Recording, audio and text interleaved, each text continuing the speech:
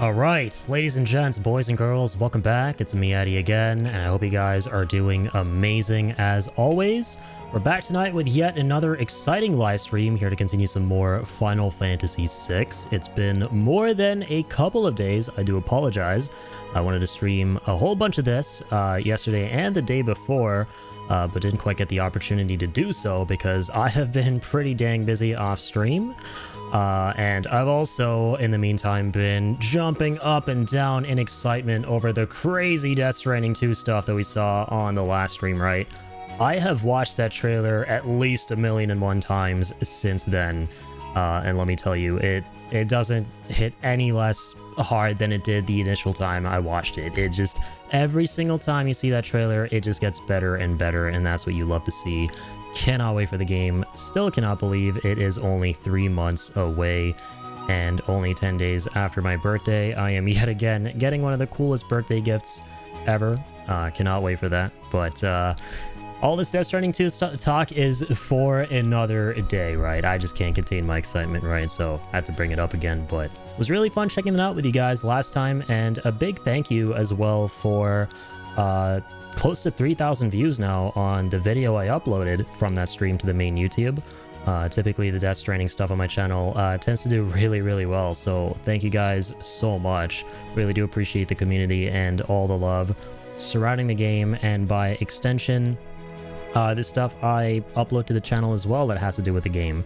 And the channel also ended up surpassing 500 subscribers as well because of that, which is a pretty huge deal for me. So yeah, just a huge thank you before we continue more Final Fantasy VI today, which let's go ahead and do so right now, right? And big thanks for everyone for being in the chat as well. Thank you for tuning in, Ricky, as always. And dude, big congrats, by the way, on I just saw your screenshot in the Discord on hitting GM along with ZNC, right? You guys have been on the Rivals grind. That was a really fun Rival stream, by the way, the other night.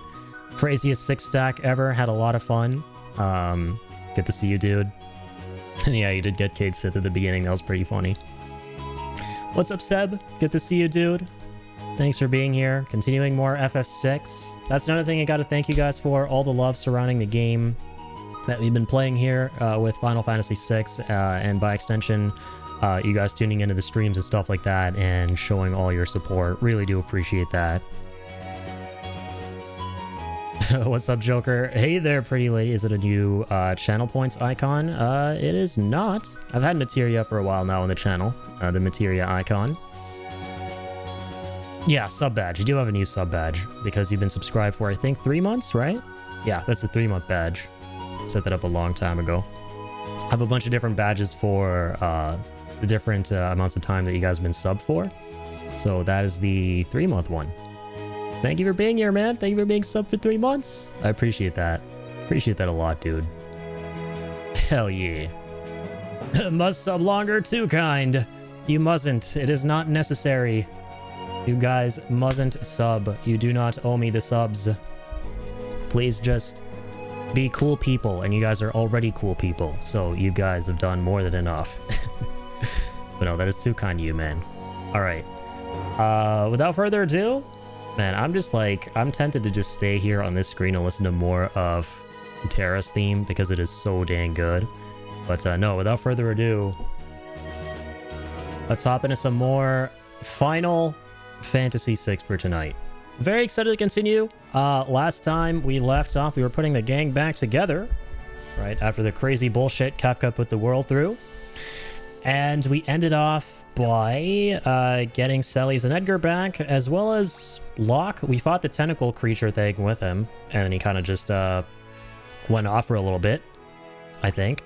So we were a little bit lost towards the end of the last stream. I thought about it, though. I think what we have to do is obviously move the castle to a different continent. So let's go ahead and do that, right? Yeah, I know, right? It's so good. Terra's theme is so good. I might be a little bit biased for Celes' theme, though, personally, and I've been kind of talking about this on the playthrough. I absolutely love Celes' theme, and it might be my favorite one. Just a little bit better to me than Terra's theme, but yeah, Terra's theme is absolutely amazing. It's so iconic. I just didn't use it for the starting soon screen as much as I love Selly's theme because it's a little bit too melancholy, right? It's a little too melancholy, especially after the last stream where we saw what Selly's tried to do, right? But no, it's so good. All right, so let's go ahead and I think go down to the engineer, right? Wherever that bozo be. So wait, this is 2F, right? Where were we before?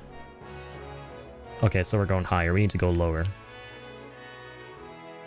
I'm gonna try and move the castle. Oh, and by the way, we should probably purchase a couple of new tools for Locke, or I'm sorry, not Locke, Edgar, if we can. I think I said Locke earlier too. I was talking about Edgar, my bad.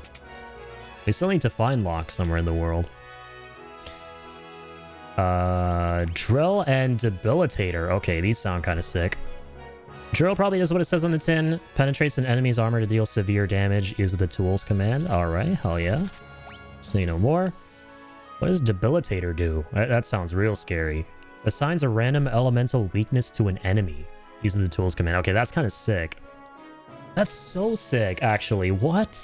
I can't even think of another Final Fantasy where this is a thing. So you can force an elemental weakness on an enemy and then take your mage or whoever has magic on him and start thundering it out, for example, and wrecking the guy up at lightning bolts if he's weak against it. That's so cool. All right, I'm definitely grabbing that. Oh, hell yeah. And by the way, we should probably sell... Oopsies. Yeah, like two of... Oh, crap. I didn't mean to buy them. Oh, no, no, no, no. I'm gonna sell some of the bioblasters that we don't need. Addy, we gotta get you back to GM this week. For sure, yeah. I gotta climb back. Even if I don't, though, I'm not too upset about it. I'm just happy that I hit GM. That was my goal. If I'm being completely honest, I'm a little bit not super motivated to play Rivals for just a little bit. I might take a break from it, simply because of the fact that I've played so much of it at this point. And also the performance issues just don't help, man. Yeah, I'm waiting for them to put out a performance patch. Like, either a performance patch or maybe an NVIDIA update that allows the game to play ball with my GPU and not give me problems. So I might take a bit of a break from Rivals, but I am super stoked to continue when I get back to it. I'm not shelving it forever. Probably for a good bit of this season, though, if not the entire season. We'll see, we'll see. We will definitely see. I did play a tiny bit of it off stream in between work the other day, and it's sad how sometimes the performance stuff kicks in a lot faster than usual. Like, I have two problems with the game. Number one is if I'm on the Spider Islands map, that map completely tanks my game. And then the subsequent maps kind of experience the performance drops that began in that one. And the other issue is if I just play for too long, because the game has like a memory leak problem, it just starts stuttering in general, and my RAM usage is like at 89% or something like that. So yeah, I'm just waiting on them to put out a patch that hopefully makes it so that my game doesn't give me problems. But yeah, that's kind of where I'm at right now at Rivals.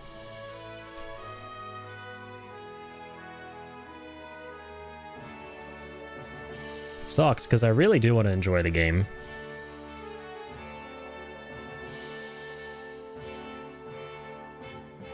Alright, 2F. Where's the engineer again? Or the engine room, rather. Wait, these were the... yeah, these are the shopkeepers.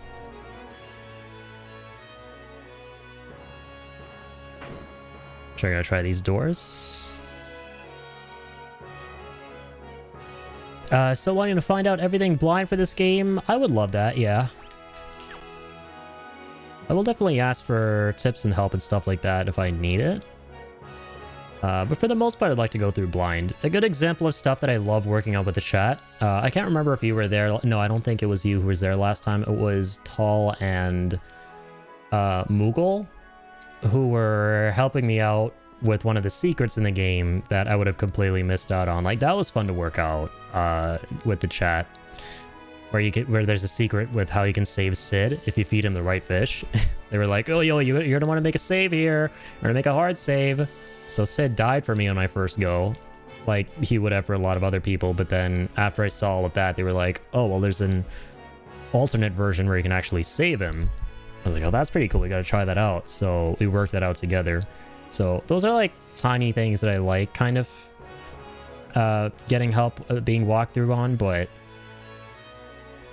when it comes to like stuff I'll kind of run into myself or experience myself for the first time inevitably, I kind of like going in blind with those.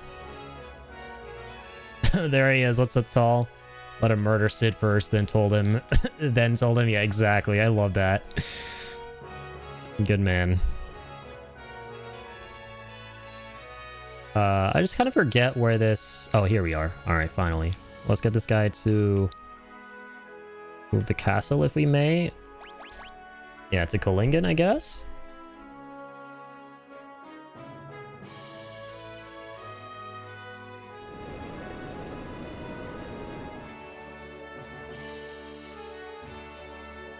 Here we go.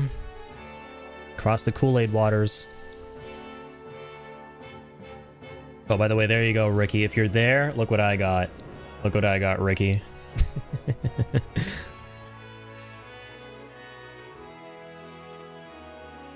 Does that seem familiar? There we are. Kohlingen, have a safe trip. Will do.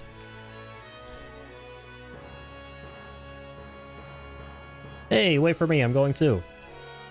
Of course you are, Mang. Wasn't gonna leave you behind. Sweet. So, got the two bros. Now we're up here. We can start exploring the towns and whatnot.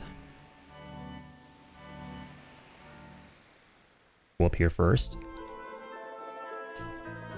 Mars is crawling with monsters. I have nowhere to go. I lost my home. As did everyone else. Those beautiful days will never return. Sag. Gonna be a flashback. It is to happier times. Back when there were birds. God dang it, not the birds! Now that's a line you don't cross. Kefka. There's a real tough fellow fighting in the Colosseum. Seems he's trying to get a weapon called an Ichi-Geki. Am I saying it wrong?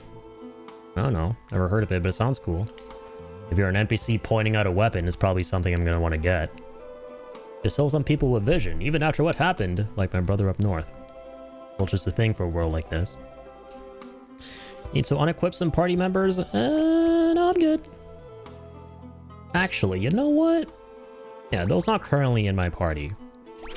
So we can get all the things from the folks we haven't met yet. And the things we're interested in are stuff like the accessories, right? Charming man with a mustache came through town recently. He kept saying "thou" to everyone. Oh! He was headed for Miranda. Oh shit, it's gotta be Cyan, right? Are we gonna come across Cyan pretty soon?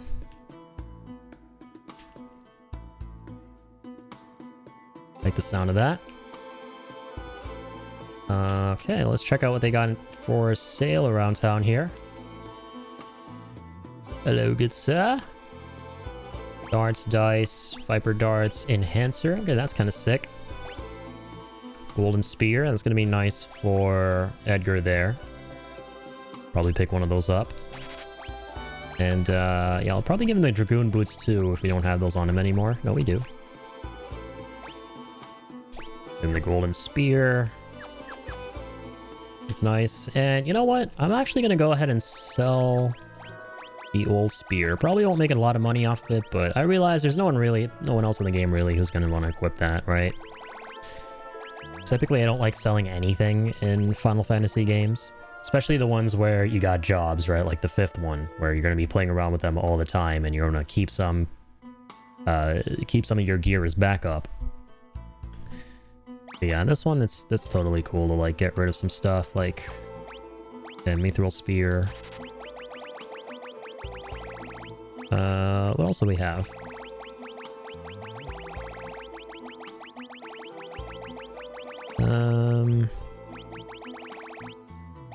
Heavy Lance. Yeah, this one. Get a lot of money from that.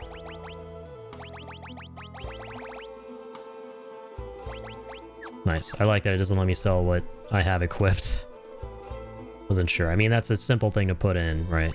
Should have expected it, but you can never be too careful. Diamond armor. Seeing what else they've got, even though I can't afford everything. Okay, let's mosey on. I think there's just a quick pit stop, right? Are we gonna find any party members around here? I don't think so. Yeah, I think we gotta go to Miranda. Oh, who's this? Oh, we've been here before, right? Locke, he's probably searching the world over for that fabled treasure. So in other words, you find where that treasure's hidden, and that's where you'll find Locke. Yeah, I remember we came here once earlier too. On one of our previous streams, and we kind of came to the conclusion that if we had Locke in our party, there'd be some unique scenario there. With that sleeping lady. Don't step there, you have to give the seeds a chance to sprout. Was she Aerith now? Pulling a dote step on the flowers? That's Aerith's line. Okay, let's go... Let's go westward. Also, dang, I had encounters off. Okay. I didn't even realize. I know why, because on the last stream you were a little bit lost. You're like, do we have to go somewhere on this continent? I didn't really register that we had to move the castle, so we were kind of just exploring a bit. I remember we got Chakra last time, right? For Sabin. That was kind of huge. With that. That does nothing. Spooky.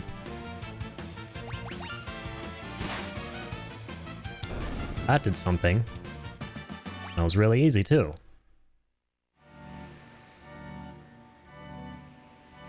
Alright.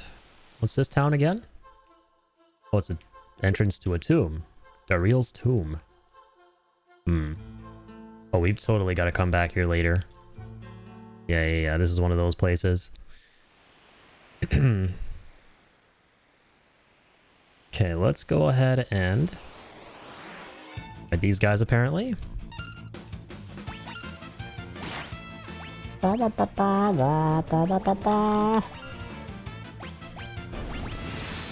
gotta try the drill, man. Oh, or not. Because Sabin here decided to be really cool.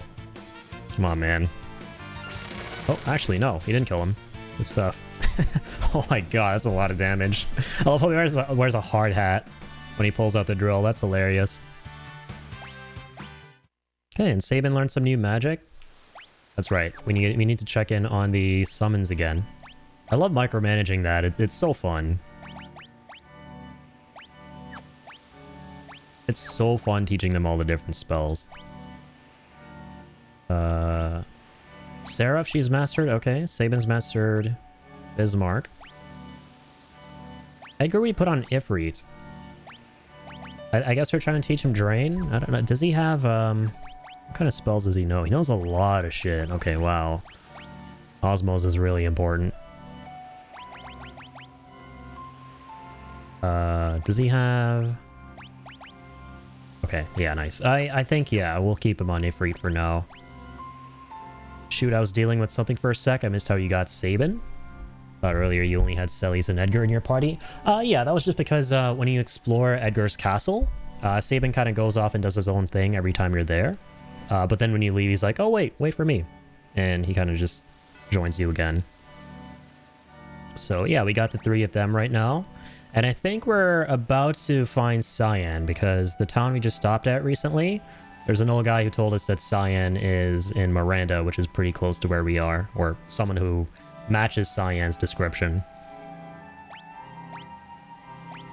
Okay, I thought you had missed getting Sabin, which is why I had asked if you still wanted to go about it blind. I got you. No, you're good. No, yeah, we got Sabin a minute ago. I can't remember where they linked up again. Oh yeah, he was saving the town. He was saving the house that was on fire. Right, that's how we found him last time. And we made a bunch of we made a bunch of jokes about that too, because he had no armor on when we got there, and he was like holding up a roof from collapsing, and we had to like run in and save some children. And so I was like, oh dang, this guy's like doing this fully naked. He's got his dick out in front of the whole town. Alright, so let's go ahead and change the Esper on him. Because we're done with Bismarck. Yeah, what does he need? He's close to being done with Poisona, Dispel. Okay, he's working on those, kinda. He knows Raise. Madouine. Oh, you know what? Hang on. We already did that. Fenrir, I forgot about that. Yeah, we can learn Teleport, Banish, Stomp. All of those ones. Spell, Protect, Shell. I'm actually gonna give it Madouine. Let's learn Fyra and Thundara. Actually, you know what? Let's just finish Kirin for Poisona. Why not? Can't really go wrong with anything at this point. We know a lot of spells and stuff.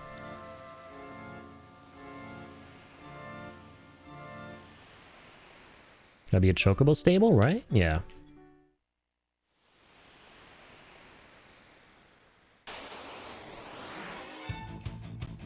Names are... his name's Bogey. I forgot about that. The name of this enemy. Enemies have such derpy names in this game. You kind of love to see it. I'll try out Debilitator, but just to see what it looks like. I just love seeing the animations with the tools. Ooh. Ooh. Oh snap, let's unpack there. Good seeing what happened with Celes and then Edgar. Do we have like a special ability on Celes' sword that sometimes insta-kills? Is that what that was? It's a good old Raging Fist here.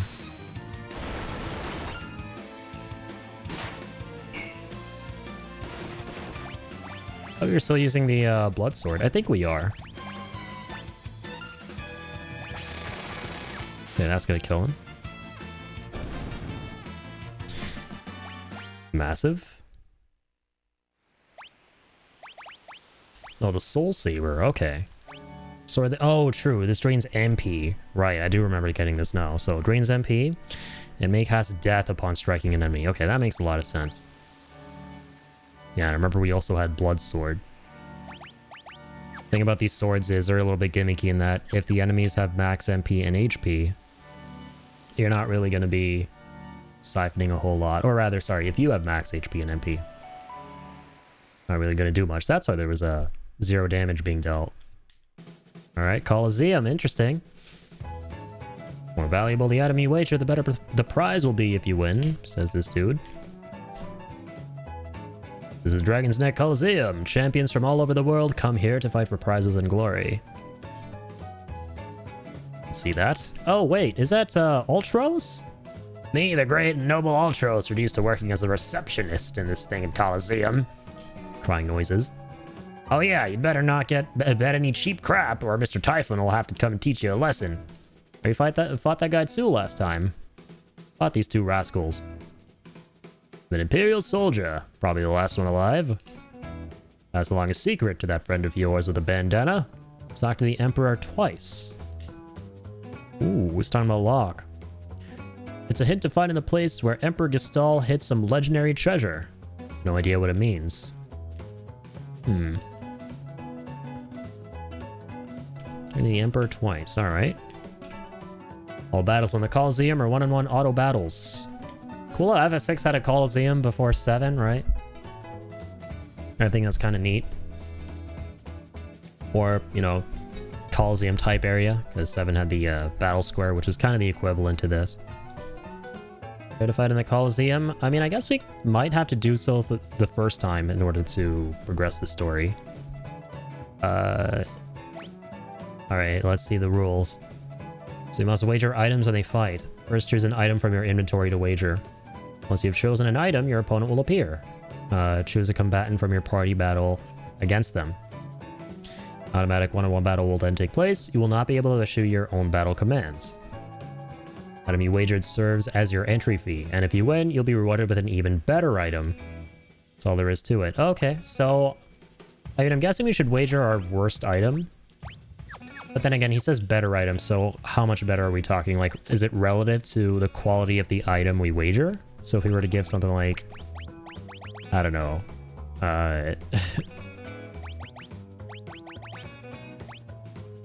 Gravity Rod? Like, will we get something better relative to the Gravity Rod, or just something like way, way better in general? Just like a really good item. Like, regardless of what we wager. I hope it's the second one. What's up, Pickle? Save Scum, pick your best item, but save before. Yeah, save scumming is kind of a given. That does make sense to do that.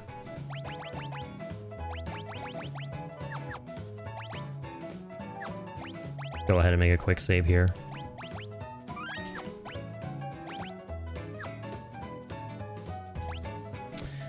All right, let's get this started. Am I giving up? Yo, let's literally wager Ultima weapon. Or Ultima sword. That's where my mind immediately goes.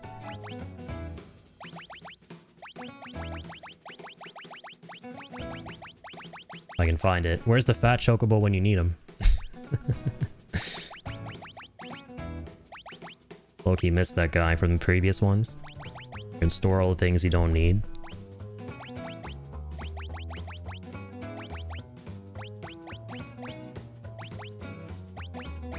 There we go. Dang, fighting a great behemoth right out the bat. Cooked his ass up for the Midgar special. Facts. Alright. Well, I mean, take him down with an iron fist. Let's go. This one's kind of a no-brainer for me. Oh, it's true, it's an auto battle. They did mention that. Right. I'm gonna slip my mind right there. So we're not actually controlling him ourselves. So, okay, yeah, this is why save scumming is doubly important. Because you have no agency over the actual battles. Wow. So is the type of enemy you fight contingent on what you wager? Like, is he as powerful as what you wager, essentially? What it is, I guess, what I'm trying to ask. Wow, rip. Like, if we gave them a trash item, do we fight a trash mob? I would assume so. Yeah, that would make a lot of sense. Absolutely bodied. Yeah, you do not want to be... That guy isn't even that tough. You just don't want to be fighting him one-on-one, especially when you're just not even able to control your party members. We're just, like, completely auto-battling. You do not want to be tangling with that dude. Believe it's related? Gotcha. Yeah, that would make a lot of sense. That would make a little bit too much sense. I think I already just did this, but just making sure. Mentally registering it this time. Alright. Alright.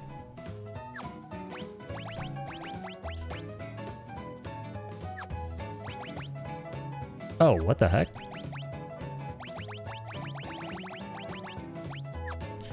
The auto crossbow. Who's that for again? Is it not for Edgar? I kind of lapsed for a second. What was the auto crossbow for again in this game? This thing of just like wagering that. You don't have to. You can obviously do anything, but generally just curious.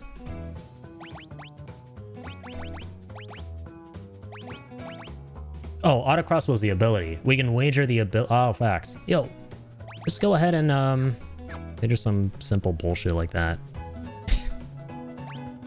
That's a tool. Yeah. I forgot. Like, they actually count as individual items, which is very, very weird, but yeah, I guess that's how it works.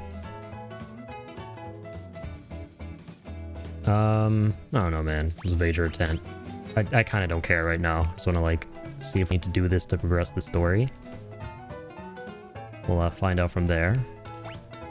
Come back here later on in the game when we're like really strong. We're interested in like wagering really powerful gear to get some uber powerful stuff from this. I'd assume it's like the Battle Square in 7 where you can get some of the most powerful items in the entire game from this thing, right? I'd imagine some of the really strong things are kind of tied to the Colosseum.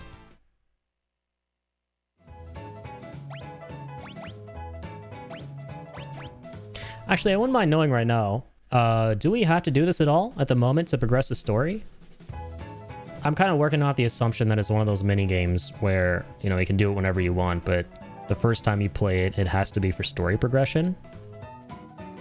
Am I thinking right, or do we not need to do this? Because, yeah, I can just always come back later. I'm high-key just interested in the story at the moment. It's not required to progress the story. Okay, gotcha. All right, then. Yeah, I kind of have zero interest in this at the moment. It's very cool that it's there, though. 100%.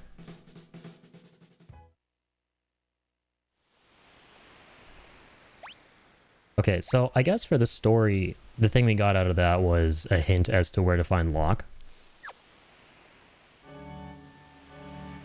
Definitely worth coming back for. I definitely will. Yeah, 100%.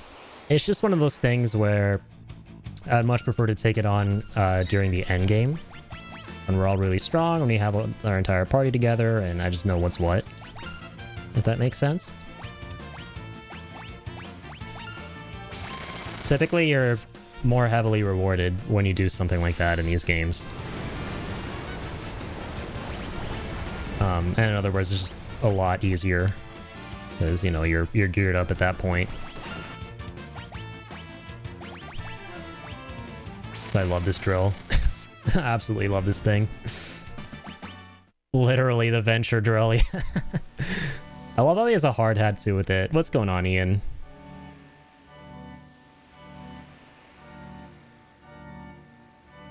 So I guess Miranda's not on this continent? They didn't mention that town.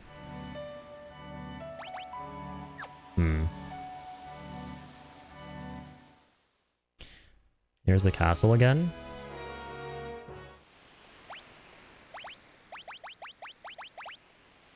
Chocobo, Colosseum.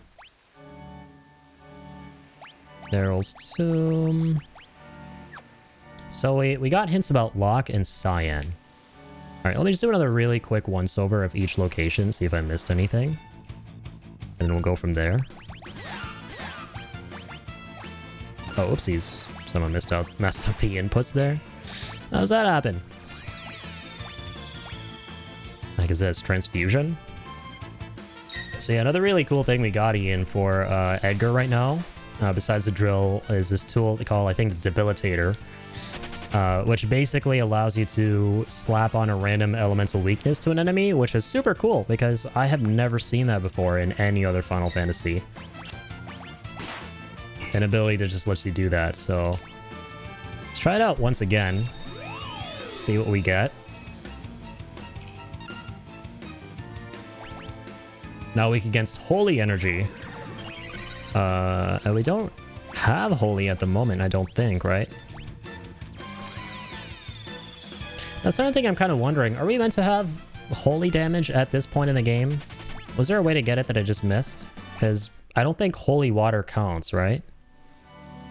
Holy Energy is literally, like, Holy the attack that sometimes white mages have in other Final Fantasies.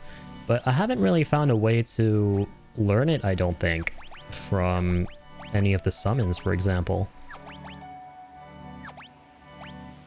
Yeah, I just don't... Maybe we missed a summon? I believe Sabin's Aura Bolt is Holy Elemental. Oh, okay, gotcha. That's huge.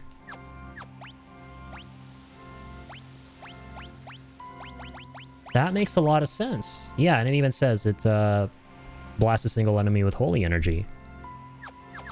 That makes so much sense because, yeah, this is the most powerful thing in the train graveyard, or the Phantom Train, rather. Arcana, sorry. No, you're good. Yeah, I knew what you meant.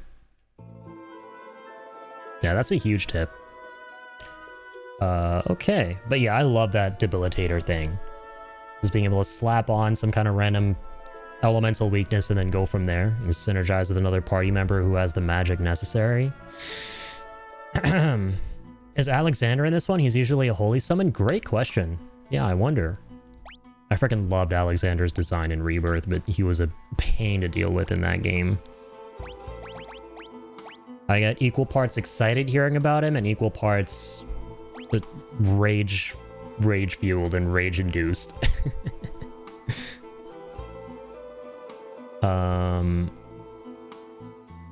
Irritated was the only missable summon to this point. Oh shit! A doodle, let's go. Ifrit, I got you. I thought it was like an irritable. It was a joke about my name. I was a bit confused, but no, I got you. Ifrit was the only missable one. I guess Ifrit and what was the other one that we talked to with the guy behind the trees? Seraph, right? This is a huge one to pick up. Didn't know you could actually miss Ifrit. Me neither. I actually don't remember how we got... Oh, no, I do. Obviously, we got him via talking to him and Shiva in the laboratory, right? In the Magitech castle. Yeah, that's how you get Ifrit and Shiva. But I got you with the doodle. Let's go. 5-minute doodle by Pickle. All right, quick detour here. It's doodle time. We got some funky FF music to go with that in the background. Always nice to have a game track to go with the doodle. I feel like every time we pull this up, we just conveniently have some banger music in the background that always somehow fits what we're doodling. Alright, what do we got here? Addy has PTSD over pots. Oh my god, the forbidden pots. How could I ever forget those? How do I even pull up a reference for that? I need a reference for everything, man, because my sorry ass cannot draw to save my life. So for those of you who require the context, yeah, if you played Wukong, you'll know. Don't destroy Scorpion Man's pots. That's all the context you're gonna get. And just not pick up the Magicite. Yeah, literally. It's so... You'd have to try to miss it, I feel like. With Ifrit. Oh, wait, hold on. Angry Scorpion Man. Wukong. Jars. Those are the keywords. What does Jars look like? Oh, wait, this is a nice picture. He's literally... It's just him in front of his jars. Holy crap, that is a very high quality picture. Okay. Was it mayonnaise? Lol, I swear it was liquor. It was goof juice. This guy was goofy. All I did was like accidental. Well, it wasn't really accidental. I put a lot of angry monkey intent behind those swings when taking down the jars. But hey, it was still an accident, all right? It was a intentional accident. Let's put it that way. But an accident nonetheless. And this guy still decided to try and smoke my ass. Someone else must have shared your trauma to take such a precise, artful photo. That was definitely a traumatic experience. But I'm glad I didn't have to go through it alone. Because I got these two legends to go through it with me. Pickle and Ian. I will never forget the ordeal. Hashtag never forget.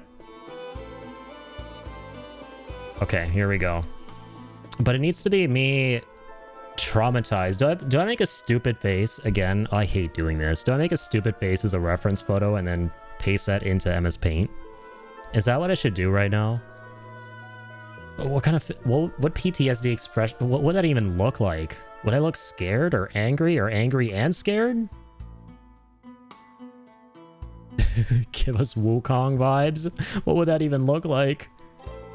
Addy legit broke like 6 jars. Accident my ass. Dude went into game autopilot and busted everything around him. Well, there you go. The two keywords being game autopilot. That is literally... that is synonymous to an accident. Game autopilot is another way of saying accident, dude. Any autopilot, isn't that technically... I mean, you don't mean to be autopiloting, right? Unless you're an actual pilot and you put the plane into autopilot. That's intentional. Little feathered headband. I see him in him sometimes, mostly. Okay, wait. I'm gonna have to do this. All right. There's my PTSD face. My PTSD face. This is me every time I'm going to the grocery store and I see a couple of jars. I walk past a couple of jars in an aisle, which actually never happens. I don't know why I brought up the grocery store. I never see jars there. Or maybe I do and I just don't pay attention because I'm autopiloting. See? It's an accident. I don't mean to not be paying attention. Okay, here we go. You guys ready for this? Ready for history? Alright. This is gonna be my finest work yet. As the dude says in Inglourious Bastards. What even was the prompt again? I'm just running from it, I guess? No, I have PTSD over pots. Oh my god, okay, this is actually... Okay, this works out. I think I know what to do. I know what to do now. God, my face is actually super round. Holy shit. It's like an oval shape. Now that I think about it. I never really registered that. Okay, I'm sitting at like a table, right? There's like a table. And like, those are my legs. That's lore accurate. Don't worry. Very lore accurate. Those are my glasses. Definitely not crooked at all. Those are my ears, because I need to be able to hear things. This is audio-visual trauma.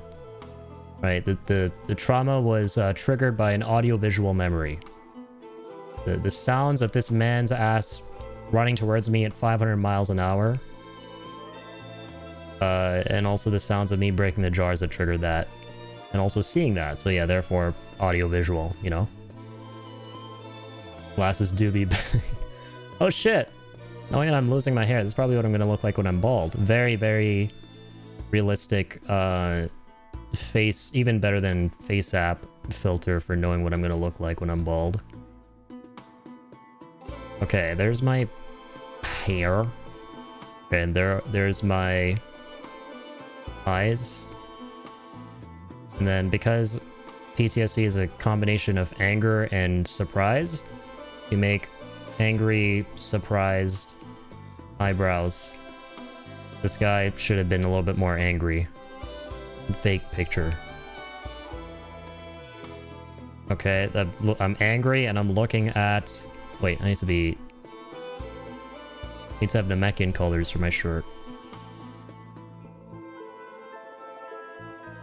I'm choosing the color Namekian. That's the name of this color, right? Okay. And then there is skin color, which is not Namekian color, because I'm not a Namekian. Plot twist. Okay, huge. Alright, so, doing a good enough job looking down. This is actually me after playing Marvel Rivals for 12 hours and barely getting anywhere, which definitely wasn't me a week ago on stream. I don't know if that's actually PTSD. Whatever. Okay, now this is the important part, the jars. Oh god, I haven't even started on the Scorpion Lord King person thing.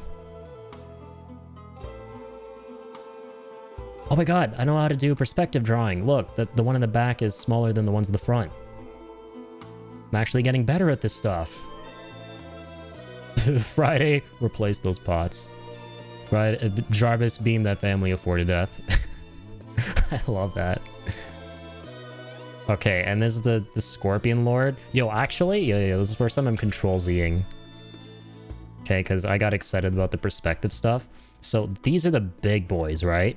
Like, this obviously denotes that these things make me angry and scared. And then the person tied to these, we're gonna make him appear in a really subtle way. So he'll be really small in the back. Like, kind of like that. And then kind of like... Okay, it's a work in progress. Nobody think AO thoughts. Nobody do be thinking AO thoughts at the moment. Nobody do the thinking of them AO thoughts. Okay, that's definitely how you draw the pincer. And the pincer that's further back. And then what the hell am I even... Okay. No. I'll show you guys. I'm confident about what I'm doing. I know what I'm doing. It's all part of the plan, all right? And if it's not, it's just a happy little accident. Okay, shit. And then it's like kind of brown. No, it's super brown. And kind of yellow. Right? No, I'm out of time! Whatever. I'm cheating. I don't care. Sue me. Actually, please don't. And then the triangles. Because geometry. Shapes. Important. Okay, there you go. Masterpiece. I'm framing it. That's the frame. And there you have it. Addy looking at a table with a bunch of pots next to the table. And whatever this SCP is in the background. That was the request, right? I think I nailed it, man. And I totally didn't, you know, make you guys have the worst audiovisual experience here by covering half the damn thing with my face cam. This totally wasn't scuffed at all. Always, you know, as usual. Something completely, intentionally incredible. And, yeah, just Hall of Fame worthy. Hope you guys enjoyed that. Like, comment, and subscribe for more. And if you don't, well, that's your loss. I can't force you to. But, hey. That was too good to pass up. I took it. I'm gonna have bad luck all week. Wait, hold on. Hold on. I gotta catch up with the chat here. I'm missing out on some critical lore.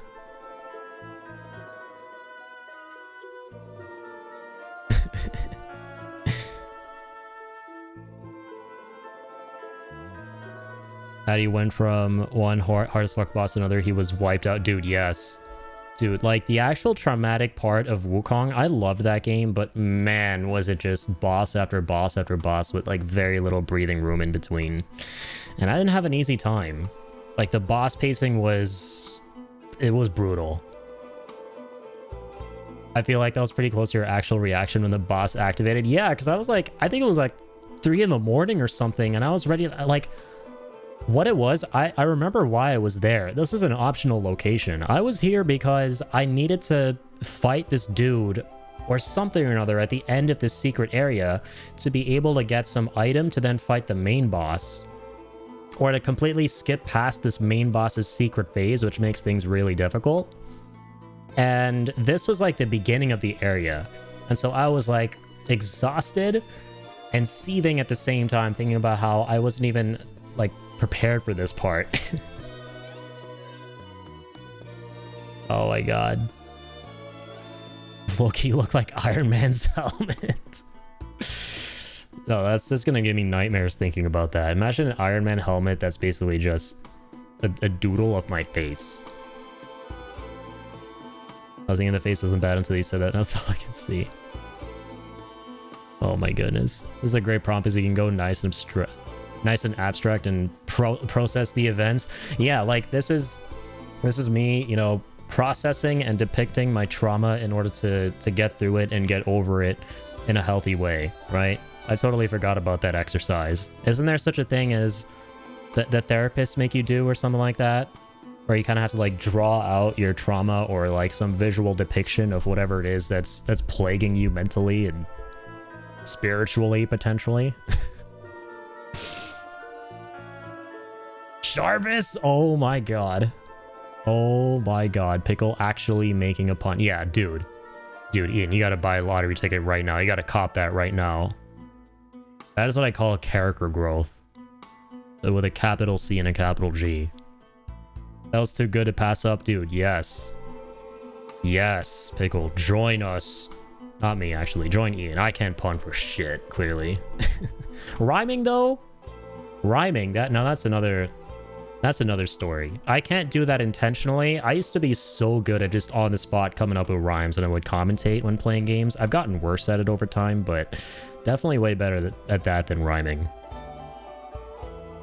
Yeah, the needle, that's what it was. How did you use it again? You were like, right, before he would trigger the second phase, you would use the needle.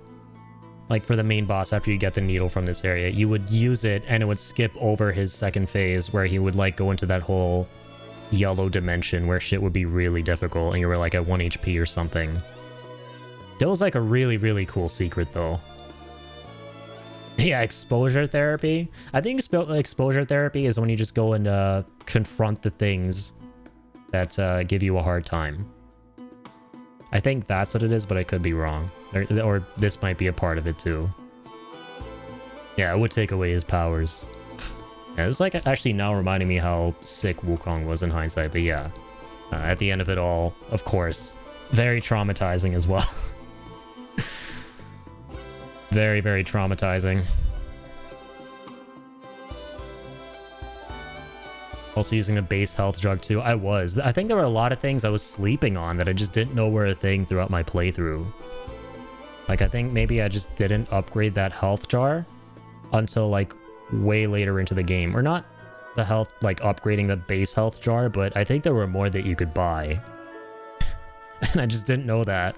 Like, there's this vendor you run into in the first level of the game who kind of just vibes there. You can always go back to them, and I just was never going back to him throughout my playthrough until, like, almost the very end.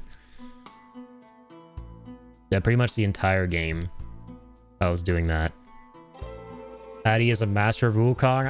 I wouldn't put it that way. Like, given how I've seen people who've never touched a Soulsborne in their life go through that game and not have difficulty, I felt like anything but a master going through Wukong, considering how weirdly difficult it was for me. I don't know what it was about that game, but a Soulsborne game I can pick up rather quickly. Like, I've gotten used to them, especially if there's some kind of parrying mechanic, right? Like in Sekiro. I love parrying. I cannot dodge to save my life. I am terrible at dodging. And Wukong's way more so about dodging than it is about parrying. It's a way more dodging intensive game. I'm gonna buy it and beat the game without dying once. Watch! Bet. No, I can appreciate that you're aiming high. Dream high, aim high, king. Become Monkey King. Could be Jedi Survivor on normal. Yo, that's true. You did play through that recently. You've been telling me about it. Did you end up finishing it? I know you got to the twist part. Alright, yeah, that game's story absolutely slaps. Alright, let's segue back to FF6. That was a fun detour as always. Thank you guys. Thank you guys, thank you. Appreciate you for being here and making the streams very fun. I did. The ending was kind of a dump. It just ended. Yeah, I can see people having that take. I can see that being valid. I thought it was okay. I definitely thought the middle part of the game, looking back, was the most riveting portion of it. I think that was where the story and the gameplay was at its best. The ending was pretty good too, but yeah, I don't think it was as good as the middle portion or the second act. But I kind of get it at the same time because I think it sets up for a third game, which is pretty much inevitably going to happen, right? But yeah, no, all in all, I love Jedi Survivor. Wasn't a fan of a lot of the performance stuff, obviously, but it had kind of a rough launch. And I had more than my fair share of issues. Like the fact that I was getting shit like screen tearing on a PS5, like on a console, that made me scared to even imagine what the PC version must have been like on launch, because it was making waves online about, you know, its lack of good optimization. People were sharing nightmare stories about the PC port. So, yeah, it was kind of rough, but how was it for you? Was it like a smooth experience? I wonder if they patched it up a whole bunch since launch. I would hope so. If I with the asthmatic, I love how you call me asthmatic to keep it under wraps, was horrendous. A 4-phase battle with only 4 healing stims was a pain in the ass, dude. God, wait, was it actually difficult? I'm trying to remember. I thought it was more of a scripted fight, no? Was it actually designed to be tough? Do you actually fight him as Cal? I'm trying to remember. I don't think you do, right? You fight him as Sarah or Care? I forget her name. Game still runs like shit. I get below 10 frame scenarios. Oh, damn. Yeah, that's rough. I like, weirdly, comparing the two games, I like the... like, obviously the performance of Jedi Fallen Order, because it was a smooth as butter game. I remember playing that on launch on PC, and it was incredibly smooth and well optimized. I also kind of just like the visual style more. I don't know, I feel like they went for a more realistic kind of like art direction with the second game, but the first one had like a way glossier and more vibrant feel to it. I can't really explain it. And also, like, the level structure seemed a lot smaller than Scope. Obviously, like the second game, the whole idea was to go bigger and grander, but the first game I just kind of liked a lot of the creative decisions a little bit more than in the second one, especially when it came to, yeah, stuff like the visuals and the level design. I like going through smaller environments for sure, but the second one in every other way, I obviously preferred it. It was very, very good overall. On the Xbox X2, dang. Which stances did you use? Which do you like to use? I absolutely loved the hybrid lightsaber and blaster stance. It was super cool that that was a thing in that game. I thought that was freaking amazing. It was one of the most unique things I've ever done in anything Star Wars game ever. Like, it was so sick. As soon as I got that, that's all I ever played. That shit was badass. If I ever have to go back to Kobo again, I'll cry. Oh yeah, is that the Rocky planet? With the cantina and everything and the underground hideout? I had so many performance problems on that one. Especially getting there too. Like when you go to that planet for the first time and you have to like go there in the beginning. It was, dude, my game started, like, I started getting screen tearing. Like, make that make sense on a PS5. Make that make sense. Crossguard was cool. I like how, you know, for all of their flaws, the game sort of kind of referenced the new movies. Like one of the only cool things was Adam Driver's lightsaber and kind of his fighting style, I think. And, you know, they brought that into the game, which was kind of cool. As a heavy style, it kind of slaps. Kobo still runs like absolute shit. That sucks to hear, man. It's been, what, like over 2 years now at this point, or almost 2 years since the game came out? You would think they would have really put out a bunch of performance patches since then, but yeah, what can you do? Yeah, anywho's. Yeah, glad you finally got to play it, man.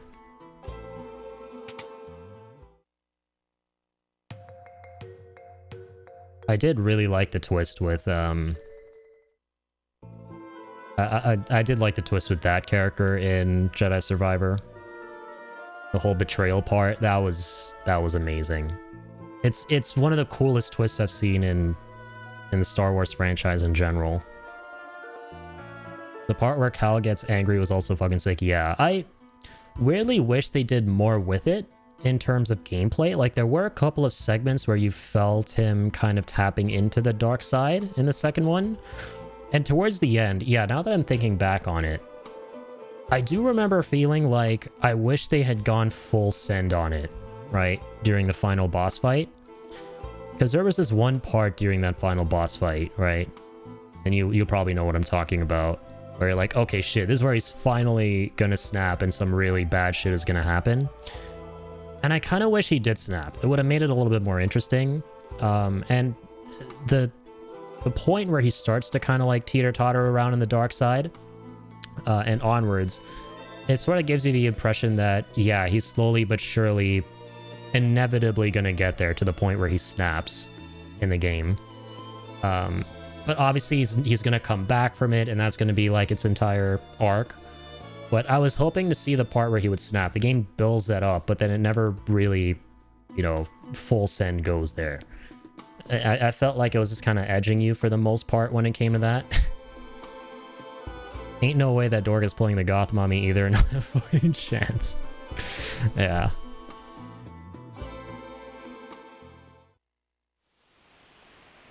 But no, Jedi Survivor was a hell of a time.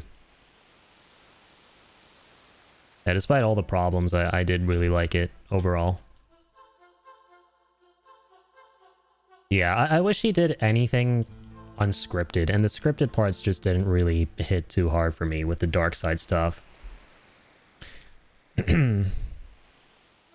Same people made Titanfall? I am aware, yeah. That is really cool. Respawn Entertainment, right?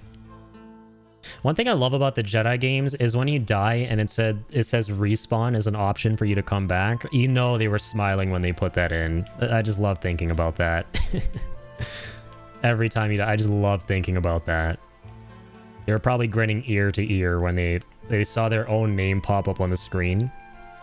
As the option you have to select to literally respawn back into the game.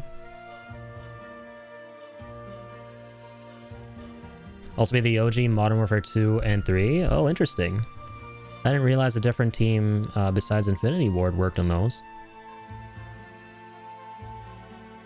Slap at making some good-ass campaigns. Huge. Yeah, I'm definitely gonna have to play the Titanfall game you gifted me at some point. Looking forward to that.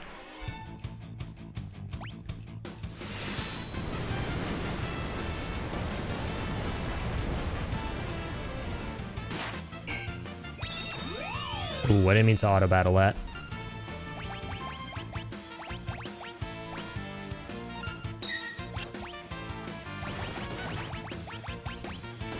Respawn was the OG Infinity Ward? Oh, okay. Like... So, sorry, what do you mean by that? So, like, they... I guess Infinity Ward oversaw the development, and they did... Or are you saying, like, before the Infinity Ward ones, they made, like, the older Call of Duties, like... CODs 1 through 3. That's interesting, man. I never knew that. Very cool. Oh, I see what you're saying. Okay, so they were like... Okay. Yeah, that makes a lot of sense. They left and then rebranded. Gotcha. That's some super cool trivia. I never ever knew that. Huh.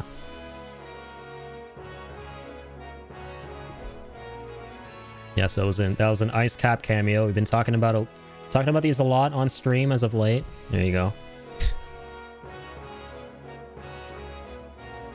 Oh damn. Yeah, so I guess I have to move the castle again, right? Make a lot of sense. Because there's nothing else to do in this continent, I don't think. Just check the map one last time. Into like all the dots on this continent. They're like an area I haven't been to. Gonna get to those northern portions somehow. Figaro is the other place the castle can move to.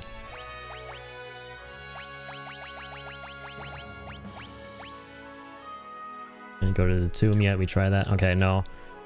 We looked everywhere in Figaro last time. Left Activision just to get boned by EA. Yeah, Sag. Out of the frying pan into the oven. Poor fellas. Yeah, I'm glad that, you know, at least even though they're owned by EA, they were able to have a lot of agency over Fallen Order and Survivor. And that those games don't feel like EA had anything to do with them.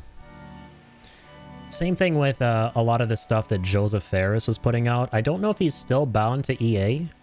Right, Split Fiction just came out and people are having a hell of a blast with it. I fucking love Joseph Fares, man. He's the most base dude in the industry.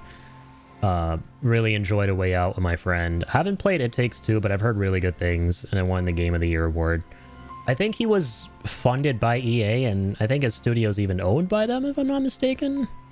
I think they were the publishers of his games, but really didn't come across as anything EA themselves had anything to do with, so... It's like the same thing with whatchamacallit, Sekiro, right? Published by Activision, you can believe it. But it's one of the greatest games ever made, straight up. And it doesn't feel like something Activision themselves had anything to do with. You know, which is the best possible outcome. If you can get one of these huge studios to like financially back a game and do all the publishing and stuff, but then let the actual developers have full creative control, you know, over the property. That's like, you know, that's a perfect case scenario. I remember where to go, but not how to get there. Sorry. No, you're all good, Saul. I'm kind of assuming that there's something I haven't done yet on this continent. There's got to be something left that maybe isn't a dot on the map. Like, let me just do... Let me turn off encounters maybe for a sec so we can quickly explore a bit. Been from town to town already, so... Sorry, that's Daryl's tomb. Wish Apex Legends would just die so they could make Titanfall 3. I had that... I hate they're stuck there. They're some of the best devs out there these days. I don't know. I haven't played Apex, but I know it's not for everyone. Tony Hawk 3 and 4 remake looks just sad. Activision cut half the game. Cut the career mode from Pro Skater 4 and cut a bunch of skaters, including Margera, skater who got me into the whole skater lifestyle. Oh, that sucks, man. Yeah, never fun when a game franchise you hold near and dear just doesn't get done well like that. Need a certain character to progress the story. Hopefully that does not constitute a spoiler. No, you're good. Yeah, it makes sense. Like, at this point in the game, we're kind of getting the gang back together, right? So we gotta, like, go around from town to town, continent to continent, seeing where everyone is at.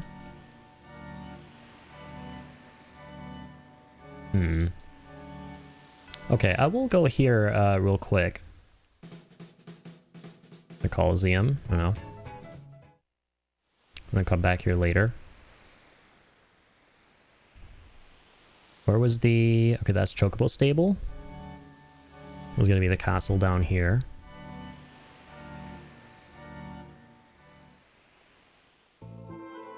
Go back to Kolingen. Did we go into this building yet? Oh, we didn't. My mistake. Yeah.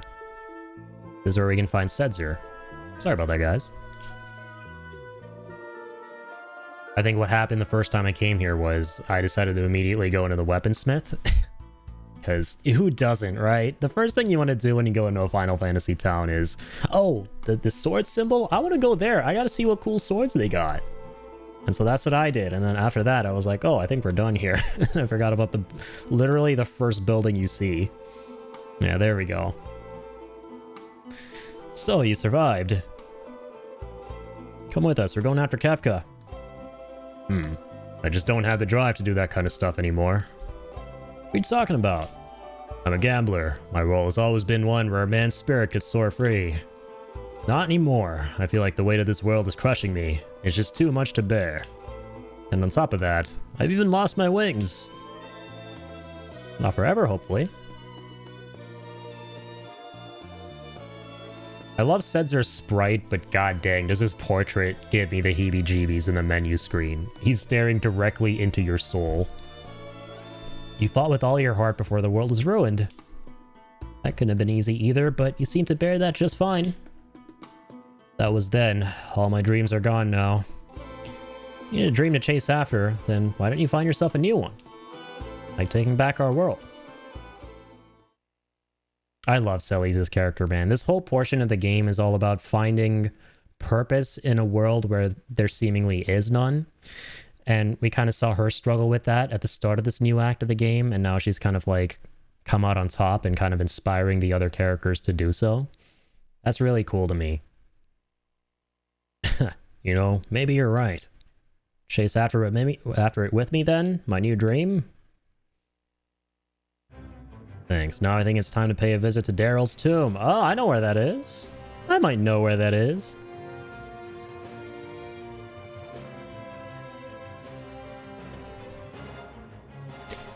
She's waiting for us with a pair of new wings. Okay, okay.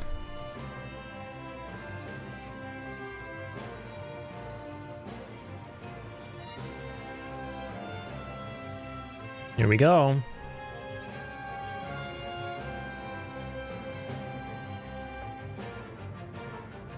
I was cooking dinner, so missed you getting here. Didn't see you'd skipped a building. All good. Hope you enjoyed dinner. Thank you for reading this. I cannot read the dialogue boxes. I'll assume it's blue on white. Oh dear, yeah, I forgot about your color blindness.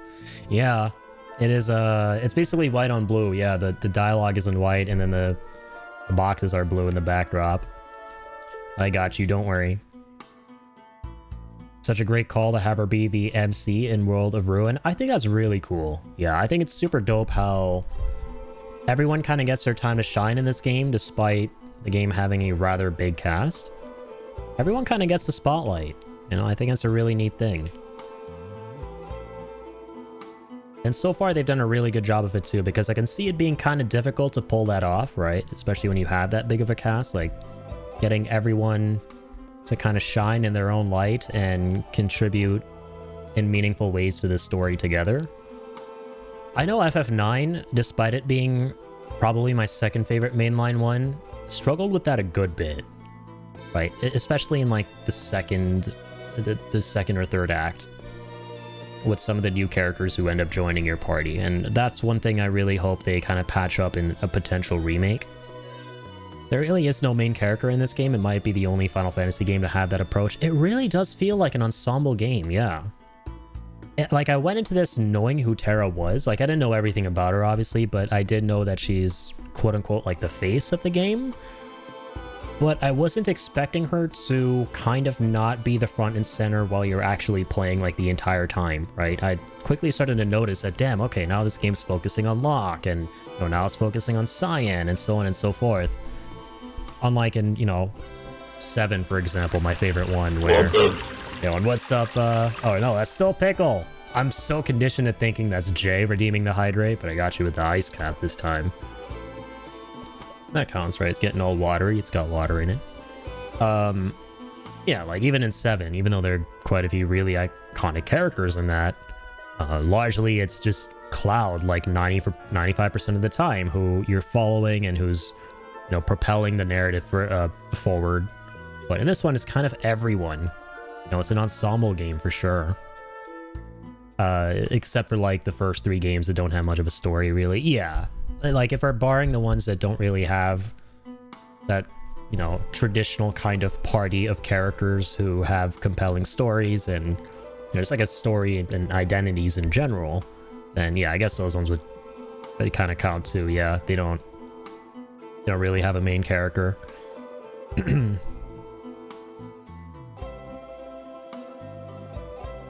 Did I tell you I started the remake? I suck shit and I need more practice, but I like it so far. Let's go. Yeah, the remake definitely has interesting approach to the combat, right? It's sort of like a blend of OG Final Fantasy VII with all the, you know, original systems and the materia and stuff like that, but it's all kind of been thrown into a, you know, modern action-oriented setting. And I think they did a really good job of that, by the way. And if you're enjoying Remake so far and the combat stuff, then you're going to absolutely love Rebirth, because it just takes every facet of that to like the next level. It's amazing. But yeah, I agree, Seb. The Remake games, especially once you start doing the harder challenges and stuff like that in Rebirth, and you know, you play the game on hard mode and stuff when you unlock it, you really don't pull any punches. And I really appreciate them for that. Like, if you're seeking a challenge, like if you're playing for the first time and you're doing it on normal, you can kind of like get through it. You'll be challenged like here and there, but nothing you won't be able to get through. But if you're seeking like really difficult challenges and you're at the point where, oh, should I really enjoy the game and I want something more difficult, you can absolutely get that stuff out of the games, and I really appreciate them for that.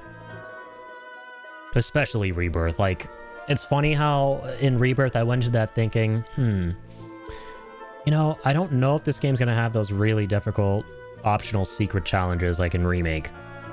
But then I found out about them, and then it did them. I'm like, fuck, I almost wish that this game didn't have those because it's so tough. Yeah, Rebirth was incredible. Playing through Rebirth right now, actually. Oh, let's go. How are you liking it so far? The Rebirth is a great game. They absolutely crushed it, and Like, almost every single regard, in my opinion. Okay, that says we're back. See what I mean, guys? Am I the only one who finds this creepy? Like, just look at Sedzer's portrait and tell me that's not creepy. Tell me he's not staring directly into your soul. Tell me he's not doing that right now.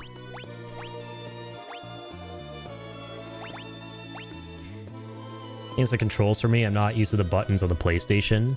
Push square all the time because I think X is X and Xbox. True, yeah. I have the same problem on Switch all the time because this is the button to confirm on the side, not this one down here. Which is the case on Xbox and PlayStation.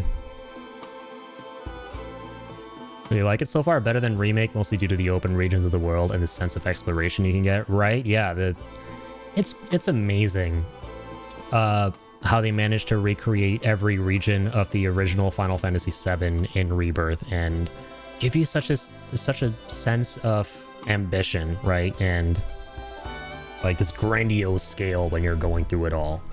And also stay true to kind of like the vision of what they had for this stuff in the original game at the same time. It's so sick.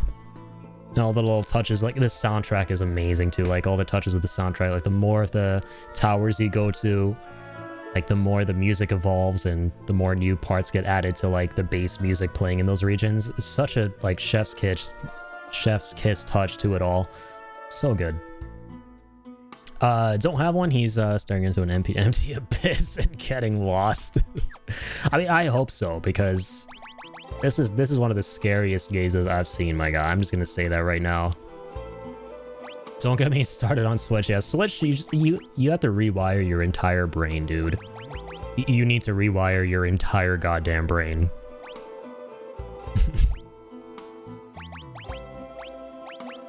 I know, we'll take I don't know why I went with that.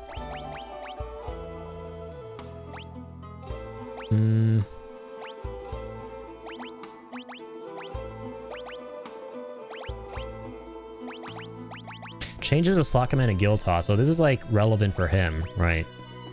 Let's do alarm earring. And then I don't know. Well, maybe not silver spectacles, but jeweled ring. We can adjust later on depending on the fight we're in. Sedzer we don't really physical attack with most of the time. We use his slot ability, so I guess you should put him in the back row. I think most of the characters I play as in this game, I'm running in the back row, which is kind of cool. Normally not what I do. Alright, abilities. Let's see what summons he's working with, or what summons we want him to work with, rather. I normally never play this dude. He has, like, no magic at all, man. He has, like, no magic. Sellies is on Seraph. We should probably give him Seraph. I think everyone should start off with Seraph, honestly. It's like the perfect starter pack of magic spells.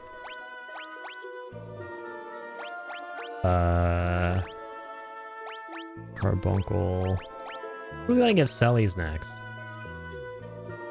Fire, Blizzard, Thunder, Blizzara. Maybe more powerful magic attacks. We can go with that if we want. She doesn't know Drain. Well, she has the blood sword though, so it's okay. Sleep, silence, and slow. Why not? Okay, I don't want to take too long. I quite like the Switch, but I agree I never got used to the placement of the buttons. I am used to the PlayStation layout, as I've been on PlayStation since the first one. Same, like, largely in the grand scheme of things, I have pretty much all systems at this point, but in the past, I have been a predominantly a PlayStation guy, I would say. Like, out of all the systems I've gamed on, like, collectively, I think I have the most playtime on PS. In this game, many characters have viable options from the back row that don't decrease their damage output, like Sabin's blitzes and Edgar's tools. True.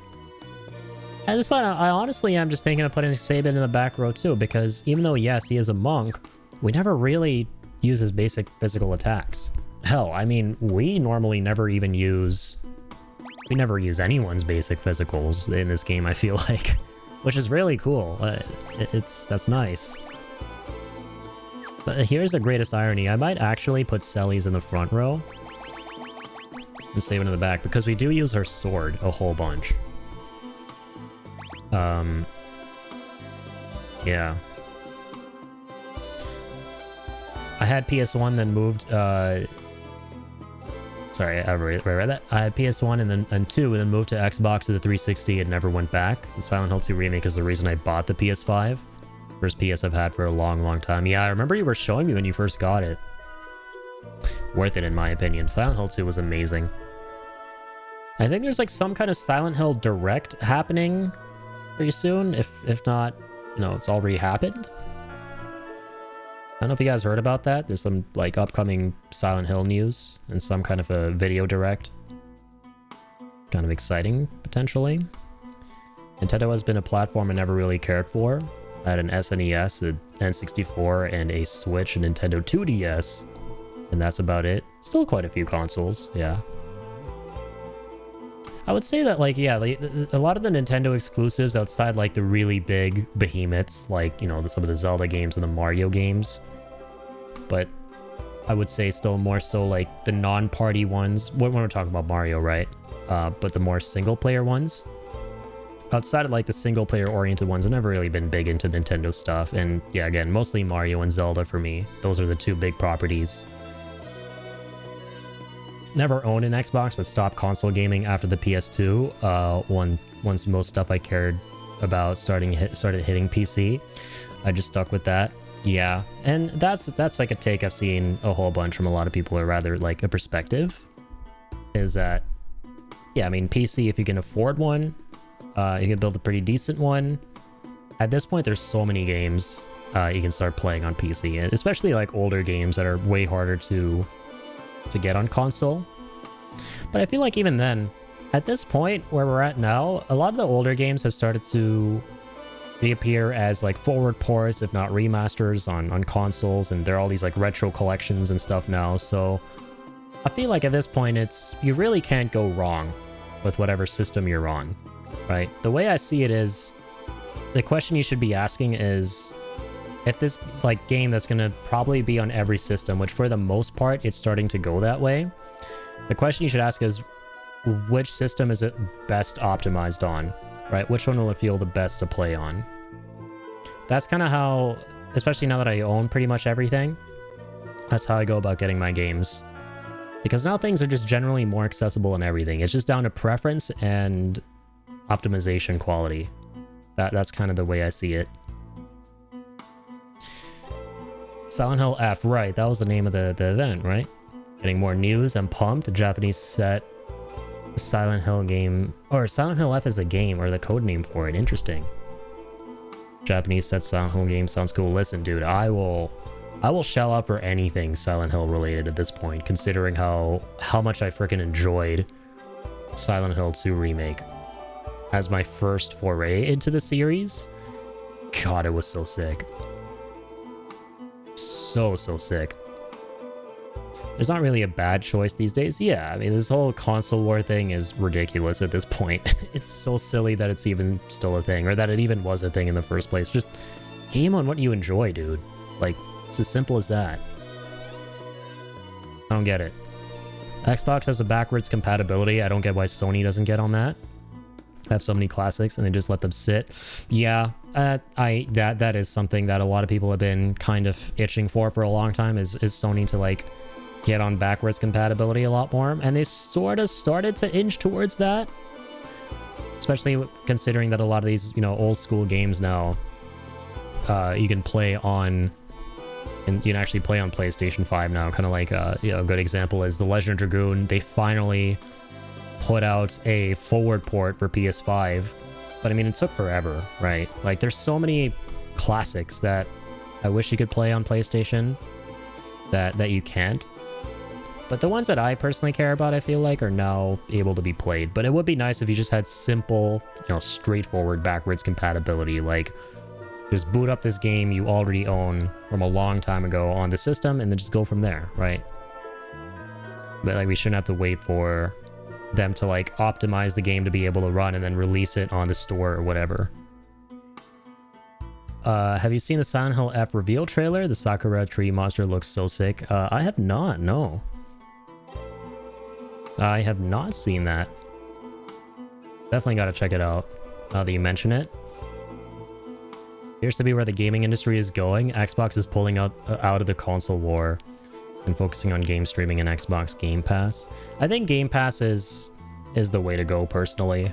Like, I can't speak on how lucrative it's been for Xbox and Microsoft. I know that there have been a lot of people saying that, yeah, it was just like, in the grand scheme of things, Xbox flubbed, you know, a whole bunch of the games that they wanted to like put out, and therefore it hasn't been, Game Pass was useless in hindsight. But I think it just gives you really good value. Like, I have a Series S, my brother and I, and we kind of use it as like our small retro indie game machine, or just in general indie game machine. There's so many tiny hidden gems that are on Game Pass that are just fun to like kick back and play from time to time, and that's what we mainly use the Series S for in our living room. And it's been really nice, I'm not gonna lie. You know, even for games I've played in the past that I just want to like play again, like some of the classics, like, you know, the Elder Scrolls games and stuff like that. I've been playing a whole lot of Balatro off stream as well on the Series S via Game Pass. I think it's just really good value. Legend of Dragoon is such a sick game until a certain character changes. I couldn't do hit combo timing to save my life. I love Legend of Dragoon, man. I can talk for hours about it. Absolutely one of my favorite games growing up. Probably my top 3 on the PlayStation 1. I was planning on doing a Legend of Dragoon playthrough on my birthday, but considering Death Stranding 2 comes out literally around that time frame, which is still, like, I'm still in awe that that's even happening, I'm probably not going to do it. But probably for the best, because for those of you who don't know, a very dedicated group of fans, this is sick, they managed to reverse engineer the code for Legend of Dragoon, and that has therefore allowed them to begin modding the game. And that is music to my ears. And there's a really cool, you know, AI upscaled mod they're working on.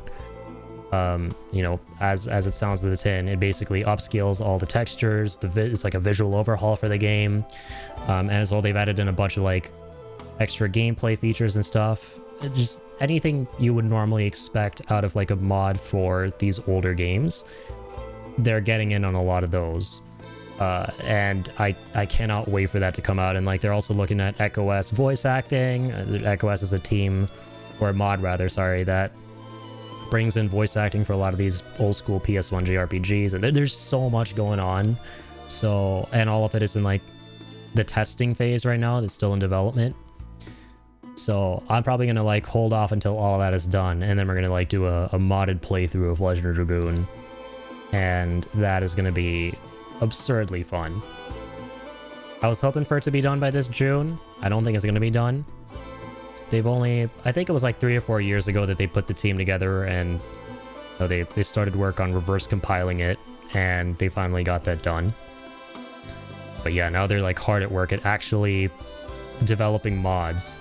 So now we're gonna actually have a Legend of Dragoon modding scene and modding community, which is super duper sick. And I've been following their progress and stuff. It's awesome. So it's probably for the best it's not done by June, because now we have something else to play around then, and I could like really wait. And then when it's finally done, maybe for my next year's birthday, we'll do something, you know, Legend of Dragoon adjacent. Maybe then the mods will be done, but that's neither here nor there. Legend of Dragoon's amazing, and it's awesome that there's going to be a potential huge comeback.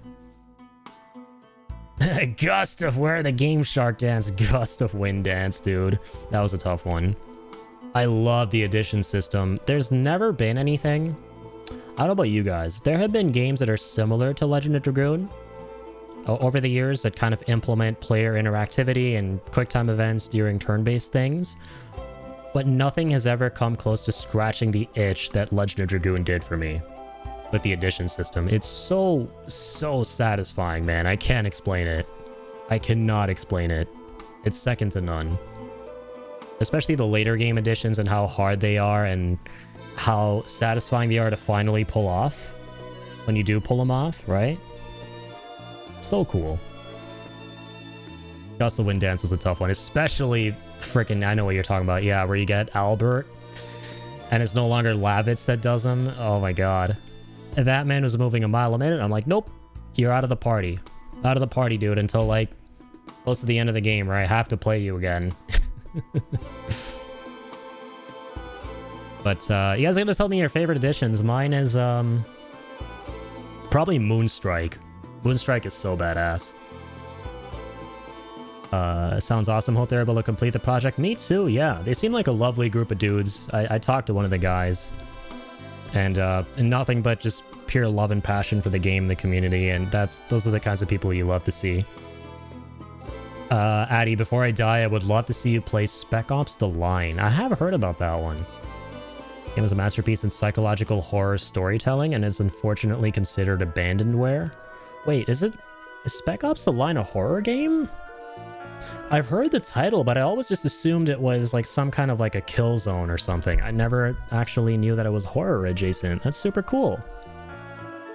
That is super duper cool.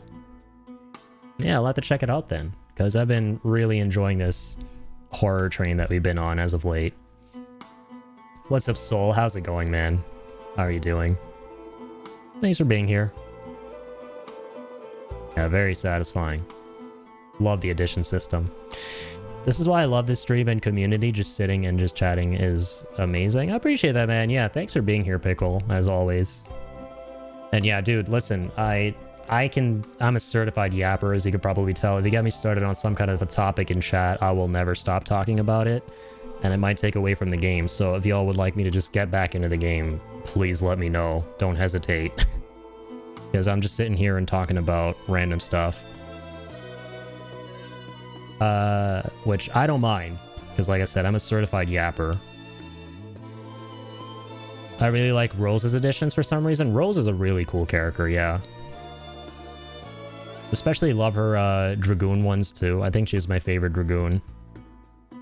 It's been so long, my recollections are vague, but I definitely, yeah, Rose is super duper cool. Could see it that way. It is a military shooter, but it goes to some wild AF places. Love to hear it.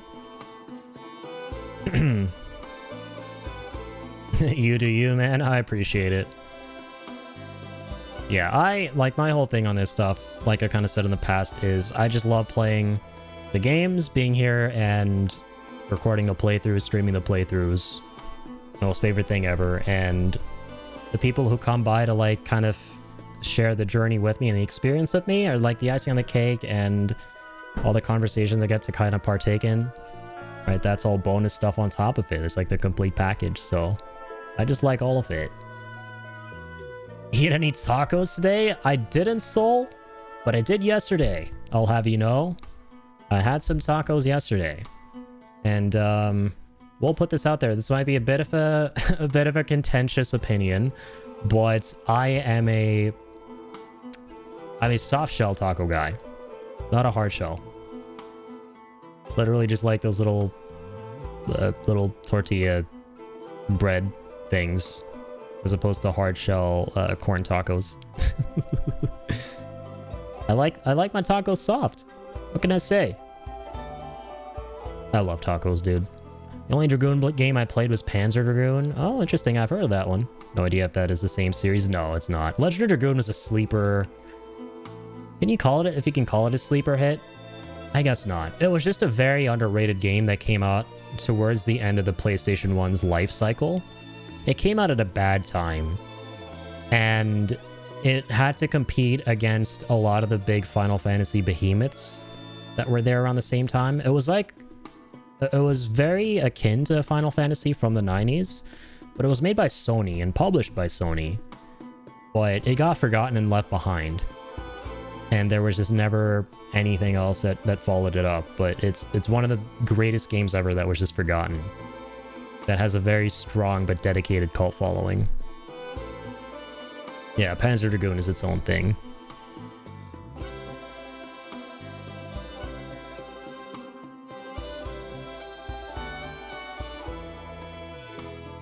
How to use a monster 0 out of 10 streamer? Okay. It's not that I don't like corn shell tacos. I like those.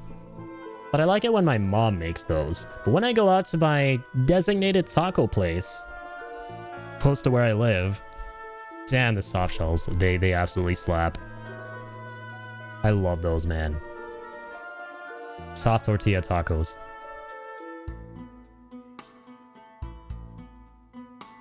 Panzer Dragoon did have a RPG called Panzer Dragoon Saga. Yeah, I did hear about it. Never played it, though. Thanks for the alert, Jay. I appreciate it, man. It's only for the Sega Saturn? I see. Going to retire Hydrate? That's okay, my guy. Pickle got me with the Hydrate earlier. So I'm well hydrated, don't worry. I like how you didn't even redeem the Hydrate, but I immediately went for my ice cap here. What have you done to me, Jay? What have you done? You have conditioned me to seeing your name and then immediately going for whatever beverage I have in front of me. I'd sell my soul for the Cool Ranch Doritos taco to come back if I had one to sell. What the hell is a Cool Ranch Doritos taco, my guy? What the hell is that? That does sound kind of delicious, I'm not gonna lie, but damn if that's not the most American thing I've ever heard.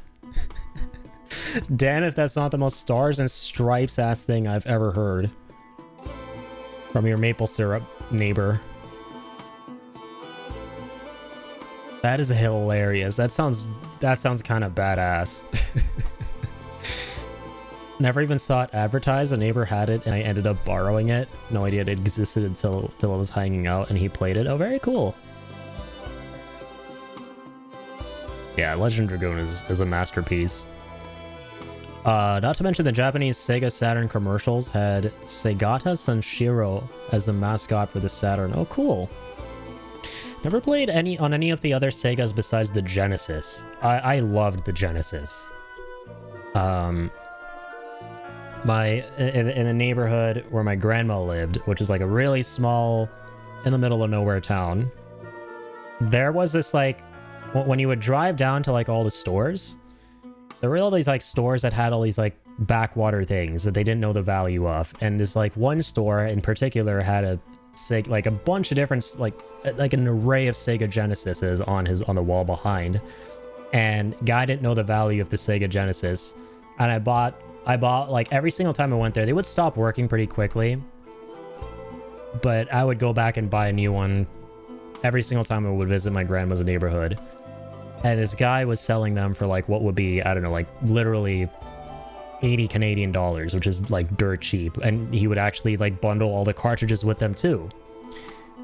So you could play like virtually every single game that ever existed on the Sega Genesis on the systems this guy would sell. So I have very fond memories of the Genesis whenever I would visit my grandma in the little town that she lived in, which had a bunch of quirky folks. I mean, clearly considering the fact that they were selling Sega Genesises that admittedly were just not top of the line, but you could buy for like 80 Canadian a pop. And I'm not talking like, oh, you would stop working as soon as you would try and run them, but they'll work a good little bit for a couple months before going kaput, and you'd have to like literally go back to the same dude. And he's like, oh, I got you with another one. Here you go. I don't need this anymore. Good times. Yeah, I love the Genesis.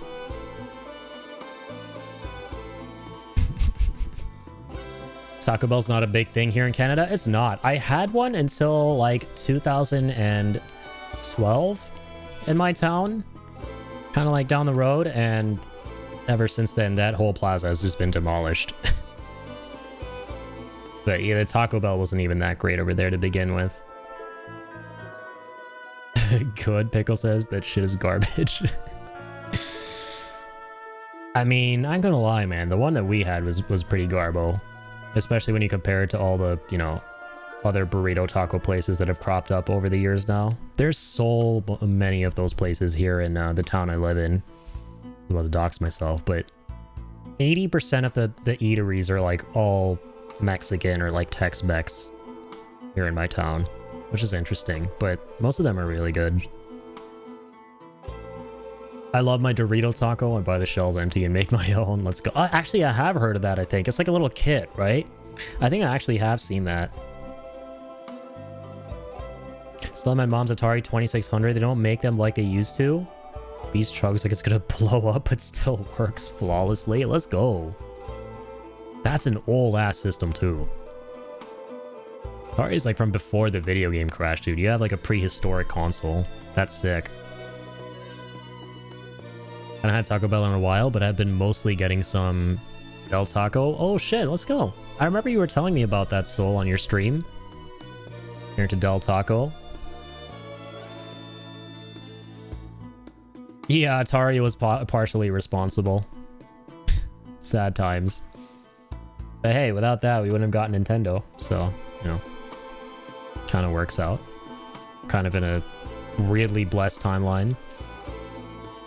I have a family-owned taco shop here in town. You cannot beat food from the source. Yeah, like, that always slaps. Those kind of places always slap. Family-owned places, top of the line, man. Taco Bell used to be okay, cheap and filling. It's still filling. Dude, I remember, like my first year of college, dude, like, years ago, I heard there was a Taco Bell in the town where I was going to college. And this was like years after the Taco Bell near where I live, near my house, got shut down. And I couldn't remember if that place was like good or bad. And I was like, a Taco Bell in Canada? By Jove, I'm going to go there.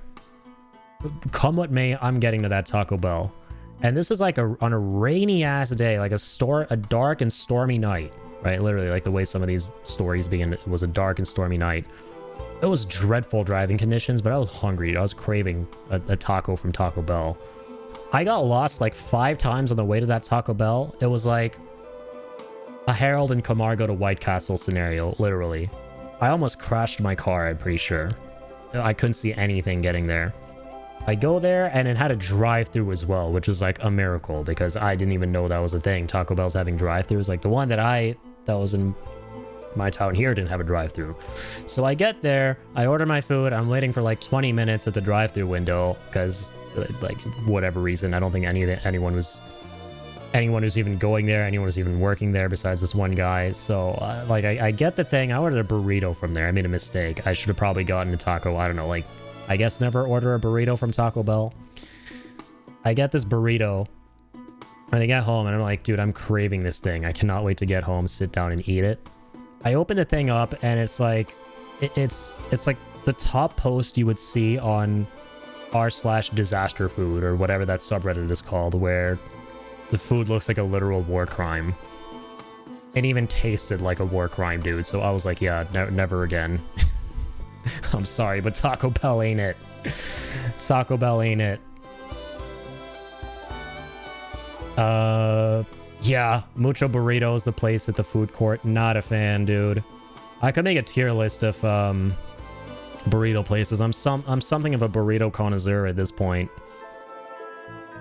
Mucho Burrito, I think I almost got food poisoning from that one time. Yeah, Burrito Bringo. I don't think I've heard of that. Fat Bastard is decent. Bar Burrito ain't it. Or I'm sorry, I'm mixing up Bar Burrito with Mucho. Yeah, Mucho's okay. Bar Burrito is like F tier, man. I'm gonna have to do a burrito tier list someday. Or burrito places tier list. Seb, if you're familiar with it, quesada and burritos with a Z, those are S tier. Do have quite a few of those in the town I live in here. Quesada is probably my favorite one. Yeah, quesada is where I was eating from yesterday too. Burrito Gringo. Yeah, I haven't heard of that. Interesting. Oh, I got flagged there. Oh. That's okay, we can say that word. I'm a slut for homemade tamales. I'll say it. That shit is just godlike. I don't know if I've ever had those, but I've heard they're really good. White Castle is the definition of white people food. No seasoning, nothing bland shit. I don't get the obsession for White Castle. I remember watching Harold and Kumar go to White Castle when I was like a lot younger. And just like the scene where they're eating all those burgers after finally getting there always made me hungry. So that's kind of sad knowing they're not that great.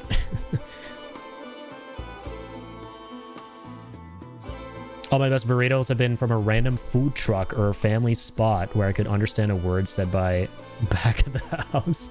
Let's go. Well, my cousin went to a place in the strip called Nacho Daddy. Oh, interesting. From there, he said their food is really good. I mean, daddy of all nachos, right? How can you go wrong with that?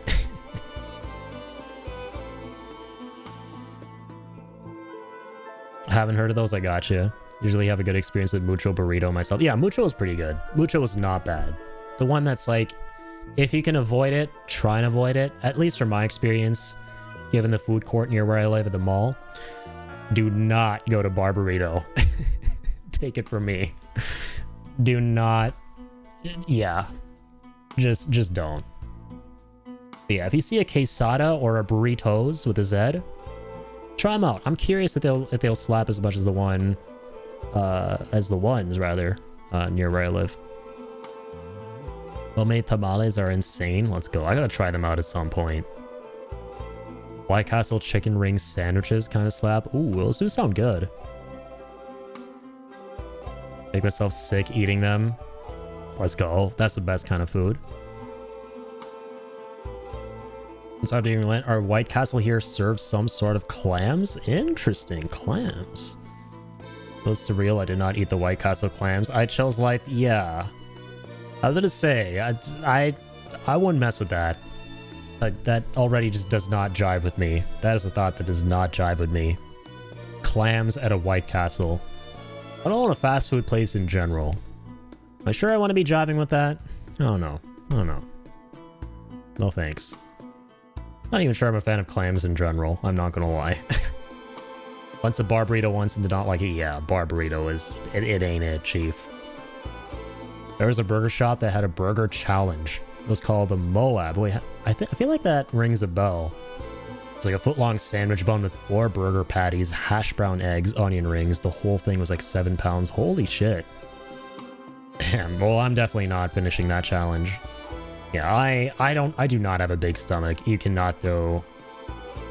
Like, video game challenges, Soulsborne challenges, I'm game. Do those all day. Food challenges? No thanks. I'm good. I'll pass.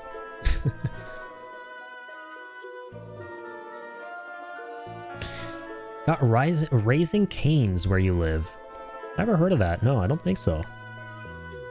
What's Raising Cane's? Is that another fast food place? The challenge and almost did it. Almost. I had a need for like 2 days. Yeah. I would think more. I would think longer. Surprised it was just 2 days after all of that. Cane's is definitely delicious, I guess, with that. That's what that is. Or if a Popeyes guy. I love Popeyes. Yeah, Popeyes we do have here. Ooh, Popeyes slaps, especially if you haven't had it in a while. You gotta like go there once in a while. Popeyes is the kind of food that you gotta like go there like once every couple months. Right. That's when it truly slaps. But otherwise really good too in general. Louisiana fried chicken, let's go, man. Kentucky fried chicken though, ooh, how the mighty have fallen. At least the KFCs around near where I live. There's only like one left, and yeah, it leaves a lot to be desired. Does not taste like me eating KFC for the first time when I was like 6 or 7 years old. Definitely not. I don't know about you all in the US of A, but yeah, KFC's quality has dropped significantly over the years. KFC is huge in Japan. Interesting. Oh, Dees is decent. I see. They have waitlist during Christmas. Damn. Must be really good there. I saw a Pirate Software short recently where he was talking about how he tried all these different McDonald's around the world, and he said that the USA one is probably the worst one.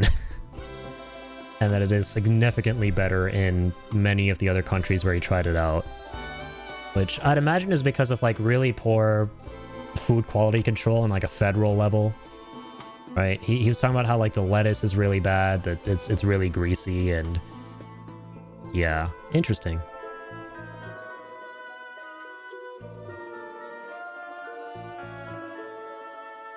Raising Cane's has the sauce, the food isn't noteworthy. Gotcha. never heard of it. It's a chicken strip place, I see. Dipping sauce, dude, I'd probably kill for a place that has good dipping sauce. That's actually kind of important to me, not gonna lie. There's a really good burger place called Hero Burger in around where I live. I don't know if you have. I think it's Canadian owned. Yeah, they've got some really good sauces there. And just good burgers in general, just good food.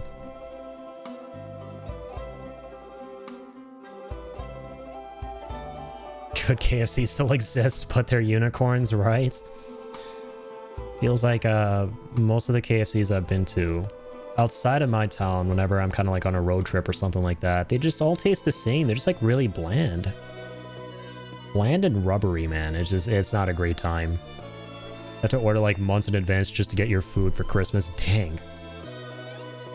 The KFC in Japan.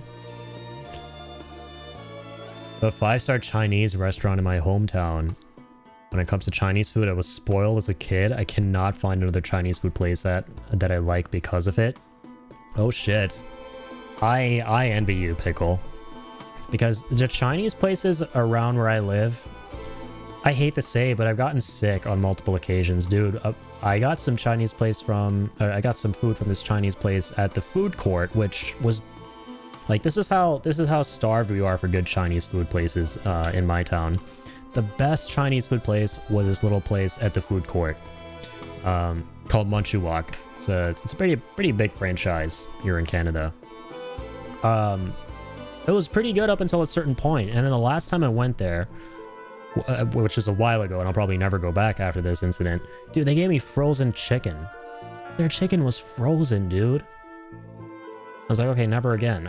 I'll pass. I'll pass, which sucks because I love Chinese food, man. I love Chinese food, but you just can't get Chinese food that's great. That's that great around where I am. I envy that. The town, though, where I was going to college, oh my god, dude, there was an amazing Chinese place. And it's so sad because my dad and I visited that town for old time's sake, like 2 or 3 years ago. And we drove past the area that place used to be, and that's the thing, it used to be there. It's no longer there anymore, and I was like, dang, man, that is just sad. Because my dad and I were like, I told my dad that we should definitely go there. Because that food, ooh, it slapped. Really did. Probably the best Chinese food I've eaten, honestly. KFC used to really slap here, very consistent to go in and get the buffet, and it was nice comfort food, but nowadays, oof, yeah, the mighty have kind of fallen. Greasy slop, yeah. Come across a Cane's, it's worth trying their sauces for sure. Yeah, I gotta like definitely look into that because I'm a sucker for sauces, right? And it's gonna sound weird, but I don't really like ketchup. I feel like ketchup's a bit overrated.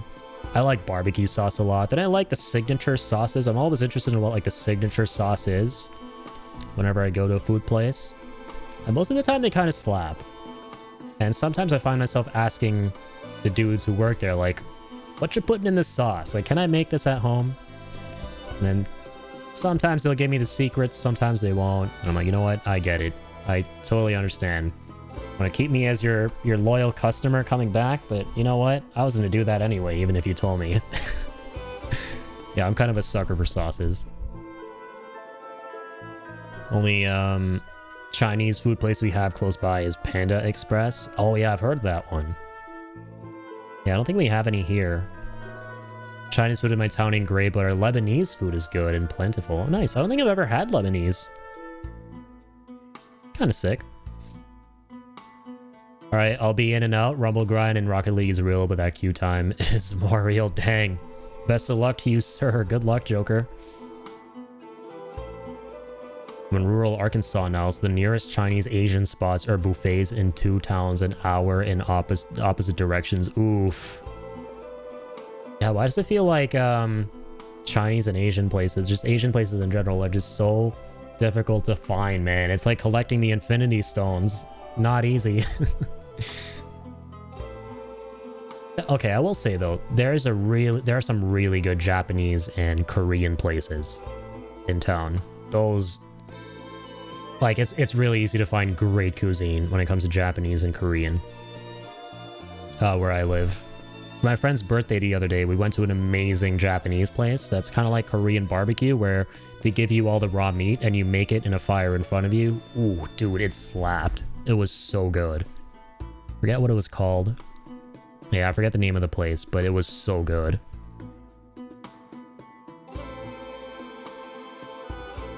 Yes, I think that was it, Seb. Gyubi? Yeah. That was it. That was the name of the place.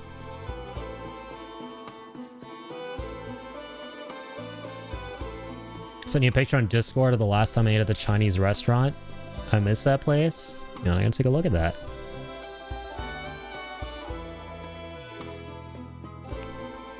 Oh, dude, that looks good.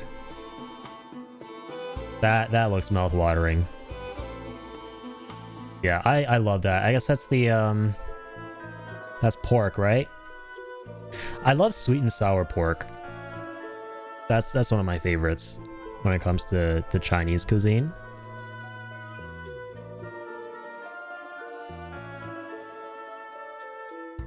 Oh, okay, gotcha. Shawarma, yeah. I'm not the biggest fan of shawarma. Maybe I've just not been to a good shawarma place. I see, that's what you mean by Lebanese. No, I've had shawarma before. Place for $9 for all that food. That's a great deal. That's great value. That's crazy value, actually, especially if it was good. Dang. But yeah, dude, my favorite thing will probably be, yeah, sweet and sour pork, but just dumplings, man. I love dumplings. Oh my god, dumplings are amazing. That was from Ethiopia. He made so many dishes from his country. I love that shit too. Oh, let's go. Ethiopian food sounds like it slaps. I don't know if I've had Ethiopian per se, but I think I've had food in general from those regions, and oh man. Yeah, no, I can see like why you think it would be really good.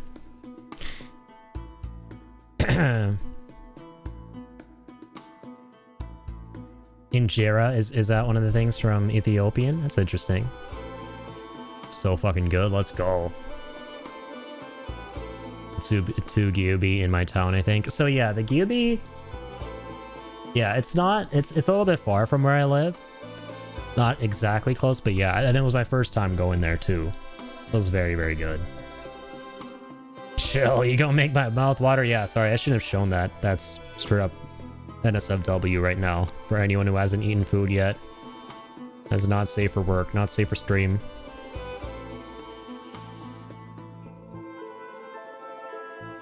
Mongolian beef and General... Yeah, General Tso's chicken. I love that. General Tso's chicken, sweet and sour pork. God, I love all that stuff from Chinese.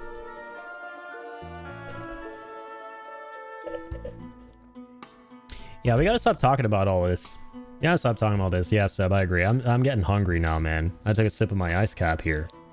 I already ate a good bit before the stream. Dude, I should mention, I actually ate Asian food before the stream today. Yeah, my brother and I went and got some food from a really good sushi place. It's a really good family-owned, locally owned sushi place near where I lived and near where I live. And it's got some really good dinners in general too. There's some really nice Japanese food. That's some beef teriyaki, some green dragon rolls. Hit the spot. But now I'm getting hungry again. Remember a Japanese place my friends took me for my birthday? And it was great. It was great. Had girl cosplay anime on the TV and had a room in the back to read manga, but it's no longer there anymore. That sounds awesome. What the heck? Sounds super cool. Had like a place to read manga. That's the first time hearing of that. Like a designated manga reading spot at a restaurant. That's a vibe.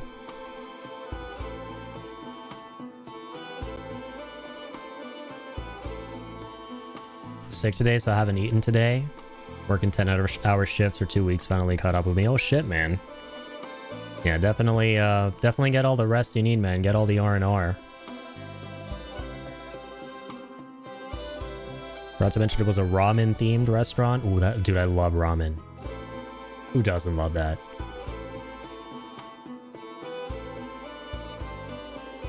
Number one is my father. Call me pickled paste. Hell yeah. Getting good rest. Nothing better than chilling in an Addy stream. Aw, thanks, man. Thank you. Thank you. I appreciate that. Too kind. And likewise, I'm getting too much rest. Come on, I gotta put my armrest down here. All right, the arm rests. Rest being the keyword. We're up. I'm putting them down. All right, rest mode deactivated. I gotta start getting into the thick of this in Final Fantasy VI. That's what I gotta do. You're not rested enough, Pickle? I'm resting here too much. All right. That was a great talk. I live for that stuff. Yeah, thank you guys so much for being here. Like, truly, like, the community has been more active than ever these past couple of streams, and just been a pleasure meeting all of you new folks too, as of late. So, yeah, big thank you. Love is a strong word, I guess, but Baytown is the only place worthwhile within like 5 hours city-wise. Hell yeah, those are the best kinds of places. Even if it's within like 5 hours, and no matter how far it is. So when I go there, those are the places that are the best.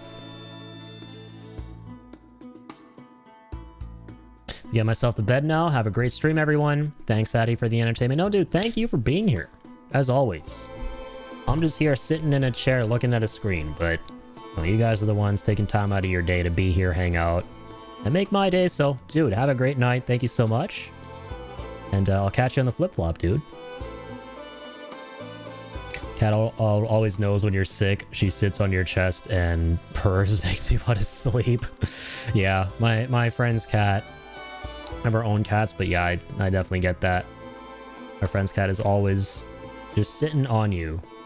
And it's just like the rumbling you feel when there's a cat on you, the rumbling you kind of get from them. It's so relaxing. It's just so surreal whenever I feel a cat on me as opposed to a dog. It's like a dog owner, right? Like, you guys out there who are dog owners who have usually never been around cats, but then you're around cats and like they just hit different, you know? Anyone else kind of like really feel that?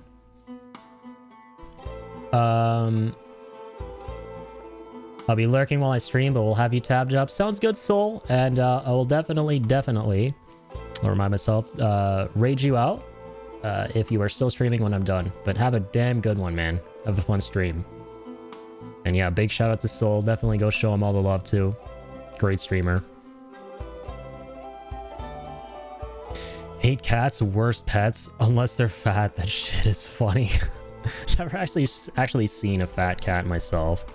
Or like a really, I don't know, like disruptive, complete loner rascal of a cat. I've never seen those either. Like, my best friend who I've known since we were literally 2 years old has owned cats his entire life, and they've always been the sweetest, most agreeable little things to be around. Like, he has his 2 most recent ones are hilarious. His one orange cat is literally a dog in a cat's body. That's the way I like to describe him. That's Finn, and he is literally the most he's the most dude bro cat ever. He has the most dude bro energy. He's so receptive. If you want to pick him up, he'll let you pick him up. Most of the time he's just lying there spread out like a dog on the floor. He's probably my favorite cat I've ever seen because I'm a dog person, because he's literally a dog in a cat's body. And his other cat, Maisie, is much more cat-coded, if you will. Like, she is literally what you think of when you think of a cat, but in a good way, right? Like, very independent. She doesn't really want to like be around you too much. She's kind of off doing her own thing most of the time. Very like ADD, easily distracted by little things. Like, she's the kind of cat you would see in all of those like viral videos and stuff, just acting up, doing funny things, freaking out over the smallest things, just being very theatrical. Yeah, I've only ever been around really goofy, funny, adorable cats, but I've heard horror stories of other cats who aren't that way. Caught a dub, hit a killer shot. Let's go. Good stuff, Joker. I remember, Pickle, you were talking about like that whole incident with your cats, right? How they got into like a scuffle with other cats and it wasn't fun. Girlfriend's cat was 26 pounds. Oh my goodness, she loved her food. I'd imagine. She got into a bag of sour cream and onion chips. And walking around with a bag on her head. Holy shit. She sounds like a chungus or whatever they're called. Big chungy chungus. You hear a thump thump thump as she ran upstairs for dinner. Holy. Yeah, and cats are supposedly like quiet and stealthy. They've got like suppressors on their feet. Her nickname was Chunky. I love it. Guy's the sweetest, gentlest 130-pound cuddle bug in the world. Usually watching stream across my shoulder when I'm watching in bed. Let's go. That sounds adorable. Yeah, I love how, like, you cat guys, it's so funny to me, and I say this to my friend all the time. Like, once again, as someone who's owned dogs pretty much his whole life. As a dog owner, I always say to my friend, like, the fact that you just accept the fact that your cats are just always just doing their own thing and being the way that they are, and you don't like worry about it, and you just accept that that's how it is with cats. Like, they're just all over the place doing their own thing, and you don't bat an eye to it because that's just the way it is. As a dog owner, it's the opposite. Like, you always want to be like, if your dog does like even the smallest of things that just isn't, you know, dog coded, and maybe like you lose LOS of him for like more than like 5 or 10 minutes in your house, and you start freaking out, right? I'm like, I would be doing that every second if I owned a cat. Because with cats, you kind of just got to accept shit like, oh, you know, I didn't see him for 6 hours, but, you know, he'll probably be back. He'll probably, like, show up from, you know, out of my, like, he'll just, like, jump out of my closet or something like that, or jump down through the ceiling. Like, literally, the ceiling will crumble and, like, he'll fall through the ceiling. Like, that's literally my friend when it comes to his cats, because that's just the way it is. Like, he'll be gone for hours, and like, oh, you were, like, under the bed the whole time, but inside the mattress itself. Oh, you know, like, he literally showed me a clip of that the other day. I'm like, dude, how do you not freak out over this shit?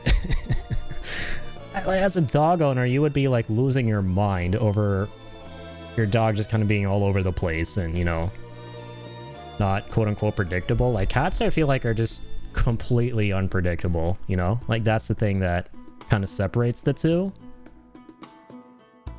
It's hilarious. I'm a rabbit guy. I grew up with bunnies. I had a 39-pound rabbit growing up. That's adorable.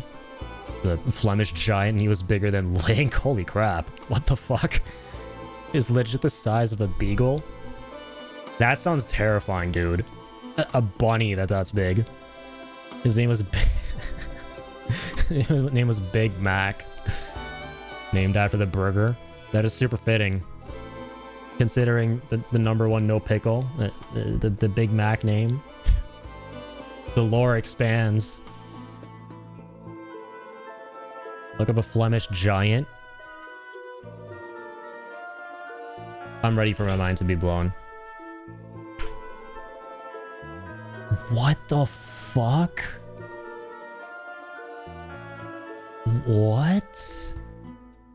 Bruh, say psych right now. Ain't no way. Like, am I the only one whose mind is blown by this? But, like, am I the only one whose mind is blown by this? I've never seen a rabbit this big. I haven't. What? I cannot be the only one. There's no... Like... Holy sh... Like, okay, dude.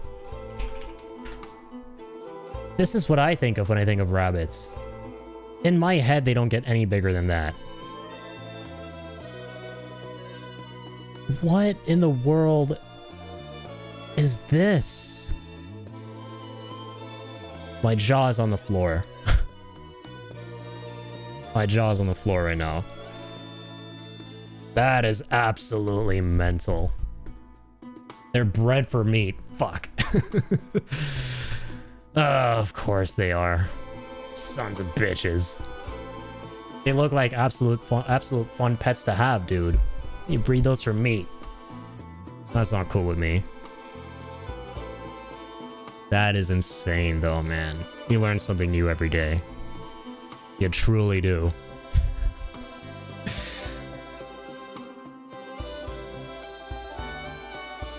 Save Big Mac's ass from the slaughterhouse? Good man. Good man, dude.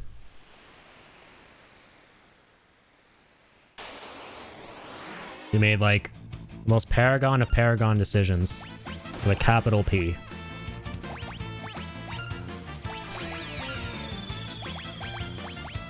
That is crazy to me. That's crazy, too! Oh, shit! Wind up the gems! I don't think I've ever done that before on Setzer.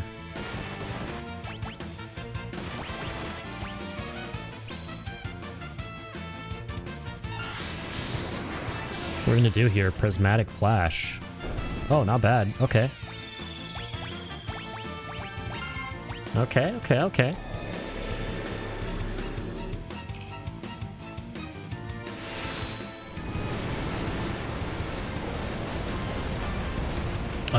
Dude lived a happy life. He died at 16 years old. Wow, he lived a long life. I'm glad he lived that long. Yeah, sounds like he had a great life, dude. And yeah, once again, an absolute W decision for saving his life. Rabbits usually only live 10 to 12. Oh shit, so... That's crazy. That's amazing that he lived longer than he was meant to.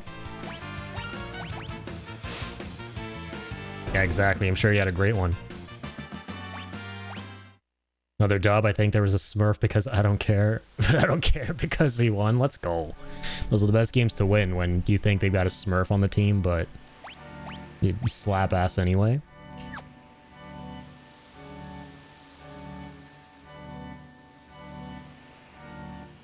He was a bastard. He was a weird ass rabbit. Caught him eating ribs fresh off the grill. Weird bastard. That's hilarious. Rabbit was eating meat. Had to take him to the vet. Yeah, rabbits are...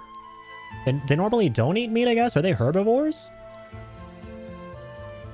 They normally not eat that stuff? I didn't even... Yeah, I forgot about that. Yeah, shit.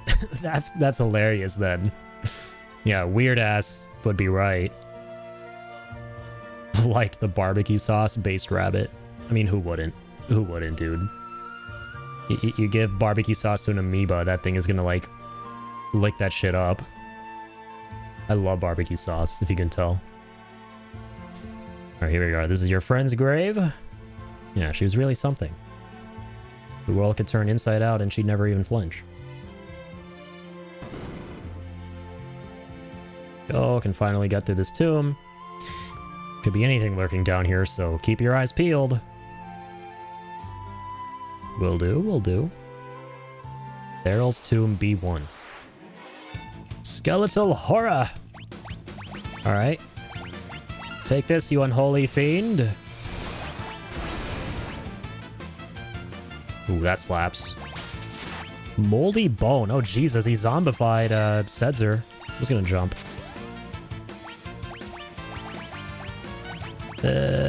What's unzombify? Likes imp, absorbs MP. Azuna, I guess? Would that work? No, it won't.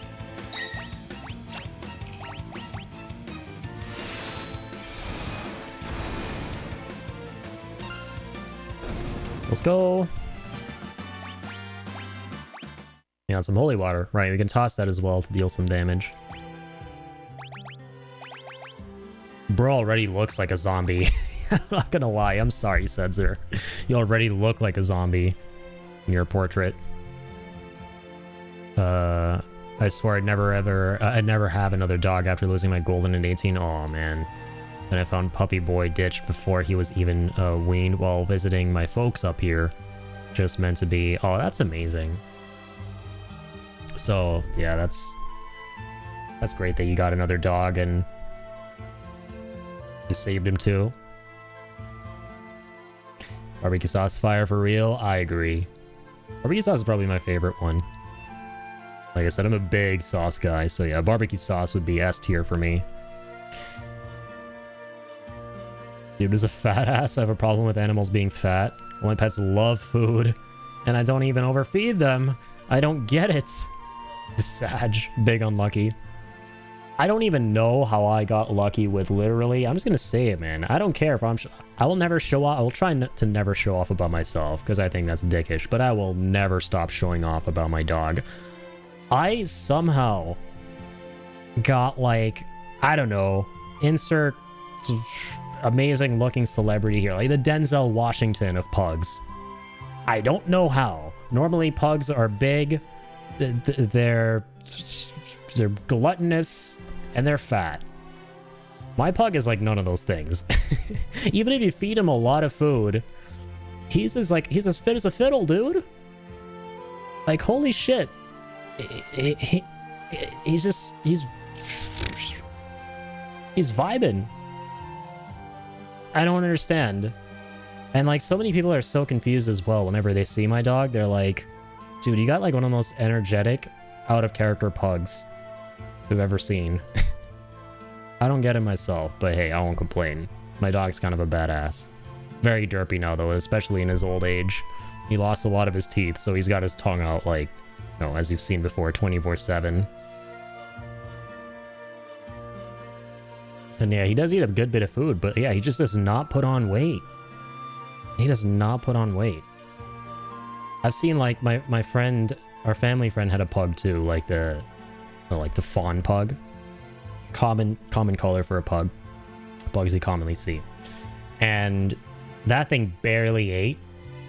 He ate way less than my pug for sure.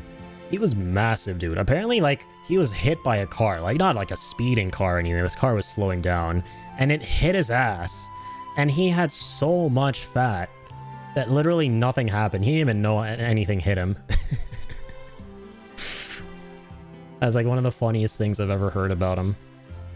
But yeah, God rest his soul. I think he passed away a couple years ago. But yeah, he was an adorable pug, though.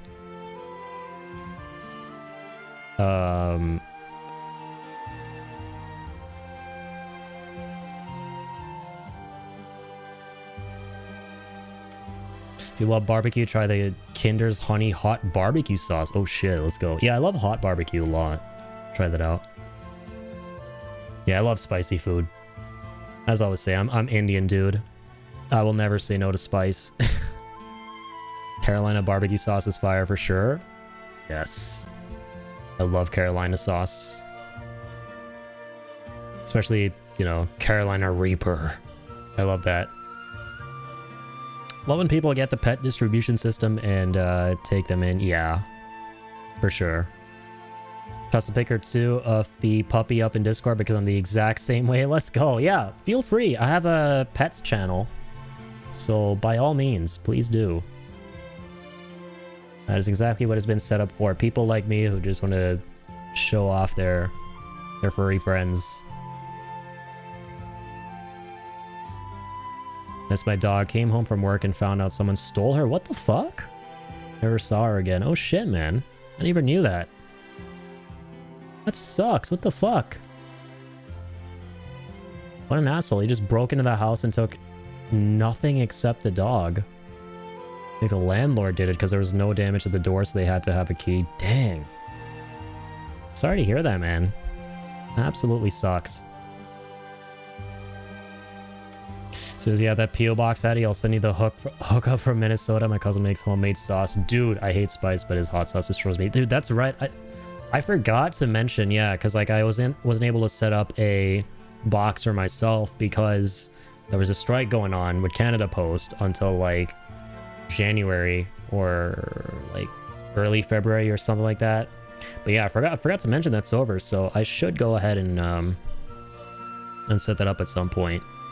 Because I know you said you had some stuff you wanted to send me. That was my bad. I completely slipped my mind because that thing was going on for so long.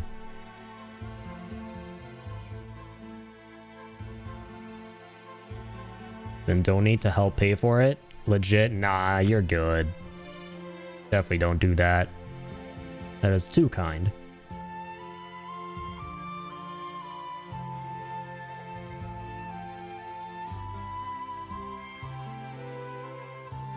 box gonna be huge. Oh my god. I've never even set up a PO box or anything like that before. I have to look into how that works. I imagine they give you like different sizes and that kind of thing. I don't know if I wonder, like, there has to be an option for me to just set up a one-time thing, right? Because I think with PO boxes, it's like a subscription. Like, you have to subscribe to keep the box for as long as you want to keep it. But obviously, since that's probably the only thing someone wants to send me, I think it would make more sense for me to just get like a one-time thing that I'm expecting, since I'm expecting something from someone. That's got to be an option. Yeah, I'll have to look into it. I'll go to my post office soon. But I appreciate you, dude. Yeah, I know in the past a lot of people have offered to send me things, and normally I'm like, no, definitely, you know, not necessary. That's too kind. But I know the last time you mentioned you had some stuff that you already got, so I was like, oh shit, dang. This is the worst possible timing, sadly, because of the strike going on, because I would have like within 24 hours gone and like immediately set that up so that whatever you had wasn't just lying there. But what ended up happening to that stuff, man? I hope nothing like... Yeah, dang. Yeah, I wasn't able to set up the PO box, so... I hope it wasn't too much of a hassle to like whatever you had, you know, like deal with that stuff. Let me know so I can get the box together, because I wasn't going to buy food for you because it would be bad already. Yeah, that's a good call. It's a good thing you didn't, because yeah, I was literally not able to get any of my mail because of the strike going on, so I couldn't do anything with the post boxes. Took an L but hit a nasty clip. Let's go, Joker. Good shit, man. Love to hear it. Feel free to share that if you want in the Discord.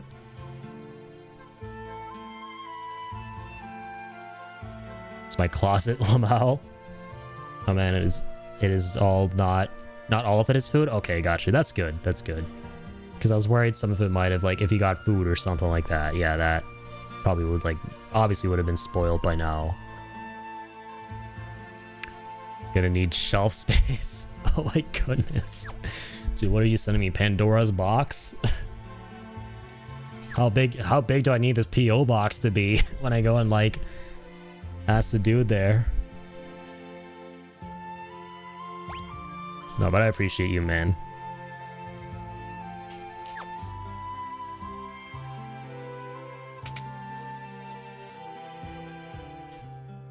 Tombstone is blank. Carve something into it. Nothing appropriate comes to mind. Oh shit. Nothing appropriate? What kind of thoughts are you having, Sellies? Not anymore. Ruined it? Oh no. Yeah, man. I'm sorry to hear that. Yeah, the timing absolutely sucks.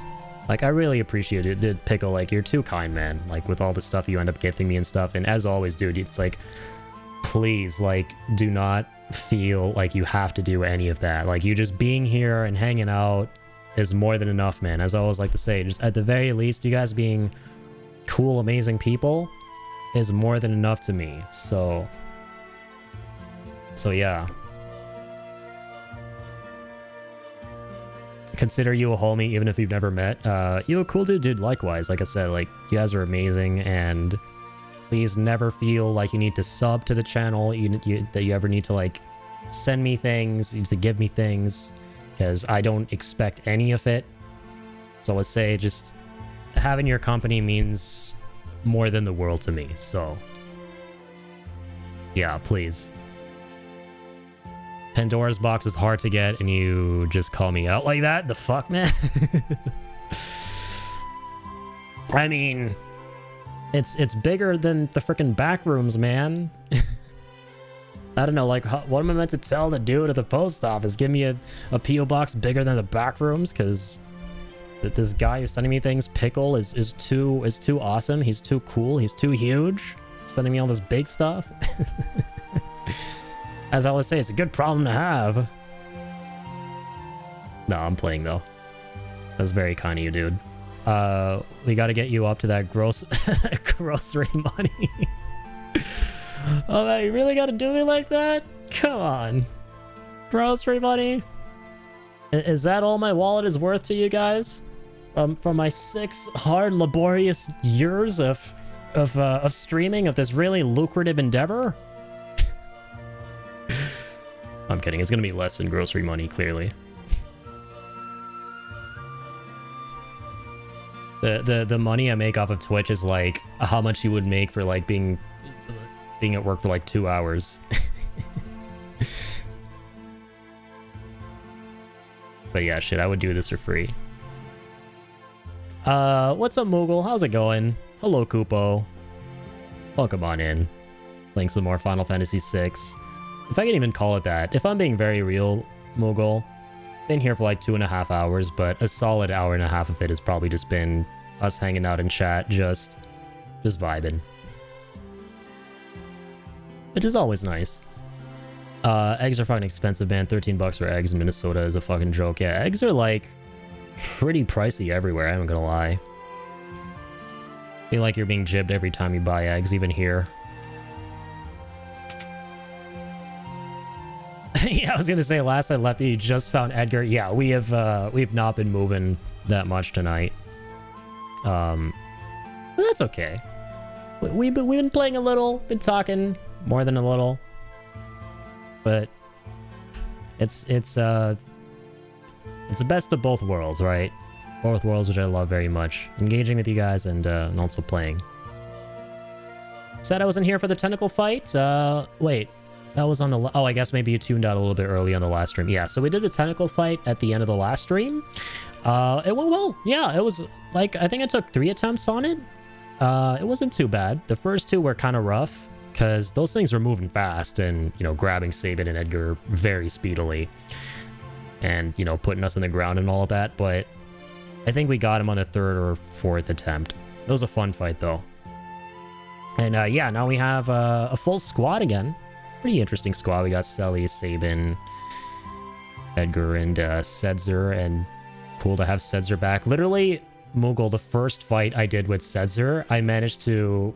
I got some insane luck. I lined up all of the diamonds and pulled off this really cool looking attack. I forgot what it was called. So we started on a pound of turkey. Oh shit. How much does that cost? But a baby chicken at your local farm store is only $3. Just gotta become Stardew, literally.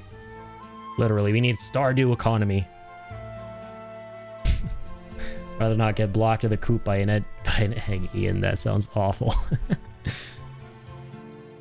There's a secret to it. They can only grab you if you're slow. So you put Hermes sandals on your people, they can't grab you. Oh, yeah. So I should mention, I think that's how we ended up beating him. I remember you mentioned that you should put on Hermes sandals around here if you can. And someone didn't have them equipped. And I think it was like either Selly's or Edgar. And so on my 3rd or 4th attempt, I was like, maybe Moogle was saying this because just being fast in general gives you an edge over these enemies. So I was like, okay, whoever doesn't have them on, let's put them on. And then I think it was that attempt where I beat him, but it didn't register that, yeah, he wasn't grabbing us because we had the sandals on. So I guess that's why that was a really big tip. Trying not to spoil things if I can, but I do like giving advice. Yeah, I appreciate that a lot, man. That's like you guys who have been tuning in for these streams have been giving advice in the best way possible. Like, and I really do appreciate that because you guys have not been overbearing at all about it. Like, you know, like giving me actual spoilers and trying to like play the game yourselves in the chat, if you will, and like backseating too heavily. You've been like at points where it makes sense for me to kind of be given a little tip here and there. That's where you guys have been chiming in. And so, no, I really do appreciate that. Yeah, like there's so many cool things, Tall, yeah, in this game, clearly, that you always learn about all these little secrets. And I've been really enjoying learning those with you guys. Like, once again, the whole Sid thing on the last stream was hilarious. Alright, Crystal Mail. Guess we can give that to Selly's. And yeah, we should probably cure up the zombie. We can. Forget if there's like a spell we have for zombie, or if I think it's just an item at the moment, right? Item status. Oh, it's the holy water. Right. I always forget. There we go.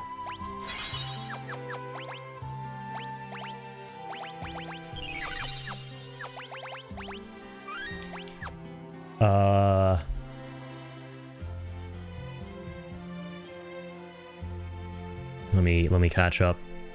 No clips with another dub. Got MVP, so I'll take that. Let's go. Good shit, Joker. MVP is always nice. First time I can actually enjoy streaming forever. It's nice. I'm glad to hear that, Pickle. Thank you, man. I appreciate that you're enjoying the stream. Like I said before, you have the perfect Final Fantasy sense. You explore, you talk to everyone. Thanks. Yeah, just after years of playing these games, just like JRPGs in general, and particularly like the old school ones, you kind of pick up on, oh, I think if there's nothing else to do around here, I should probably talk to everyone. And then maybe someone will lead me to something else, or maybe some cutscene will trigger. So now I just make it a habit to talk to everyone as the first thing that I do. I think the game that my earliest memory of learning how important that was Zelda Oracle of Seasons, for those of you who played it. On the Game Boy, I think it was the Game Boy Color that was on. Literally the opening of that game. I remember being like 6 or 7 years old and playing that. And the opening of that game has you as Link in this like fair of some kind. I gotta play that game again and actually finish it because I have really good memories. But it starts off with you at some kind of like fair. And there are all these characters. And I remember like just not knowing what the heck to do. And my older brother was like, talk to everyone. And yeah, that's stuck with me ever since. Because that's literally what you have to do. You talk to, as soon as you talk to every single NPC, it plays like this huge cutscene, and that's like the opening of the game. No worries, man. I'm enjoying watching someone experience it all for the first time. I appreciate you, Tall. Only point out missable things if I can. Yeah, and you've been doing a great job with that, dude. Thank you so much. Also, I heard we sending Addy stuff. What you want, big dog? Nothing at all, except for your aura, all of you guys' aura, which I already have. You guys have an amazing aura. You guys are amazing people. That's it. That's enough. I'll already feel it. I already have it. Send me nothing. Nothing other than that. Do not need a P.O. box for that. Not the only one, Addy. Clearly. You guys are too awesome. Like, why are you guys so awesome, man? I need to chill out. There's a sort button for items. Yeah, that's gotta be... what should I sort by? Single-use items first. Yeah, let's go with items first. Yes, that makes sense for me. Clothing aura fits in a boxer. Exactly. Good. The best kind of thing you can send someone is something that you don't even have to physically send them. You can send it to me right now. How cool is that? And you're already sending it to me. You just have to like sit there. Crazy. Isn't that the best kind of shit there is? The stuff that you could just get done by existing? I just realized why I absolutely love playing the hell out of my one trick in Overwatch, by the way. You just exist and you provide value. Pretend like you ain't got people wanting to send you shit. I ain't pretending. I'm autopiloting to bring it full circle. I will give you one hint of a few things in the box. I once saw him kill 3 men in a bar with a pencil. With a fucking pencil. I love that. W reference. W reference. I like that. Like that's got me really excited, considering John Wick is my favorite action film series. Sending me your dirty laundry? I think this is where we should end the conversation about sending me things. Just like we've been starting and stopping a whole lot of other conversations. Just like, you know, conversations normally go. You start them and you stop them and you pick up new ones. I think that's a great stopping point. Just a bunch of fucking nerds, Kupo. Hell yeah. Yeah, we're all a little nerdy here. More than a little nerdy. You'd love to see it. I'm so sorry. What did I get there? I kind of just didn't register that. It was all a little too fast. Oh, there's a tiny turtle here again. Ah, yes, the regal crown. I remember. Sometimes I'm not fully there. Oh, regal gown, true. Elegant dress designed to protect a princess. Oh. My bad, Sellys. You're very princess-like to me. Imagine if one of these other dude bros can equip it. I, for a second, thought Edgar put that on. I was about to laugh my balls off. The man who's after princesses putting on a regal gown. That would be some interesting lore.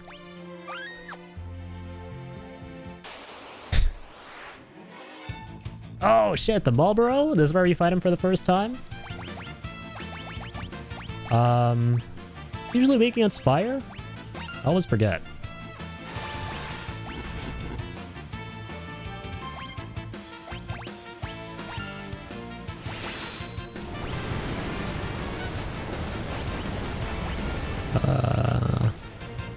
What's the thing I like to use? Yeah, flash on everyone. Okay, slot time. Oh, almost. We lined 2 up. Do we get anything? Oh, there's the bad breath. That gives you like every ailment in the book. Mysidian rabbit. What's this? Mugu Mugu? What the hell is that? I'm gonna jog my memory about Marlboros real quick.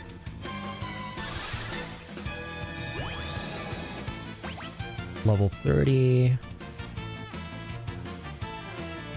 Oh, yes, let's go. Good job, brain. I remembered. He's weak against fire from the other games.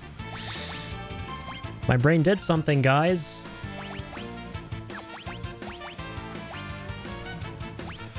Unlike Setzer, unless... Yes, let's go. Oh, did I not try fire there? Or Fyra?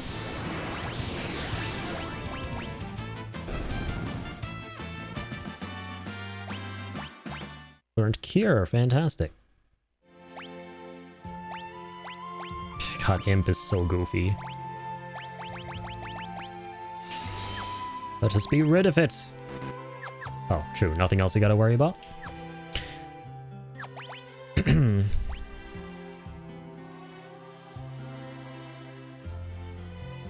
Also explore that room? Will do.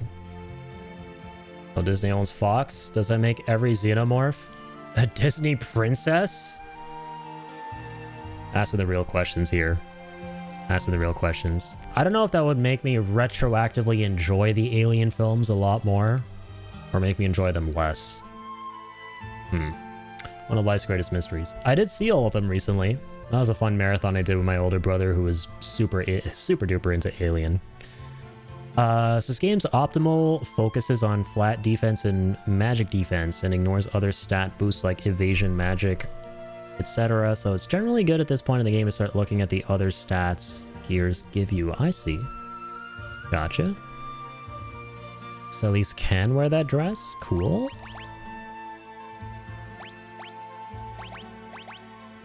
But the, wait, can she? The regal gown? Doesn't look like it. Oh, wait. Kinda don't want ultimate weapon. Yeah, let me go with, Soul Saber again real quick.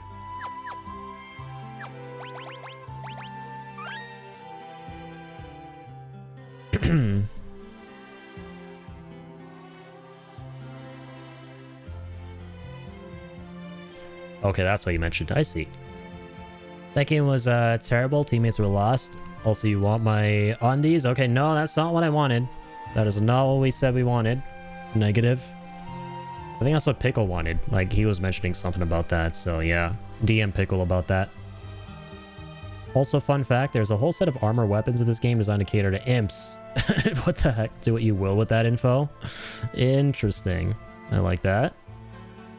Imp in general is just such a funny concept because it was never a thing in other Final Fantasies. From what I've seen, maybe it comes back, but never seen that one before.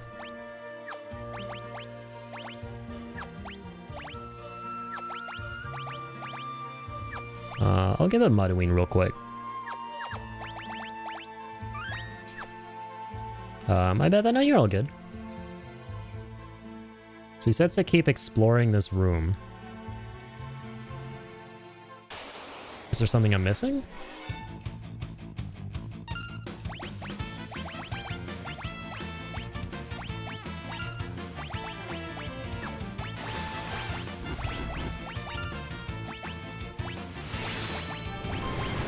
Alright, let's try and kill the Marlboro as fast as we can. Ooh, unlockers. Does a rabbit just pull something random out of its hat? Much like you pull a rabbit out of a hat.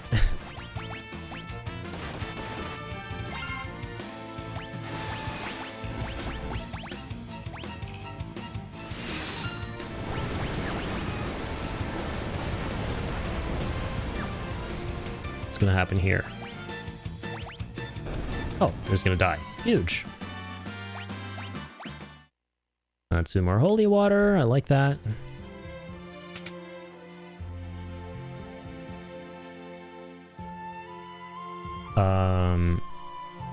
Box myself right now. Send me your laundry. Actually, don't. I have too much of my own laundry. Normally, I'm like, that's a good problem to have, but yeah, that's a bad problem to have. I hate having a lot of laundry to do. So yeah, definitely don't send either of us more laundry. Oh, the room that you found the regal gown in. I gotcha. Okay, so this room. Some kind of secret in here? Ah, there we go. Growth egg. What's that? Strange egg with magical properties. Doubles the amount of XP earned in battle. This is actually really good for the characters who've been kind of in the back seat, right? So, Setzer, for example, who's not quite up to speed yet. Should have this on. Even though, yeah, he actually is the same level as Celes. How interesting. Yeah. We'll give it to him, though. Why not?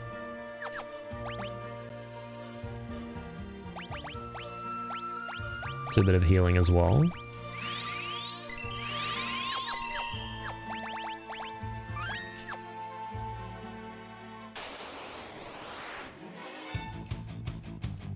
Exo-Ray and Cloud Wraith.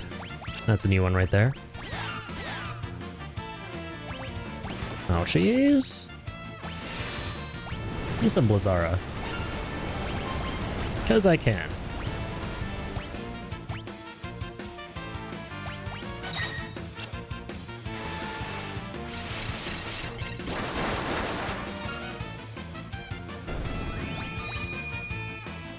Very nice.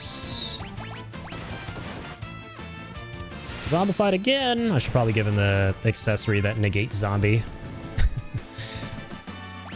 Setzer really likes being a zombie, which, you know, as we've established, he doesn't gotta. He already looks like a zombie in this frickin' portrait.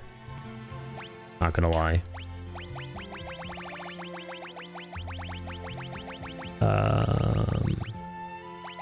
Oh, items come first, so we missed it somewhere.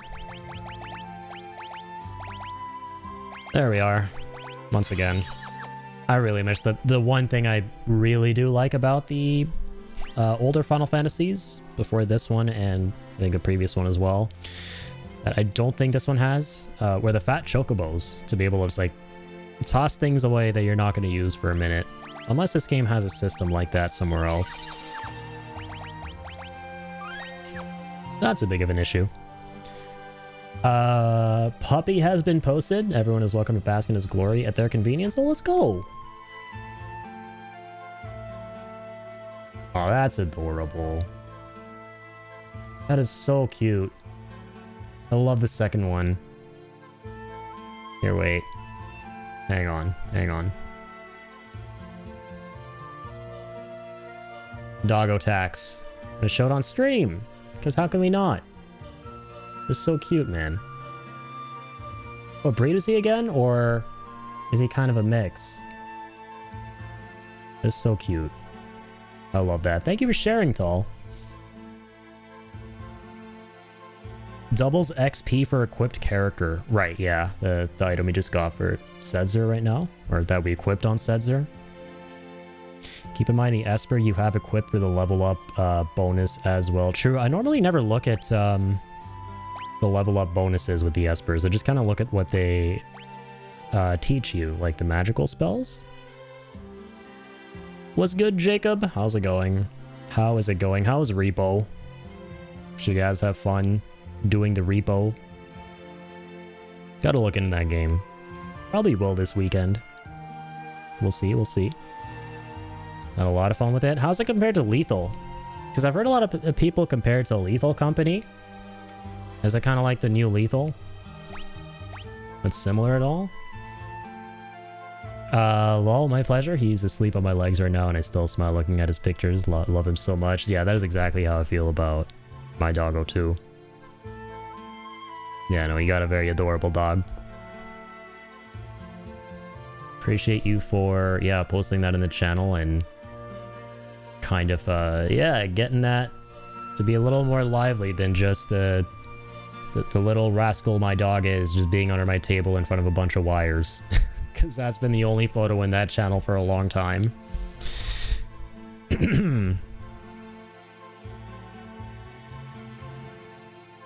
Similar new Lethal, hopefully with ongoing support. That was Lethal's issue. Yeah, kind of just like Lethal kind of just came out and then everyone forgot about it right after like a little bit. Is what it felt like. It was just like largely the same game ever since it came out. Wasn't really supported by the devs and stuff. That's good though, that it's, you know, kind of in the same vein. And it's like the popular thing right now. The main thing is that it's fun. Also, my totally real platypus pet in there too. True. Yeah, that is definitely a totally very real platypus. I mean, could have fooled me, right? You could have fooled me because after seeing that rabbit that I just learned about today that's bigger than most dogs, you know, you could definitely have fooled me. I'm still not over that rabbit, dude. Whatever it was called, the Flemish something. It like ain't no way I'm the only one who learned of its existence today. Ain't no way, dude. Okay, I gotta pull it up again since Jacob is here. Hang on. Bro. Jacob, tell me. Please, please tell me you're not like one of these dudes. And, oh, that's the wrong one. Please tell me you didn't know these things existed. Like, what is this? What? Pickle had one that lived for 16 years. This is the coolest shit I've ever seen. This is the coolest thing I've ever seen.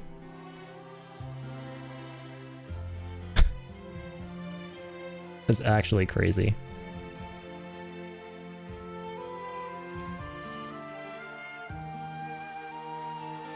Is that a jackrabbit? I think it's called, what was it called again? Pickle? I didn't even look up. I can probably see what, oh, a Flemish giant, yeah. Flemish giant. This is super cool. They're bigger than like dogs, man. I never thought most rabbits like get any bigger than like the small bunnies. Crazy. Postcatos. Love that. I love that. I was talking about your cats, by the way. Dude, I was talking about your cats. I was talking about Finn and Maisie earlier on. And their different personalities and stuff. And how... Yeah, so for those of you who don't know, for context, the legend I was talking about before was Jacob here.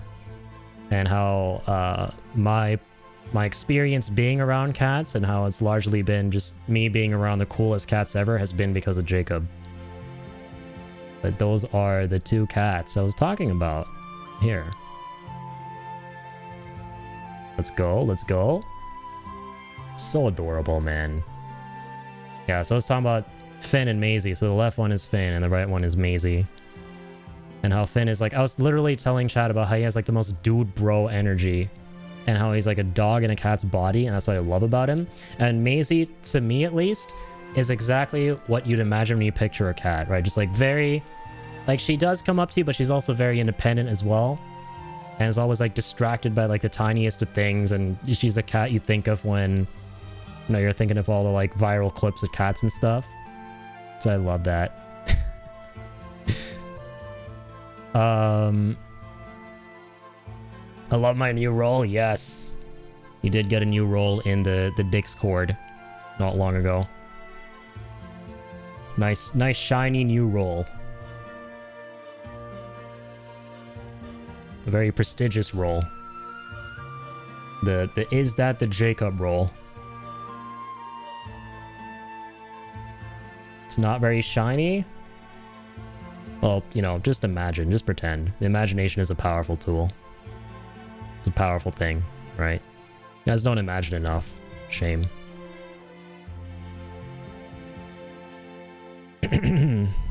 So I think I missed some stuff up here too.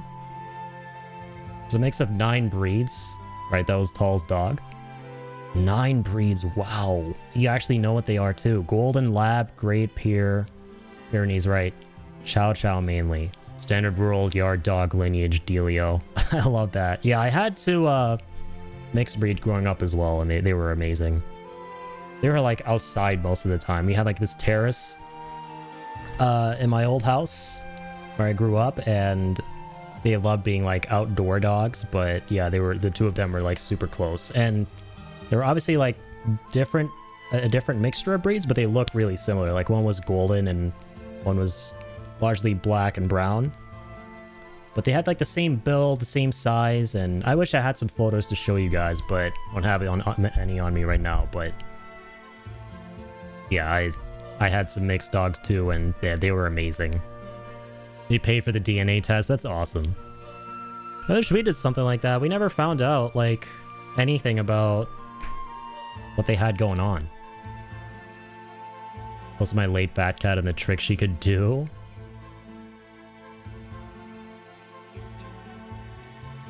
Hang on, I'm gonna pull this up.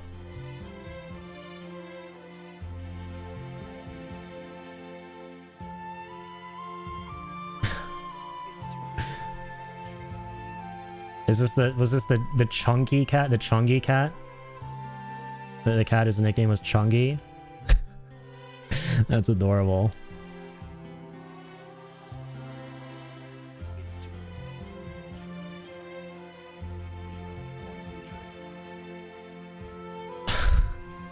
I love how she like she like moves her hind leg to like scratch herself like a lot of dogs do.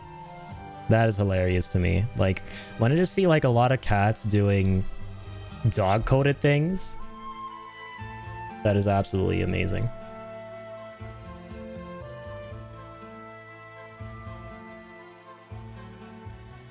It was. Let's go.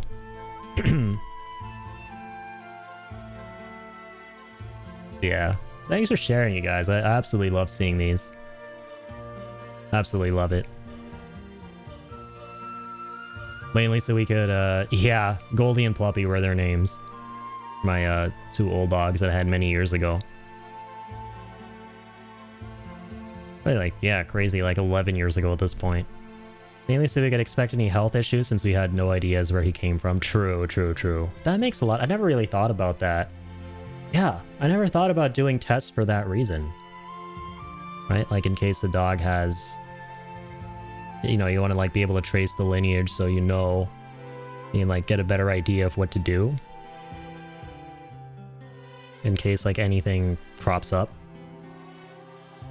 Most example of dude, bro.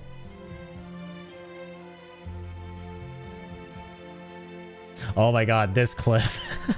Yeah, I've seen this one. Love it.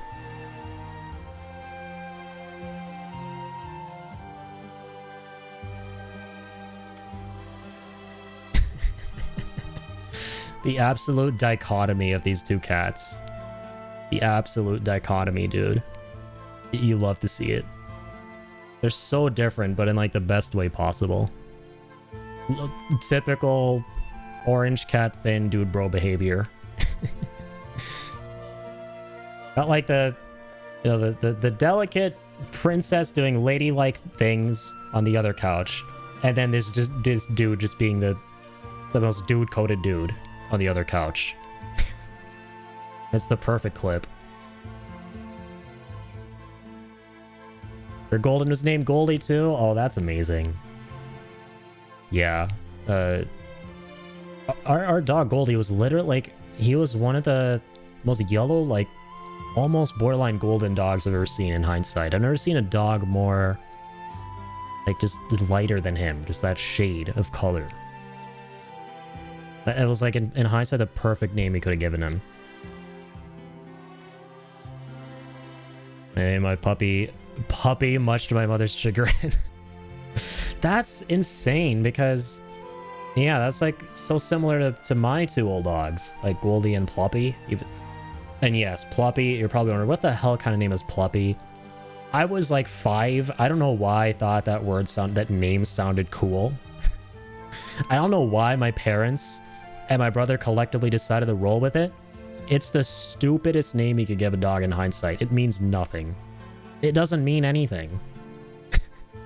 Like, what the hell even is that?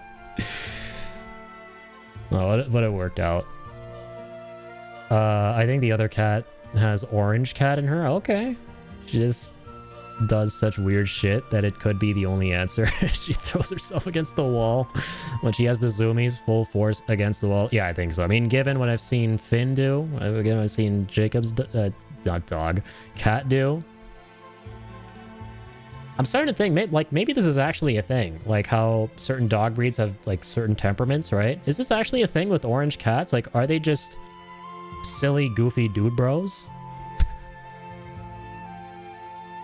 Are they, yeah, basically dog cats? Is it an actual, like, part of their... I guess it's like a breed? Barely caught the dub. Sheesh. You go, king. Good shit. Are you doing ranked, by the way?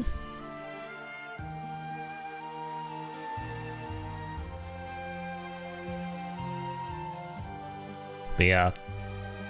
Thanks for that little detour, guys. That was really wholesome.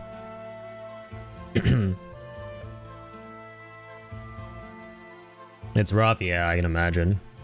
Ranked Rocket League sounds like a nightmare for me because I don't even jive with those games in the first place.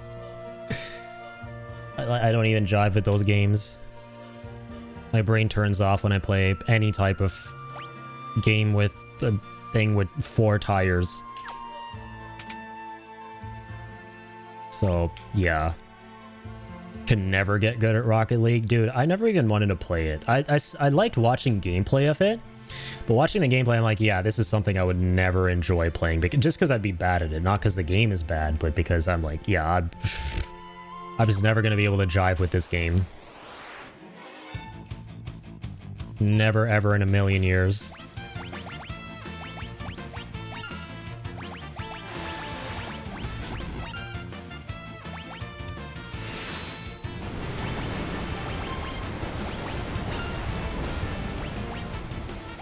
Alright, can we line these up? Nope, rip, that was horrible. Horrible. My sitting rabbit. Does that even... like, who is saying Mugu Mugu? Is that the rabbit? That's hilarious.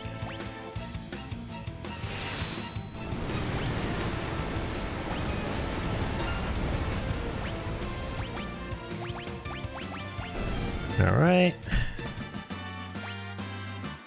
We'll learn some new things. Hello, wholesome. Yeah, much love to everyone for humoring the pet owners. Absolutely. Yeah. Thank you guys for sharing. And really appreciating all the stuff we've been talking about and all these little detours on stream. Been really, really, really wholesome, as you said. Enjoying them a lot. I've been on the grind for like 8 years. I don't know anymore. All I know is ball. That's honestly what it feels like to me with Overwatch, but like to maybe a lesser extent because I've been taking a lot of breaks from it. But I would say that's like the other, you know, that's for me the competitive game I've probably been playing the longest on and off.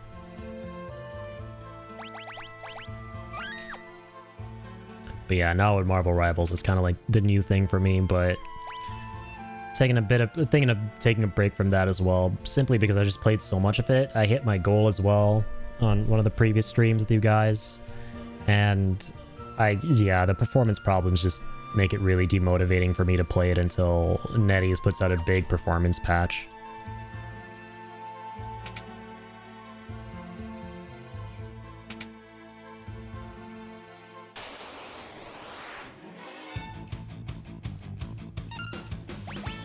Okay, let's go with the Aura Cannon. Which, I mean, you guys have been hitting me with a whole bunch, like I said earlier. Looking at you, Joker. They're like, what should I send you? I'm like, you don't need to send me nothing except for the Aura.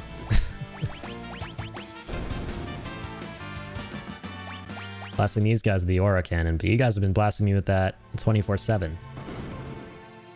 Amazing ass Aura.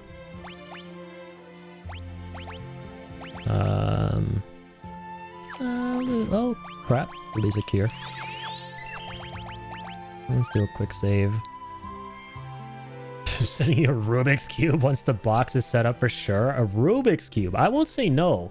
Because you know what? Like, I don't have a Rubik's Cube. I've never even solved the Rubik's Cube.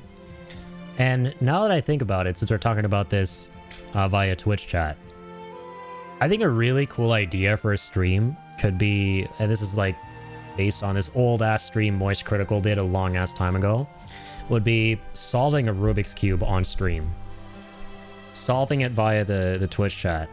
I'll let you guys solve it for me. The problem with that though is because I'm a really small streamer, one of you guys out there is going to be a Rubik's Cube nerd and will probably be one of the only people in the chat telling me all the steps. But I think that would still be cool to just do it via someone telling me via Twitch chat. Yeah, I've never ever solved the Rubik's Cube. Maybe I did like one face of it a long ass time ago, or saw someone do a face of it, but yeah, no. My brain isn't big enough. But since I don't have it, if you want to send me that, I won't say no.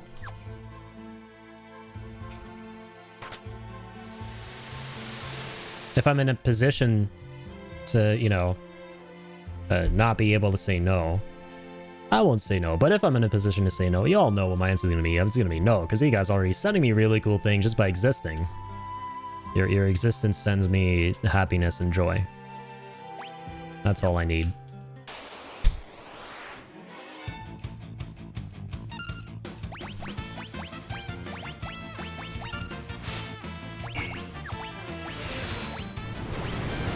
Oh shit.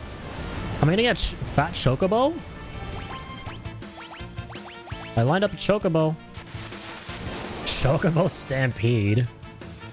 Okay, that's pretty adorable. Oh, we don't need fire on him. Forgot about that. That's kind of sick. Important PSA. Go watch Critical's most recent YouTube short. Yeah, do yourself a favor. I don't know if I'd call it a favor, though. Honestly, I don't know if I'd call watching, like, 80% of his shorts a favor. Unless you're, like, a weirdo and into that kind of thing. And then I guess it's a favor.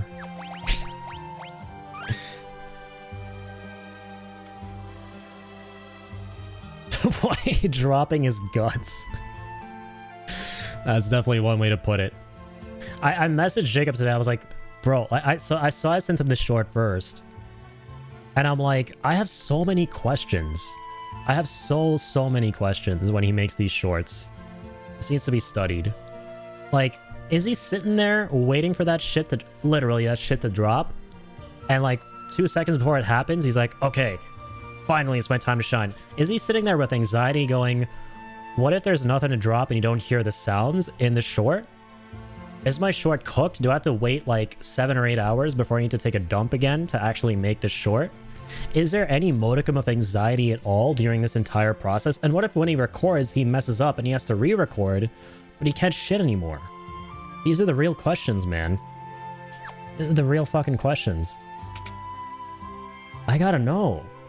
As someone who's always fucking up and re-recording things, and just flubbing like that all the time, I gotta know. This needs to be studied. Literally. You can't keep getting away with it! How is he so good? How is he so good at just recording shit in one go? Like, How? Explain it.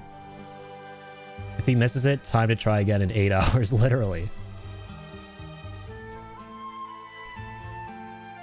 I don't get why people do this. I have another group I watch, and their editors do the same thing. Like, sorry, how do you mean? Like, make the YouTube shorts? Oh, let's go Genji Helm. No, I'm definitely equipping that. Sonic Helm from a foreign land. See the Genji gear? It's time to get excited in these games. Time to get very excited.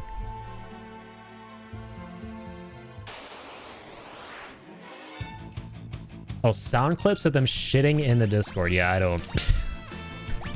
People be people, man. It's not like I sent Jacob the pissing sounds from freesound.org the other day in Discord. These people, am I right? I could never be like them. Fuck those guys. I don't associate with them at all.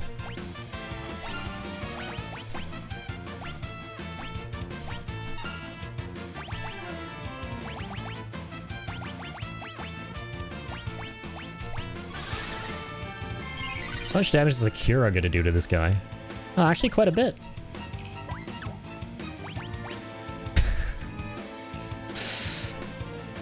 The best part of you typing that, Jacob, is if legit a dude who's been an amazing dude who's been in the community recently, who entered the community not long ago, played a bunch of rivals with me, named Smasher Ricky, actually responds to that. I know he was there at the beginning of stream. If he's still there and thinks you're talking to them, I will lose my shit. I will actually lose my shit. Oh, no, yeah, that's totally who you're talking about. Yeah. That's totally who you're talking about.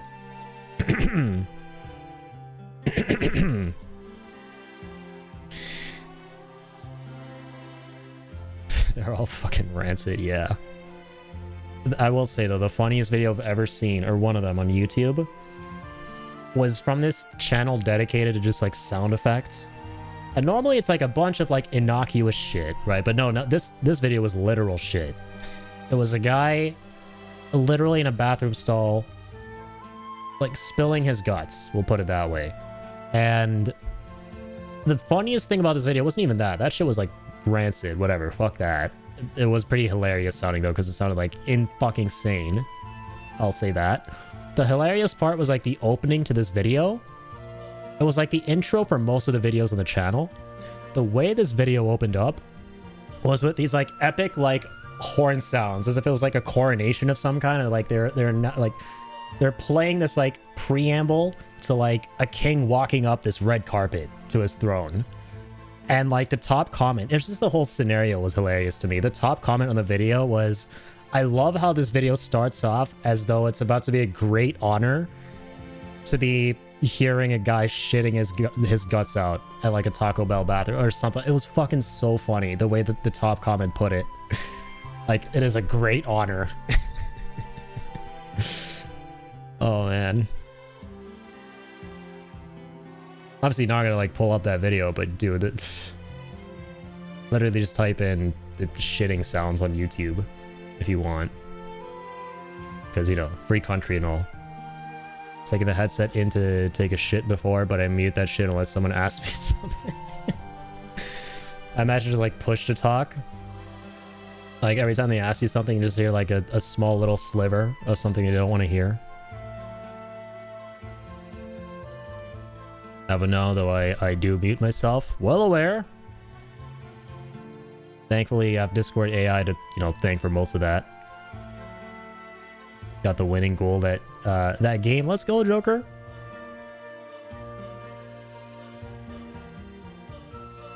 The fuck did I join back to?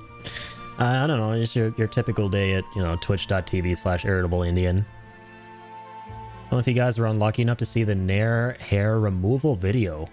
But shitting videos are not the worst thing to get caught off guard with on YouTube. I haven't, and yeah, I don't think I'm going to look that up. Until after stream. How did we get here from adorable pets in 5 minutes? I don't know, but you know what? I got my Genji armor, and that's the previous thought I'm going to go back to now. I'm going to go back to being excited about Genji armor, and you know I'm gonna go from there. Oh, I'm gonna be excited about Adorable Turtles too, and Adorable Selly's riding on Adorable Turtles.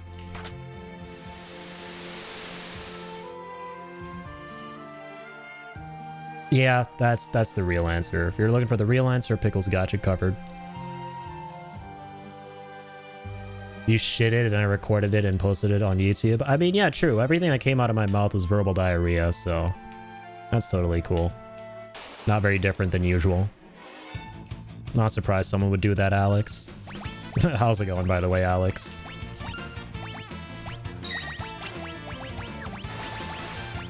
Oh, I didn't mean to do that.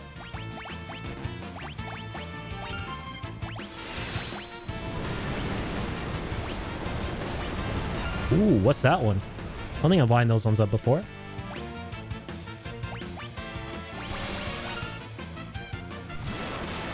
Holy shit, what the fuck?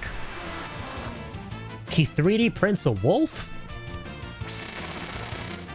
And now we have after images of ourselves. Okay, wait a minute. That's literally Red 13's ability. Isn't it? Howling Moon? That's Red 13 from FF7.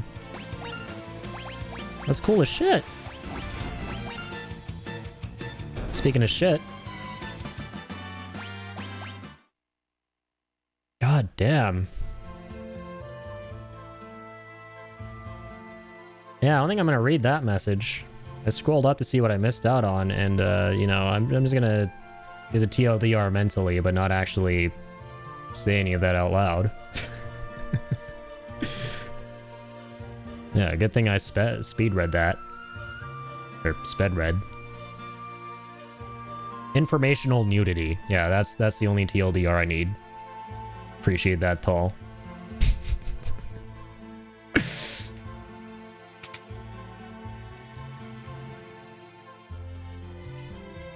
Letters have been carved here. QSSI. Okay. Now let me save. ERAU. ELRO. RNDM encounter. That's the other series of letters, clearly.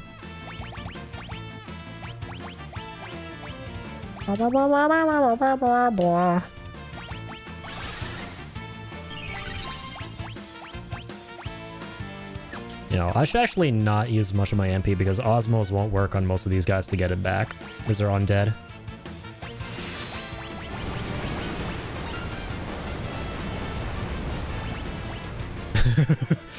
Dude could have cleaned a little bit. What the fuck is that pin? Like how you actually pinned that. Nothing like FF6 and informational nudity on a Tuesday night. Yeah, I know, right? It's one of the major themes of this game, clearly. Have we not been paying attention? In the last stream, we had this dude, not Edgar, Sabin, without any armor on, holding up a roof in front of a town full of people who were clutching their pearls and gasping. Not because of the fire that, you know, was afflicting the house he was trying to save, but because, you know, he was naked and had his dick out because he had no armor on. So, you know, nudity is a pretty big theme in this game. So, it goes hand in hand. It all kind of comes full circle.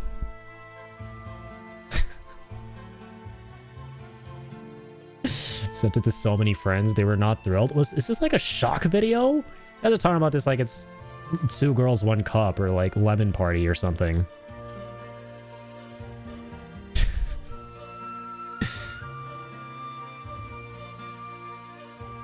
This is what kids are sending to each other these days. I say that as probably one of the youngest people in this stream room, chat room at the moment.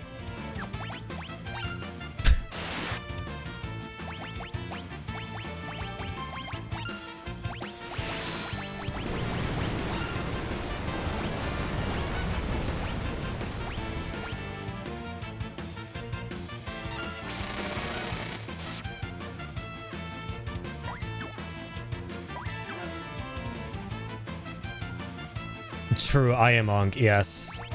Jacob is a fucking fossil, man. He's older than all of us combined in the chat. Ask him, it's true. There's no one more qualified to be called Ankh than Jacob. Like, that's why you have that role in my server, man. That's why you're under the is that the Jacob role. Because every time I see you, I'm so surprised that you're alive and not a literal fossil. That's how old you are. Like, is that Jacob? No way! He's still in this, corporeal mortal realm. How is that possible? This must be explained and studied. Monster in a box? What the? Most of that delay right there. Angler Whelk. Okay, that's a pretty cool looking monster. He's literally holding the chest in the fight. Did jack shit to us. Okay, let's do some research. Let's find out what makes him tick. I think I targeted the chest. Actually, no. I think that was the whole thing. Vulnerable to fire. Okay, say no more. Say more.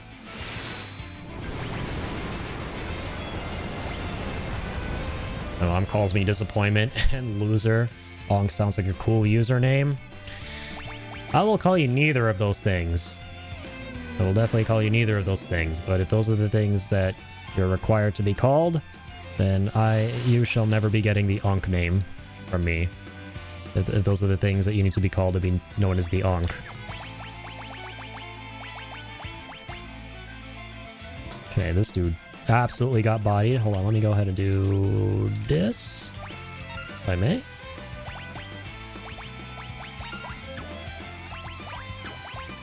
And, you know, try not to lose the fight while we're at it.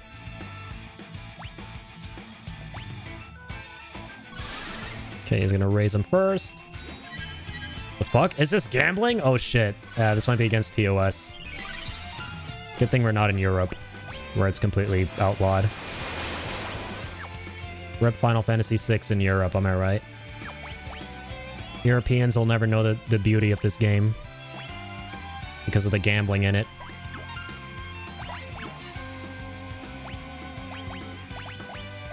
Damn shame.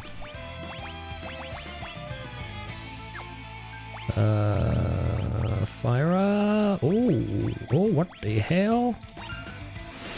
It is two separate things.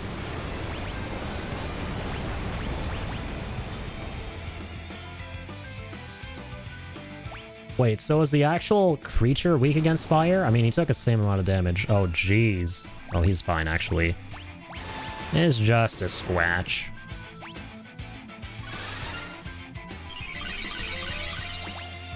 Let me go ahead and do... Okay, now he's in the shell. We have Libra on this guy? I want to read about the actual monster. We heard about the chest last time, bro. But maybe it's the same thing. 7,000? Oh yeah, it's the same shit. Magnitude 8! Oh god. Oh god. Yeah, we're fine. Go ahead and continue with some of this. You want to burn the chest? I don't know if I should. There's a secret to this boss? Interesting. Does it have to do with the chest? Had friends come in just to say hi to her. They didn't believe me. That's awkward while she doesn't know what to say to them. That does sound very mom-coded. That is so wholesome whenever my streamer friends have moms tune into their moms, join them on their streams. One of my favorite streams ever was watching Ian stream with his mom. That was so adorable. And also Chief stream with his mom too. He was playing COD Zombies with his mom.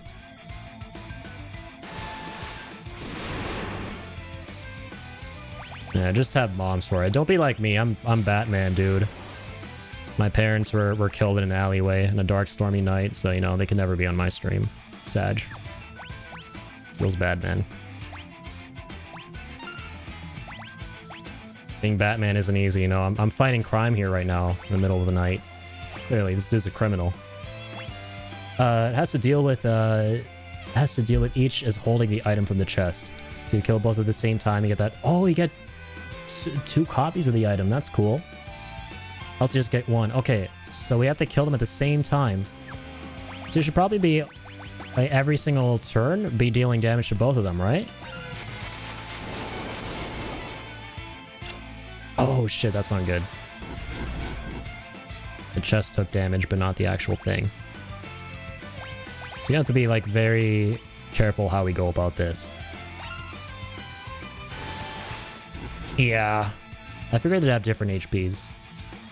That chest was obviously nowhere near as high as the actual creature, right? Check both frequently. Definitely makes sense. The heal here. Actually, where is... Is he not in a Libra? So to see the HP real quick. I actually don't think he does.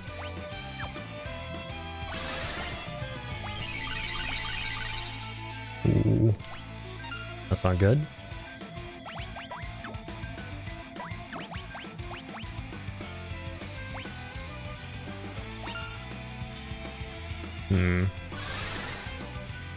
Check out the health of that thing. Do some Osmos. Oh, 1,000, bro. He's almost dead.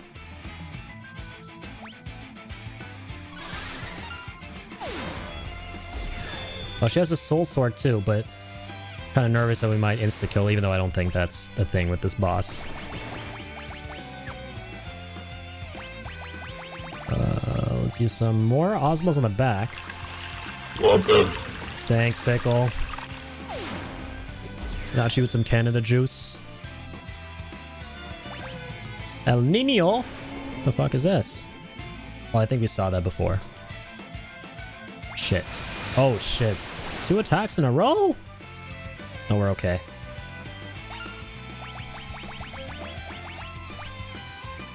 Okay, what's he packing there with the HP? What's he got under the hood? Hydrate with dehydration, exactly. That's how we rumble around here.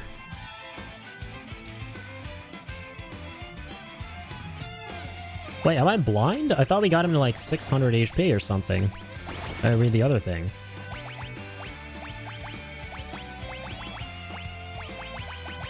Oh, she knows Libra. Okay, hold on, what's the chest like? 31. Okay, we can actually go off at the moment. Let's do Fyra on both. Not Nino again.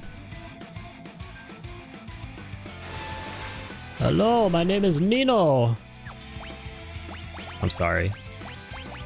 Dead meme. Well, I'll save his life right now.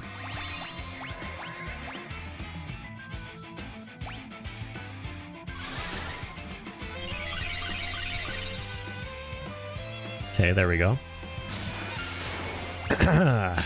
Shit. Let's keep blasting them both. And healing everyone from time to time.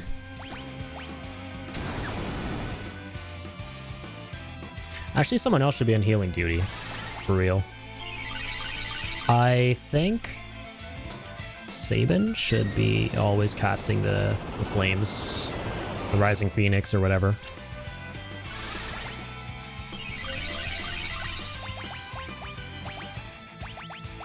Fortunately, she's only got level 1 fire.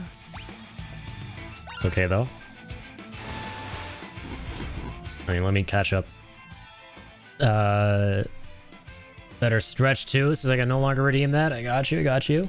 Used to be a 3-in-1, now it's just one thing. But it should still be a 3-in-1. I keep forgetting about that. Stretch in the posture check. Sit the hell up for this. Chat, Addy and Ice Caps will always go hand in hand no matter how long you stop striking them. They are always one. Sadly accurate. Sadly accurate.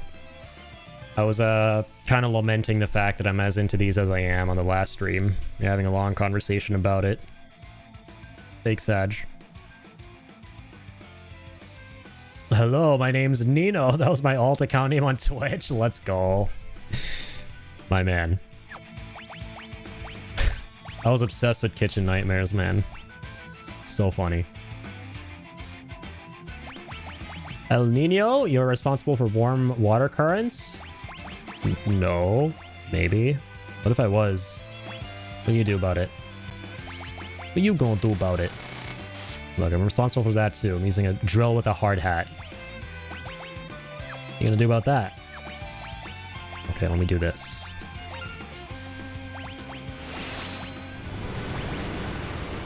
I'm just gonna go ahead and do a simple old physical here. I really want to try and kill him at the same time after learning that secret out, or finding out about that secret.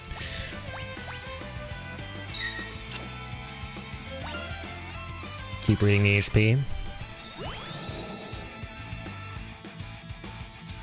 3,000. Vulnerable to more fire. Good to know, good to know. Am I just gonna heal up here?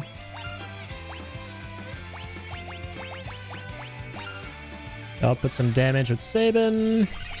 Do a basic attack.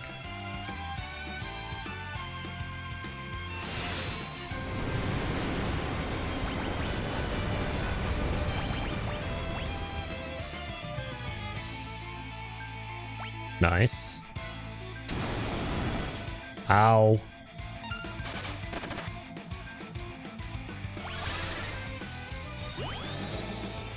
Okay. Where are we at? 3,000? Not bad at all. Let's steal some shit here.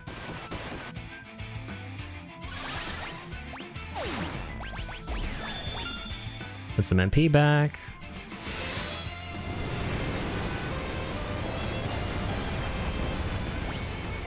Setzer can basic attack the base. Okay, 1,000 needles is not cool. Not cool at all. It is not okay.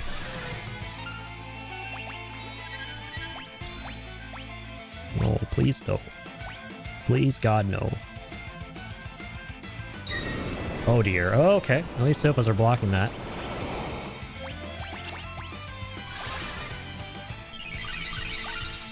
Alright, Onk, go ahead and pick up Edgar.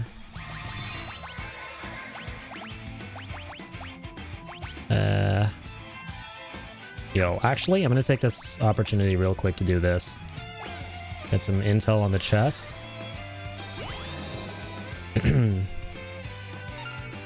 1,000. Okay, this thing's about to get iced. It is about to die, so we gotta be careful.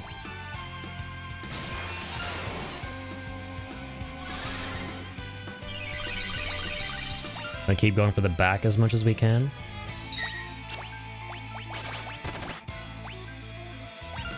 Let's drill through that.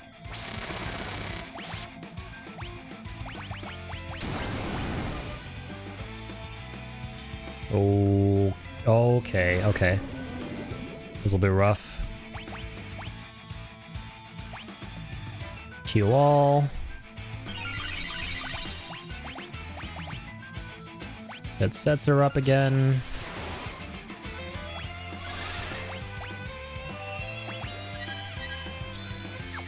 Let's actually go for a basic attack here.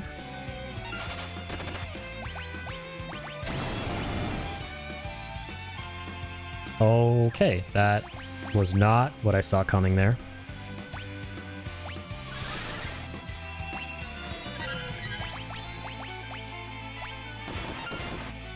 Okay, thank goodness. Thought that physical attack was... Oh, no, no way. So he's got petrified?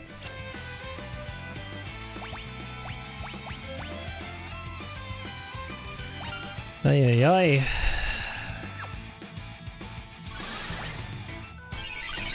Let me be really careful here.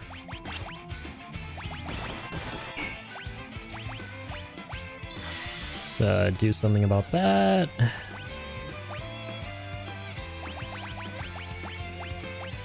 Get some info real quick. Very important. 19. Oh my god, it's almost dead. Oh shit, oh shit, oh fuck.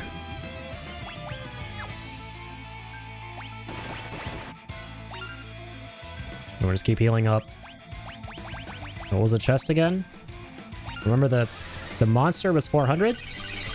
The chest, I think, is going to be a lot higher, so we'll start damaging that. Whittle it down a little bit. Yeah, so it's 1602 currently. 1408. A little physical there. 1602. Once at 1100. Wow, okay, that was a lot of damage. Wasn't expecting that. Good problem to have. A problem nonetheless. Okay, keep everyone alive. Wait. Oh, well, hold up. So if I kill him here before he comes out, will that count as killing both things? So I'll be able to like get 2 items? Or does it have to be when both things are out? I think it should count, right? We'll finish him here real fast.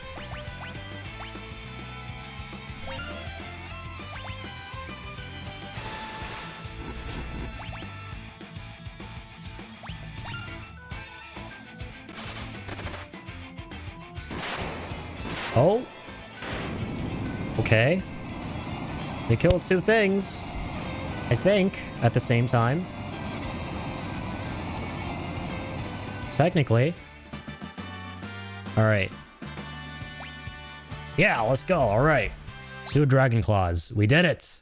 We did it. I should have just thought about it that way. Right? Only deal damage when he's inside the shell. I don't know why I didn't think of it that way. That's like the easiest way to go about it. Instead, I was like, oh, how do we very carefully kind of attack him while both things are out? And get them both at the same time. But no, that's all we have to do. Okay, fantastic. So, this is... yeah, obviously for Sabin. And what does it do? Mount to a dragon talons and infused with sacred power. Okay, that sounds sick. I feel like if we give him both of these, he's going to be really strong, right? Because now we have 2.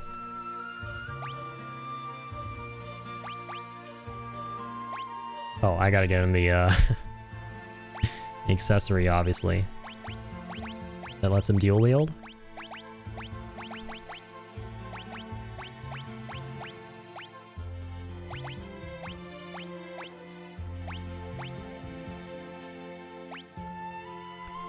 Here we go. Weapon in each hand.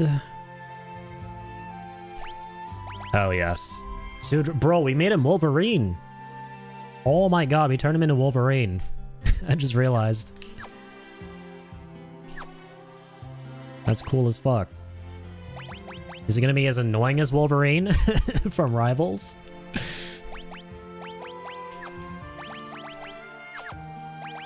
Is he gonna get insta-banned in high elo? Asking the real questions here. Yeah, literally insta-ban every game easy. That is hilarious to me. A man-eater as well. Dagger that is especially effective against humanoids. That's got to be for Shadow.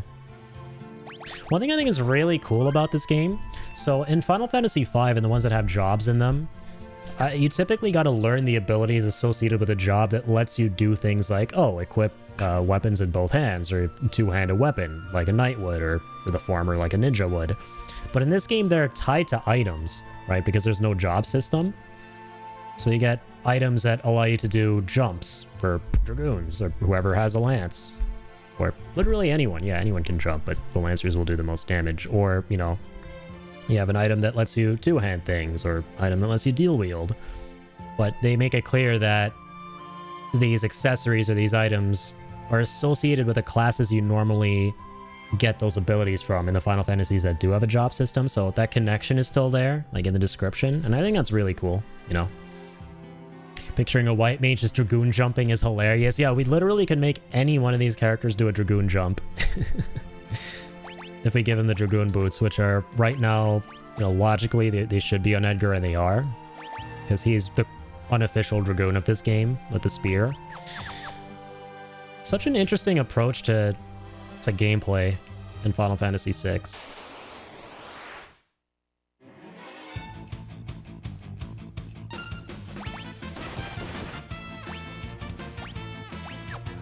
I gotta go ahead now and... Oh, I forgot to use my tent. That's what I wanted to do earlier. My bad.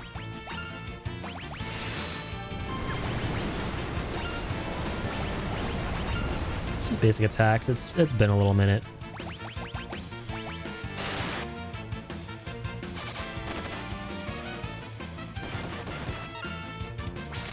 Actually, the character who really needed to try physical attack was Sabin, because it gave him the the Wolverine claws, man. Definitely love the suggested archetype deal versus hard locked jobs. I like a bit of both for sure. I don't know which one I prefer more. Like, literally, my favorite Final Fantasy ever doesn't have a job system, right? But it's still my favorite, and my gameplay is a part of that, and the gameplay is a part of that reason. But the Final Fantasies that do have a job system, I'm yet to play one that hasn't done that well, and in such a way that, you know, and they do them in such a way that makes you really, really enjoy the hell out of the experience and want to replay the game as soon as you're done to, like, try out all the stuff you didn't do. I think I just love, like both equally. I don't know if I prefer one over the other. But if I really had to choose, like, gun to my head, I would probably go with, yeah, probably the job system. I don't know. Yeah, I think the jobs. But I do really like this too, for sure.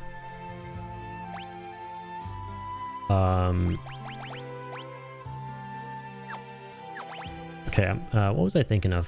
I was thinking of doing something. I'll get around to it.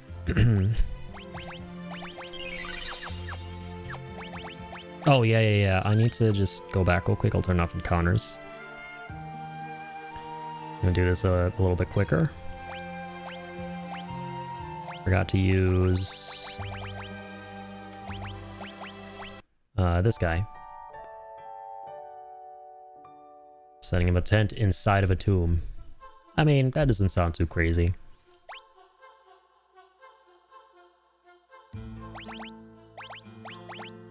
Yeah, let's get everyone up to speed and go back to exactly where we were. Turn encounters on again. Hang on. There we go. So, do I have to interface with that statue? Alright, here we go. We're gonna go against the Marlboro. See how much damage we deal. Oh my god, 1200. That's crazy. Yo, and now if we give him the accessory that makes it so he doesn't miss? Holy. We might end up cooking. Might end up cooking.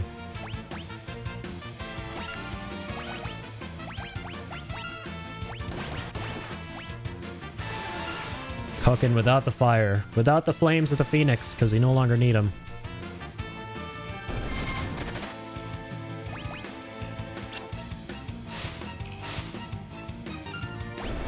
Huge. Where to Zuna?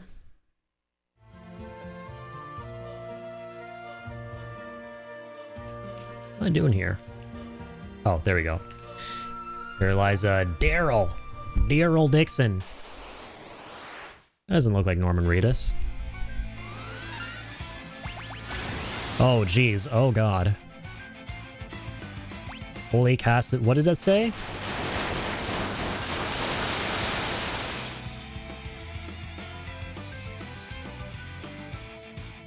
Lots to unpack there. Escalated very quickly. What the fuck? I don't even have time to read that. Levels divisible by how much? Did it say that we're fucked if our levels are divisible by... I think it was 3? That may be why we were bodied. It was one of those abilities that this dude was casting. Yeah, so Sellies... If it was 3, Sellies and Setzer are kind of screwed. Sabin and Edgar are fine, but they still got wrecked. Were they the first to die? Oh, it says question mark. Question mark holy. Everyone blocked that. So we don't actually know. So you gotta guess. Based on who gets messed up. That's actually kind of cool. We gotta do our homework here. Invulnerable to fire once again. Okay, so Blizzaga will obviously damage you no matter what. Here we go with Rising Phoenix. For the fire. Setzer. Gotta keep everyone up, buddy. Oh no, there's Holy. Dang. That was a powerful Holy. Are we fighting an Esper right now? Like, are we going to learn Holy Magic from this Esper, finally? Which we were talking about earlier? We'll see, we'll see. Nobody tell me.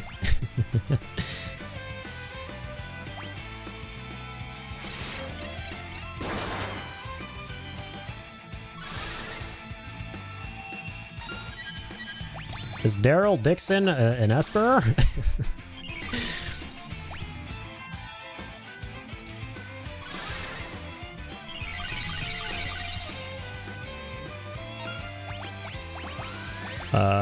Okay, there's Holy, and he's just gonna insta-kill him again, isn't he? Oh, nope, actually.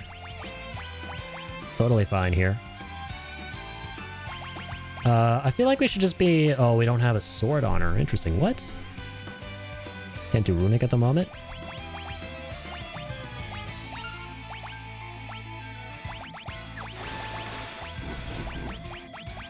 Let's get Sabin to do Rising Phoenix if possible. Keep him up.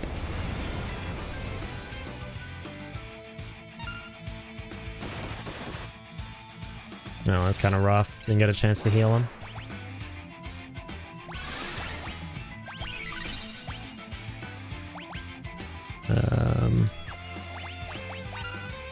Let's go for it now. Try the slots. Try our hand at the slots. Oh god, unlucky. I should never do that actually. In a boss fight. It's such a gamble.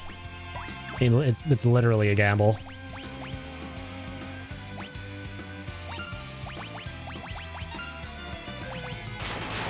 Oh, there it comes.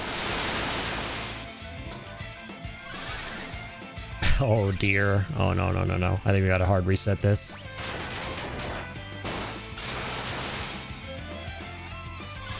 Oh no, oh no.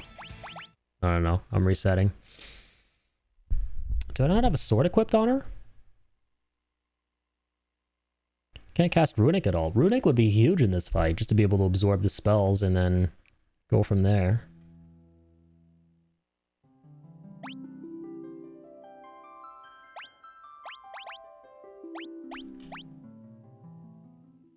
Okay. Yeah, that is the biggest mystery at the moment. She has Ultima weapon. I guess that doesn't count.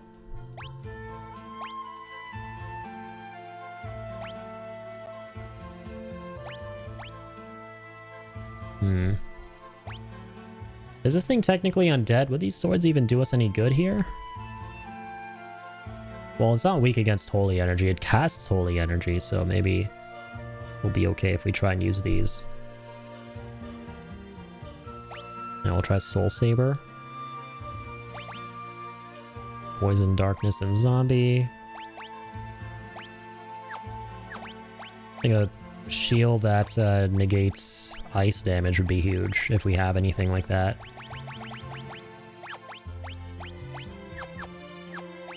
Doesn't look like it.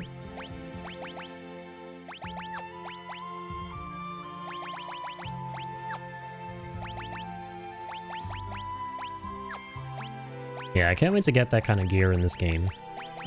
I realize you don't have that kind of gear that negates elemental damage. Okay, see something real quick. Does anyone have shell?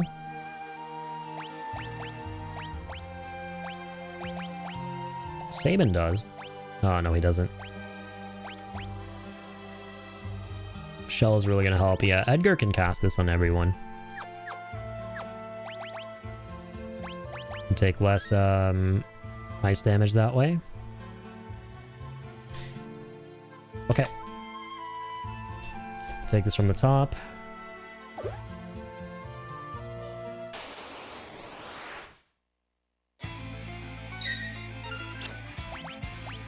Yeah, thankfully that crazy holy attack doesn't work on us. How much is a basic physical gonna do with his claws? Like 1,000 damage if the other one landed.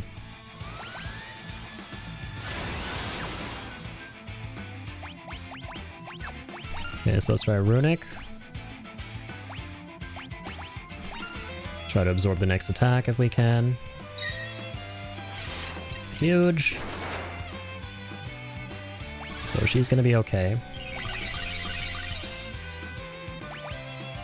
It's this dude's time to shine.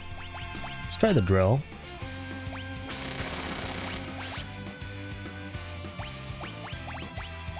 What's magic is gonna be good here?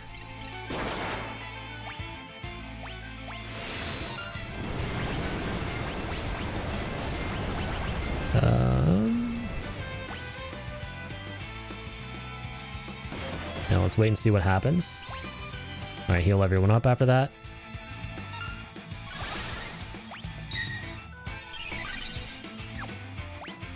Okay, see what he does. Doesn't want to do anything at the moment. Let's go with the drill again. Oh, actually, he did. He did take his turn. He killed a whole bunch of people. I should have gone for the shell immediately. That was my bad.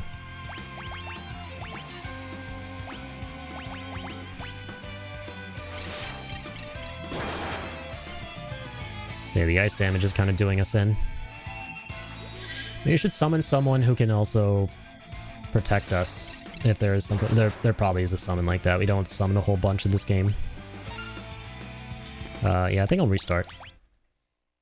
It's like a potty break, but I feel like in the past 2 hours I'm in 8 games deep. Dang.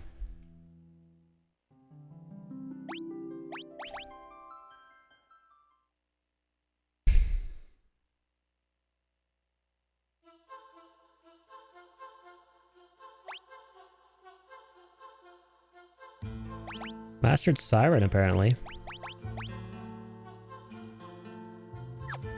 Should change that to something else. Probably Carbuncle. Especially since we need Shell and all. This one casts Reflect on all allies. Interesting. That guy only casts elemental shit, by the way, right? I think Reflect is honestly the way to go in this fight. Assuming Blizzard doesn't heal him, I think we can absolutely body this guy if you just keep reflecting all the Blizzara. We'll see, though. We'll see. We'll see. Confuse all enemies. Ifrit would be huge, too.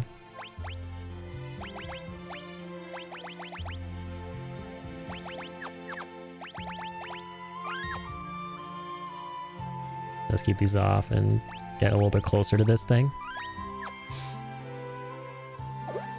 Okay, so yeah, we're gonna cast. I'm gonna summon, rather. Carbuncle real quick.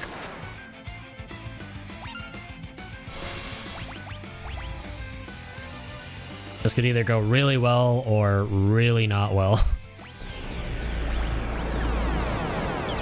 What? Is he dispelling that? On characters protected by Reflect? What? Oh, so the game knew I would try this, so they gave him an ability where it messes up all of our... It gives us a bunch of other status ailments. I see, I see, I see, I see, I see, I see. That's not really going to stop most of us, because we can still do shit like this, right? And also drive with the tools as well.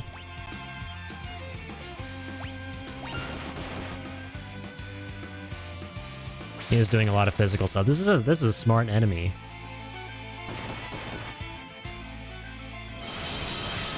This is going to be reflected back to him, though. I hope it doesn't heal him. Oh, it totally does. Oh, no. That's diabolical. So he punishes you for using reflect, even though reflecting stuff back at him is a punishment in and of itself. That's savage, dude. That is straight savage.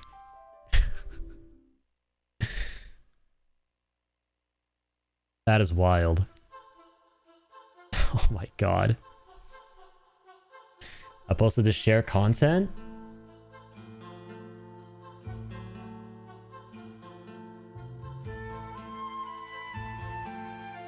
Let's take a look at these clips.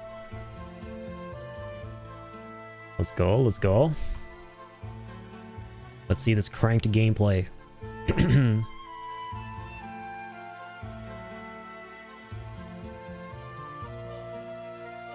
Oh shit, you could freeze the ball like that? I didn't even know about that.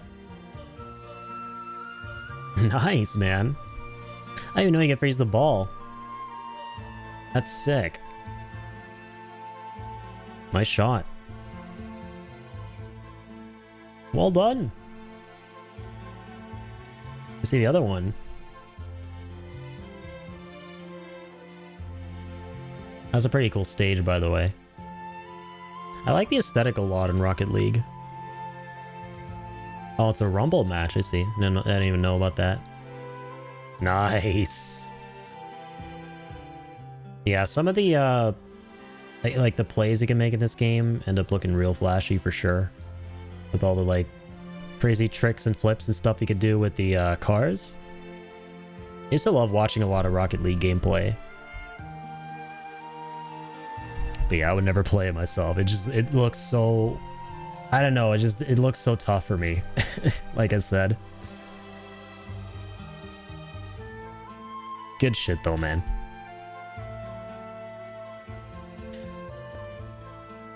Fun to watch, pain to play. Yeah, I always got that vibe. Not that that's a bad thing though.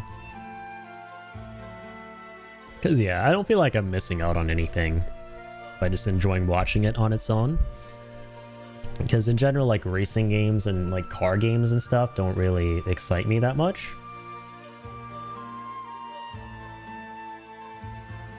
I'll tell you my hours, but I don't even know how many I actually have. Is there no way to check though in the game? Oh, okay, you mean like your actual non-in-game hours is like time spent with the game in general.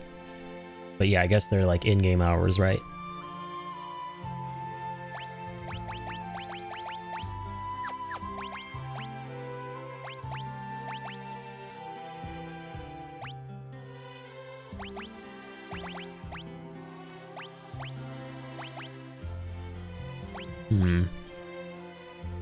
I remember that Edgar has Ifrit. We'll see how much damage it deals, because thing's really weak against fire. Unicorn would be nice too for its status ailments, but Phantom is interesting. I think, yeah, we just ought to go ahead and cast Shell as soon as we can. And who's got that ability?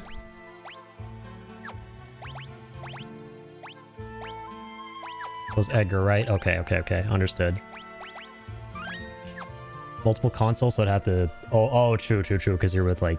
You play it across different systems. But is like Rocket League not a game that has its own kind of like account system, which you could do cross progression through and then save your stats as to like one account and playtime, or no? That's in shared content, I gotcha. Yeah, no worries.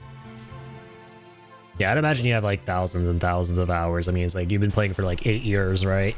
It's an old game, pretty old game at this point.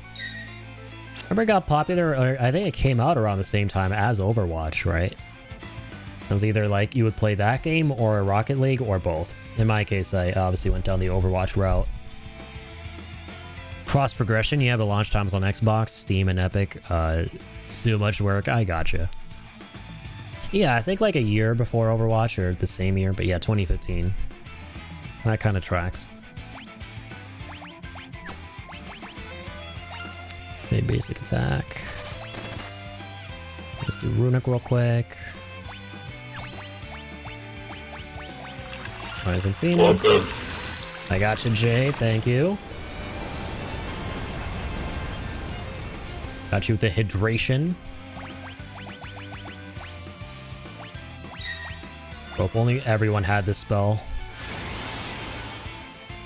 Alright, let's give it to Sabin first.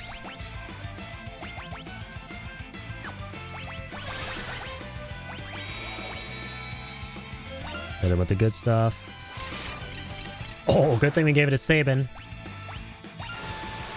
Not as much damage taken. Let's keep going off.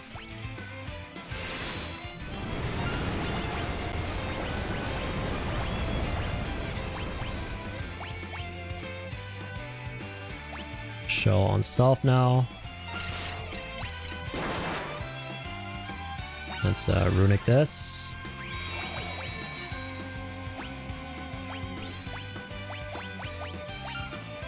Do that. Good Runic. Go for basic attacks as always. Actually, I'm gonna go ahead and keep my party up here. Runic again. Looks like that's a basic physical.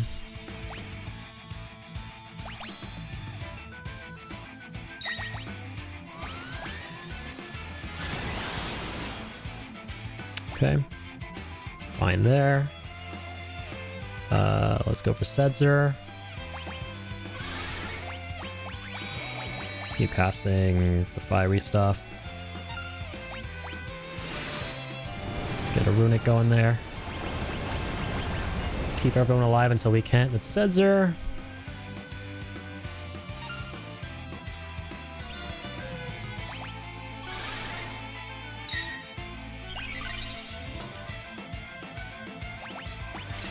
What was that?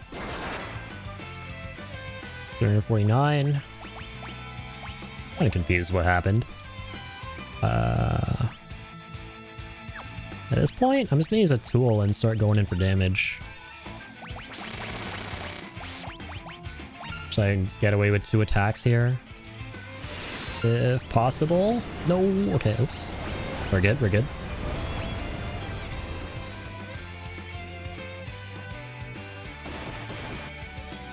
Okay, just about survived that.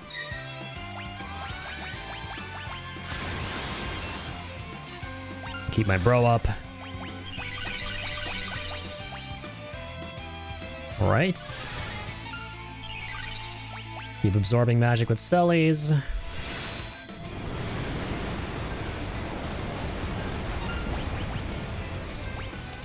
Shell is still on us. Absolute 0 sounds scary. How much damage are we talking here? Not a whole lot. Good thing we have Shell on. Assuming that protected us a whole bunch.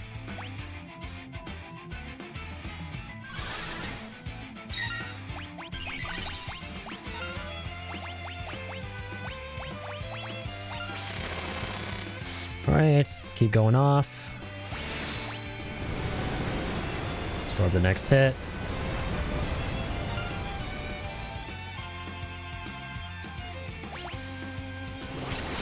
Ooh, Northern Cross. Frozen? What? Is that okay? That's on it though. Still going. But like, are we gonna thaw out? Just after a couple turns on our own? Dang. Oh, this fight is rough, man. This guy's got everything. Everything up his sleeve.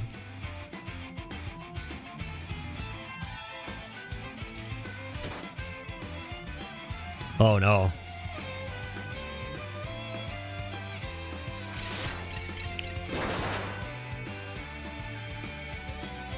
He's gonna pick off everyone one by one. There's no way to get out of this, I don't think. Ay, ay, ay.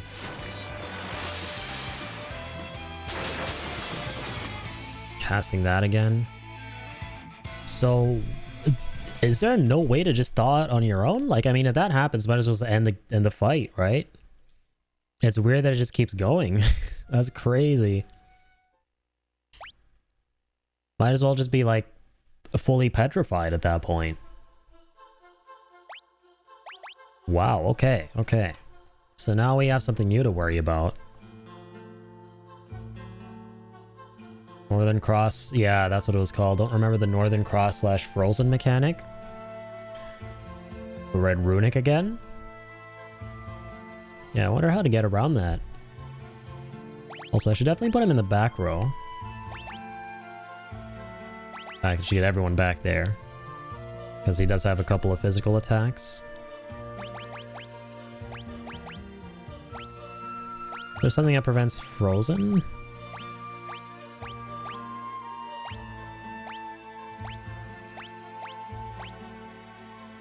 You know what? I should actually be jumping every turn. Yes. Yeah, I should be jumping every single turn as Edgar to, like, not be there when he casts some of that crazy stuff. The onus will be on him to, like, save everyone if they're frozen again. But, that is a huge thing I just reminded myself of. Hermes Sandals are nice too. Genji Glove. Yeah, for these two, but... yeah, at the moment... At the moment...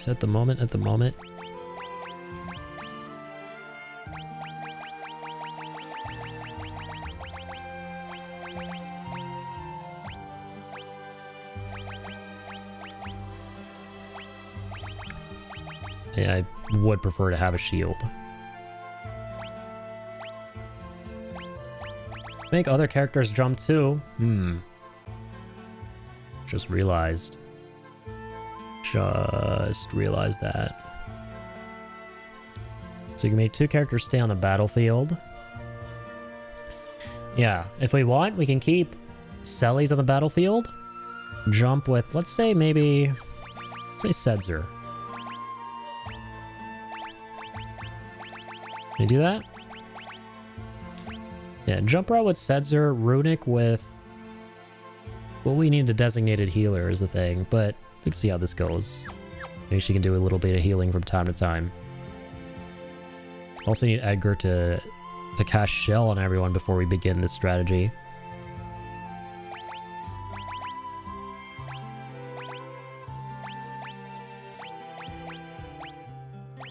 I don't know what other...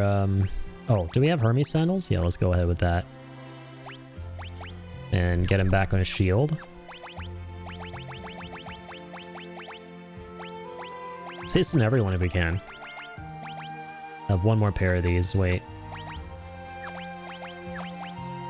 Oh, he has 2 Hermes Sandals? Oh, shit. I didn't realize that.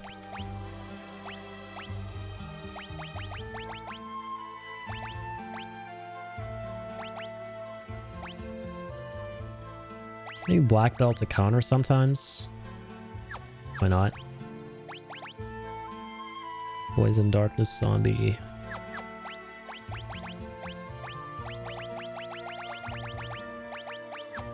Okay, everyone is getting hastened. Everyone here is getting hastened. Edgar is always going to jump and actually get value out of it because of the damage. Sellies will cast Runic. Sabin... let's maybe put him on heals? I don't know. Setzer will be jumping to... we'll just see how this goes. We'll see how it goes and... go from there after it goes. Wondering if I should stick around to cast Shell in the beginning, or if I should just bounce. Let's just bounce. 2 jumps.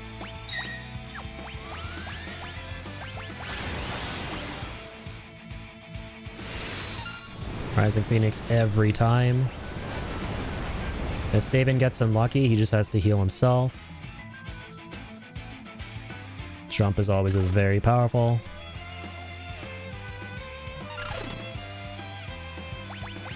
Okay.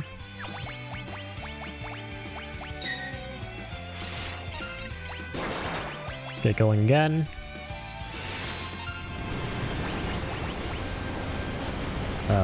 Let's cast Runic again. Let's jump again as Edgar. Oh, I think he's actually going to take a turn before they jump. Nope, we're good actually. Keep going with that move.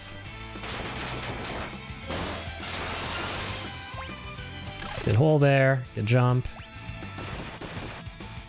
Right, went for the melee on him. That's fine.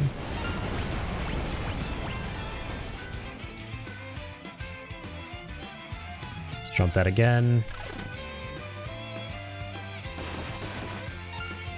If we may. Yep, just heal Edgar a little bit. Actually, I should have just hard focused the healing on Edgar. Oh. Did you not get healing? I'm slightly confused. What happened there? I can make you laugh about my time played. My epic time is the same as my in-game time. You have 50-hour difference or something. Oh shit. That's actually crazy. Damn, I passed the fuck out. I hate being sick. Dang it. Waste my day off work. No, man, definitely get all that rest. But yeah, get well soon too.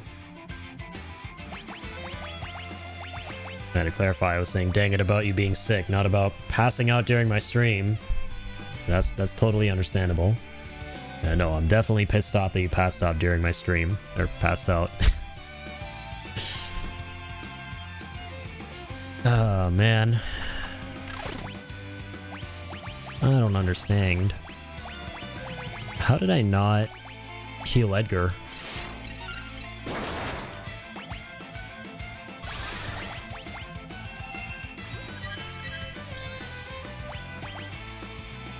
There we go.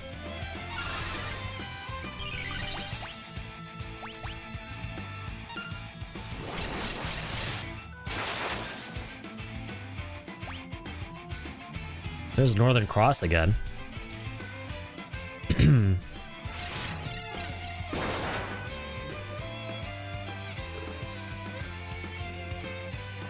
Seaman has a lot of HP. So if you actually can thaw out of this and just wait long enough, I can see him being able to do it. Just putting us on fast forward. Nothing's happening though. Literally nothing is happening. But something, there has to be a way to just like get out of it on your own. Like the characters have got to be able to get out of it on their own, because otherwise the game would just end, right? Like if everyone's petrified, for example. Do you want to know about like why I can't heal Edgar? Probably something that I have on, right? Okay, they finally got out of it. Okay, so this is something you can escape. That's huge to know. Trying to get both of them back up real quick.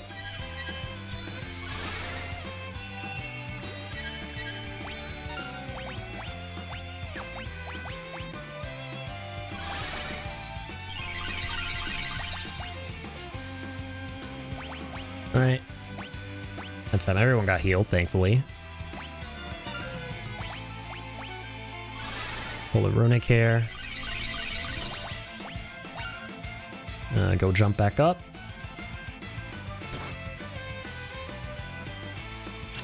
Oh, I can appreciate that he tried to counter.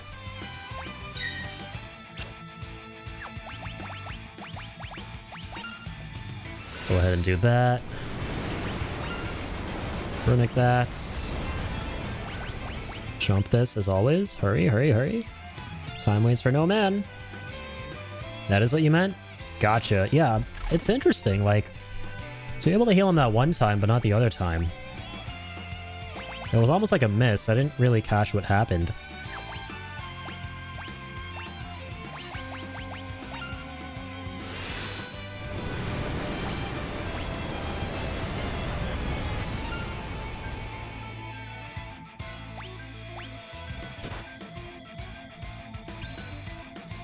Jump here again.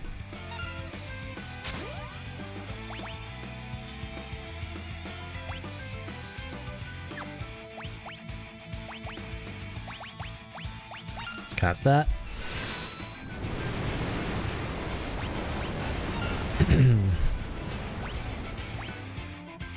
Runic absorbs the next spellcast. Oh, right. I didn't even think about that. She was absorbing the healing via Runic. Oof. Did not even think about that. Oh, nice. She absorbed that via Runic? The Northern Freeze thing? Doesn't he cast that on everyone? Whatever, shit, I'm not complaining. I ain't gonna complain about that.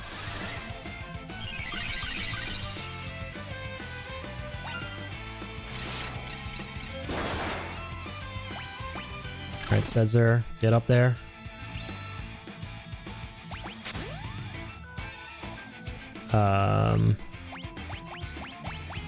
Next up we'll do Blitz attack.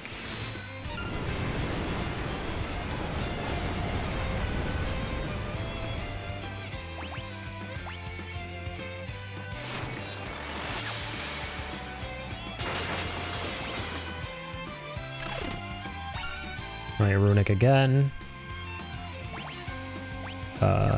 Jump again. Blitz again. This time we'll take a little break and get everyone healed up if we can. Possible. Sadly, Edgar's not going to get much out of this.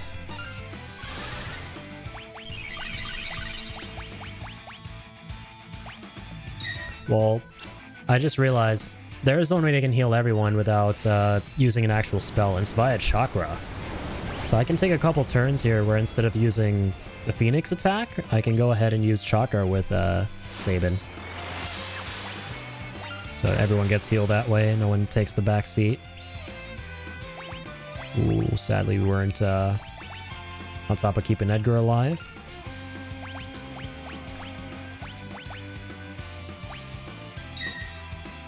Okay, thank goodness.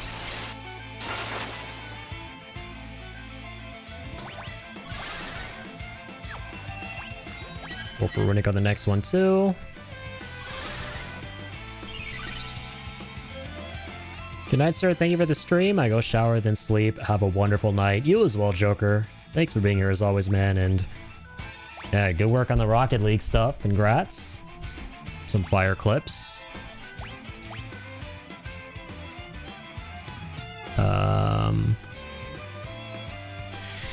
Yeah, I think... Forget if we did Runic or not there. Ooh, I'm gonna assume we didn't. Yeah, we did. Oh, my mistake. My mistake. Oh, shit.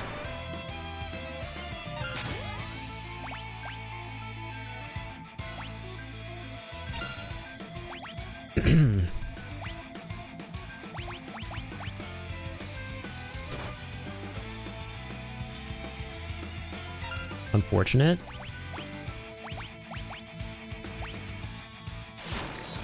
That was a bad time to forget. That was one of the worst possible times I could forget about an ability. Ay ay ay. Ay ay ay. Very unfortunate. What do I bring back? We'll keep fighting this. It helps. I'm laughing because of remembering trauma from this dude. This guy is probably one of the hardest bosses we faced off against, yeah. Oofers. He's tough. With a capital T. Oh my god. Yeah, I think that's it. I think we're done. I think we're actually done. I mean, Edgar has like a lot of HP. Once we get a slew of unlucky attacks, we might be able to get out of this.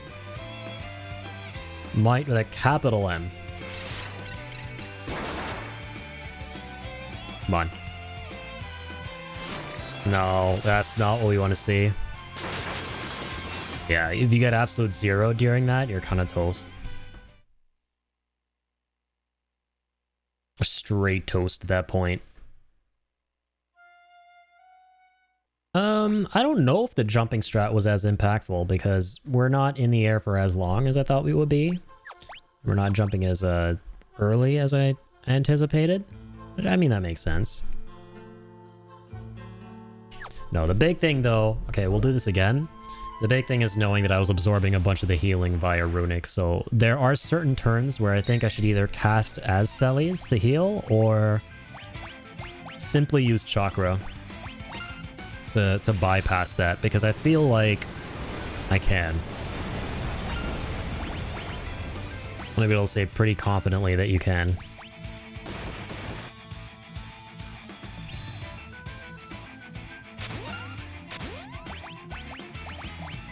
Alright, here we go with this again. Yeah, Runic once again here. And when they land, so I have to remember, by the way, that I cast Runic. When they land, I have to cast Chakra if Selly still has Runic on, which, yep, looks like she will.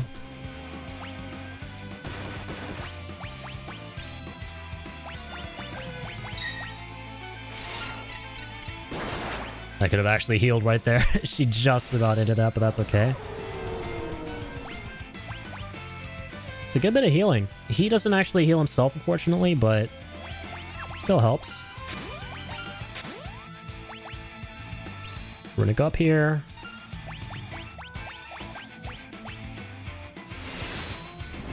Here we go.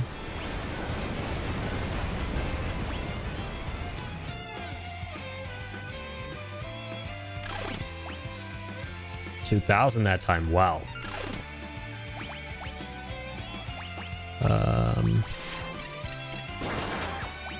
Oh, he's gonna need to self-heal after that. So let's do that. Jump. No, I forgot. Slipped my mind.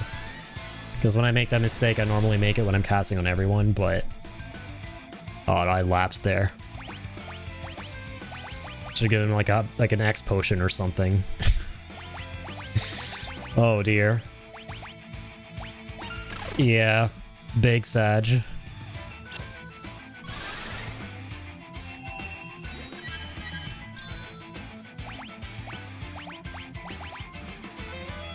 Fuck.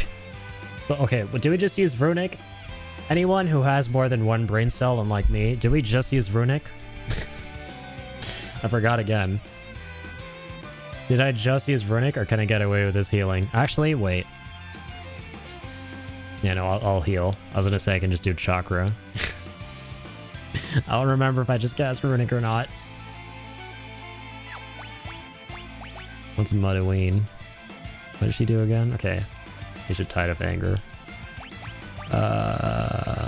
Fuck it. Weeball. Oh, phew. We're okay.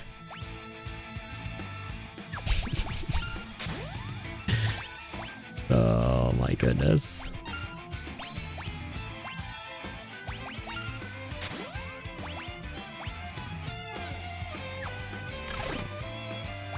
Celes hasn't cast. Oh, the ATB bar is a good way to know if whether it's maxed or not. We'll tell you, and we're normally casting that as her. So if it's on max, we'll assume we haven't cast that. Oh no, we did. Fuck. Oh no, we totally did.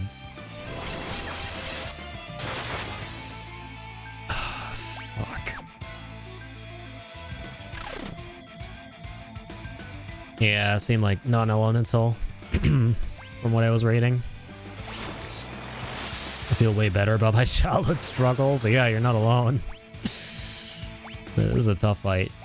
Can we thaw them out as this? Oh my god, this loser doesn't even have a Zuna yet.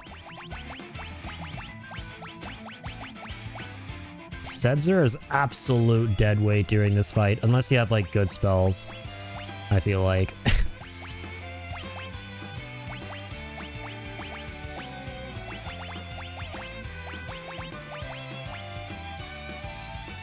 Petrification, Imp, Silence, Darkness, Sap, and Poison, but not Frozen. I'm assuming this is the only dude in the entire game that does this thing.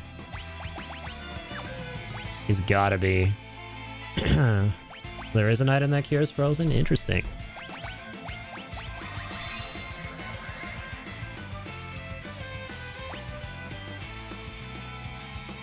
Please do not cast Absolute Zero. Please.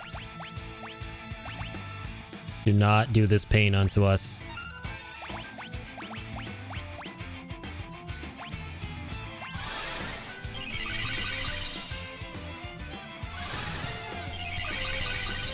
Okay. Okay, alright, this works. Not, like, screwed with a capital S at the moment. He's got to get out of here as Setzer. And we're back, that's good. Alright, took a lot of damage and jumped off. I don't know how I feel about that. I really don't. Get these guys out of here ASAP once again.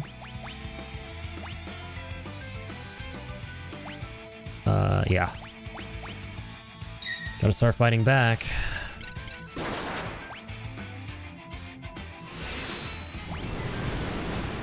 There's an, sorry, I read that. Yeah, we gotta find whatever that item is that cures Frozen.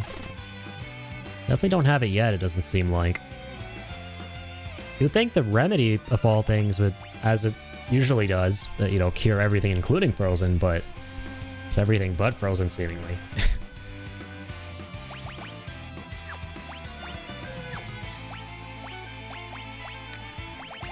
Let's do a chakra real quick. I think that's a good call. Yeah, for sure.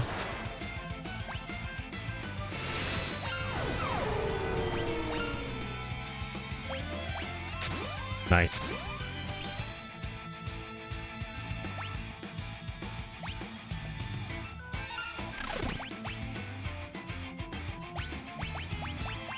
I think we can take him. I don't want to jinx it, but I'm feeling confident. I'm feeling confident. The capital C.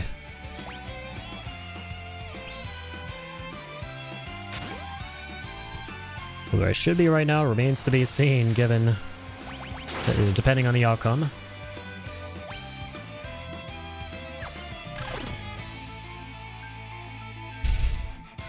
Not me forgetting once again if she cast God dang Runic or not. Alright, whatever. Nope, she had it. I wish I cast Kira because Sabin is low-key a little screwed.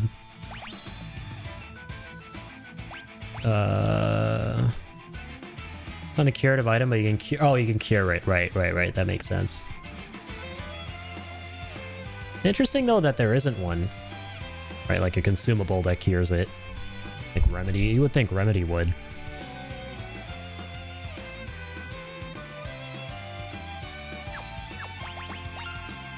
Actually gonna dip.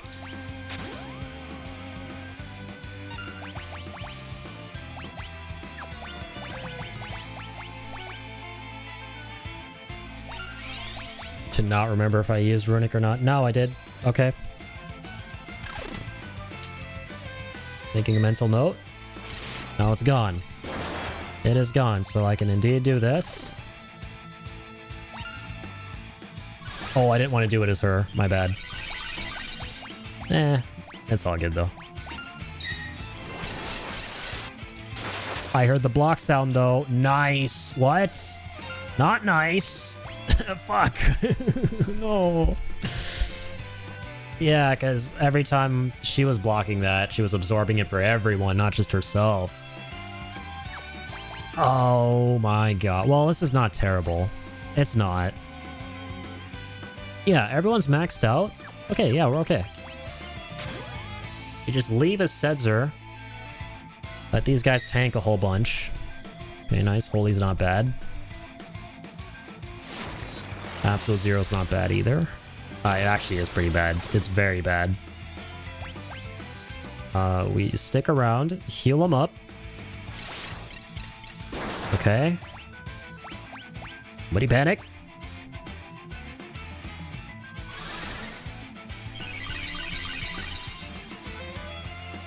Big heals.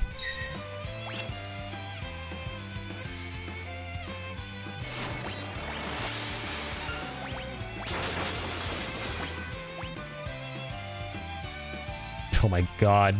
We're not going to be able to out-heal all this.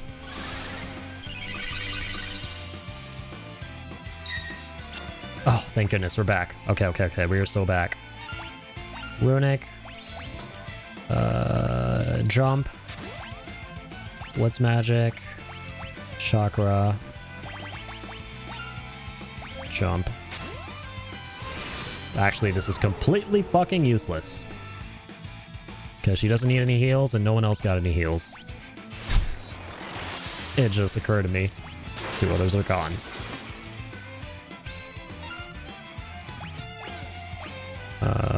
This is where I would actually want to use it. Well, then he's back. Okay, beautiful. Yep.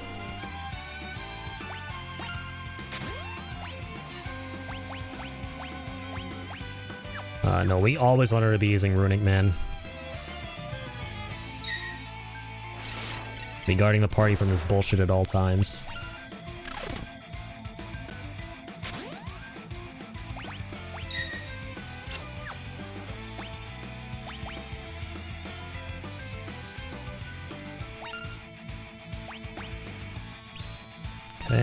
Okay. No, he cast that. Well, we cast Runic first and then Kira. No, we cast Kira first, but she did Runic first, brother. Actual bra moment.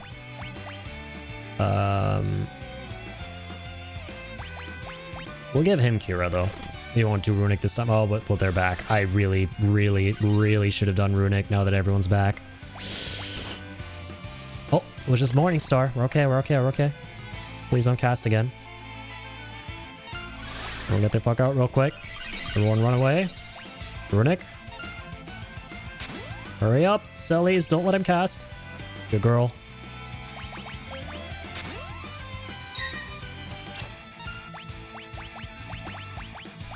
Bro, this is the longest boss fight of my entire life. Just kidding, though.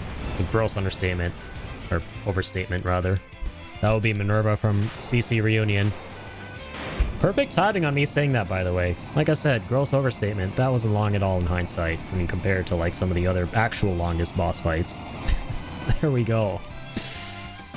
Dude, I loved that fight. That was challenging, but in a really good way. You really had to tinker around, learn from your mistakes, and play around his bullshit. And I would assume a myriad of creative ways. There's so many different ways we could have approached this for sure. I think I chose a more boring way. I'm sure there were some more exciting strategies, but I chose what immediately came to mind and kind of ran with that. I was dying, man. I can't blame you. I was literally dying a whole bunch. Multiple solutions to that fight. I wonder what, like, the ideal one is, if you want to go about it as fast as possible. Like, the main thing that kind of does you win is this Northern Zero or Northern whatever attack that freezes everyone. If it weren't for that, you would literally be fine. You would just be, you know, you would just have to, like, spam Runic as Celes. And, you know, just kind of, like, go from there. And at that point, the only thing you would really have to worry about would be his physicals. I keep forgetting the way Celes works is she absorbs magic for the whole party. That is busted. Like, I need to be using Runic way more often for that reason. I always forget that's how that works. It always slips my mind. Alright, let's real quick go back and...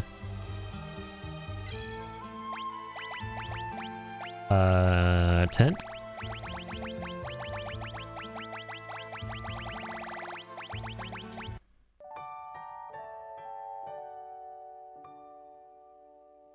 There's a dick move you find a lot in 6 where they upgrade your boss. Where they upgrade your boss is weak to elemental weapons. Weapon right before the boss. Sorry, wait. Upgrade your boss. Oh, you're saying you get like an elemental weapon before the boss, but then the boss is strong against it? Yeah, that is kind of a dick move. Like, was there like a... Or no, you get something that they're weak against. The Fire Fist, right. Oh, are these like fire claws? Oh, I probably should have been meleeing him with these. Yeah. Okay, yeah, because he's weak against fire. Makes sense in hindsight that these are fire weapons because, yeah, I mean, Dragon Claws. I just didn't register that because normally in these games it tells you that, it tells you, like, in the description that throws out, like, a buzzword like fire or blizzard infused with the power of fire or ice or thunder or whatever.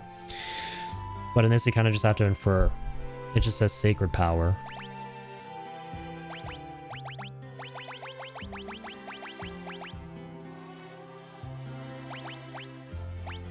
I want to do this. Sniper Eye, Black Belt. And then the Genji Ring. Or sorry, Genji Glove.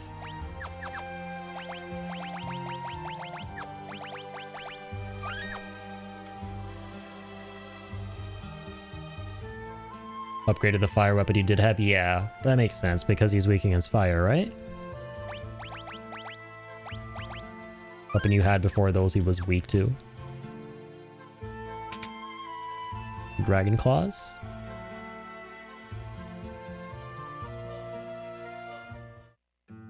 Can finally go on now. Oh, interesting cutscene. I like the music. Being here brings back all kinds of memories.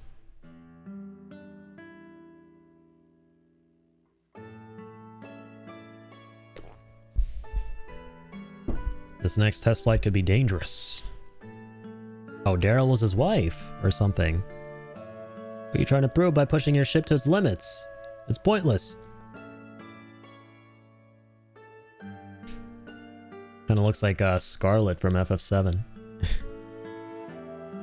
Watch your step. Oh, that makes sense. That's a cool secret. You can cure, like, quote-unquote cure Frozen via a fire elemental attack on the frozen person. Nice, okay. That would have made it like... Oh, I wish I had known that. Okay, that's a huge tip for later on. Makes sense that there's nothing to like cure it traditionally then. Because yeah, you just gotta thaw him out with something hot. You could have just cast fire on everyone. Or just fire. If the worst should happen, take care of the Falcon for me. Can't be serious. When I take the Falcon from you, it'll be because I left you a mile behind a race. Or a mile behind in a race.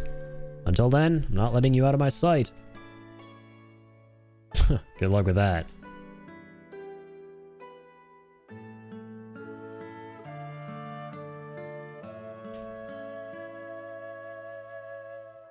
When is the Monster Hunter Marathon? It starts with N and rhymes with better.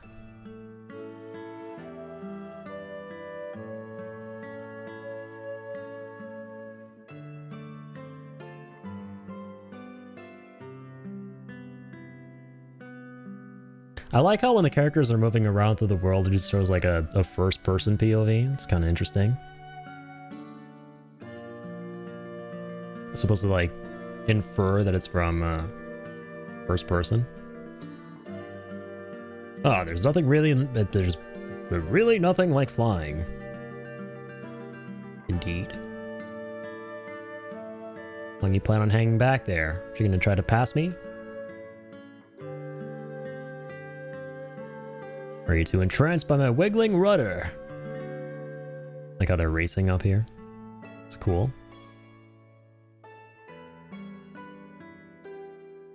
Starts with N. Z letter N. N as a nerd. Which, we're all nerds around here.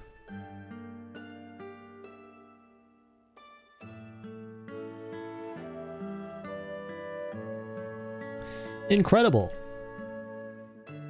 Alright, it's time to get serious. I'm gonna break the records.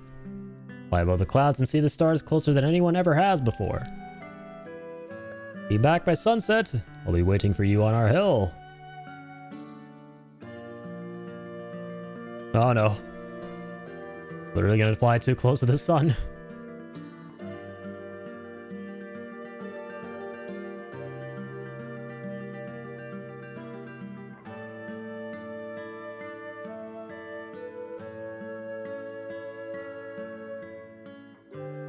It was a year later when I found the wreck of the Falcon in a distant valley. Oh man. Rest in literal pieces. I want to call her Scarlet so bad. What's her name? Daryl? Definitely not Daryl Dixon.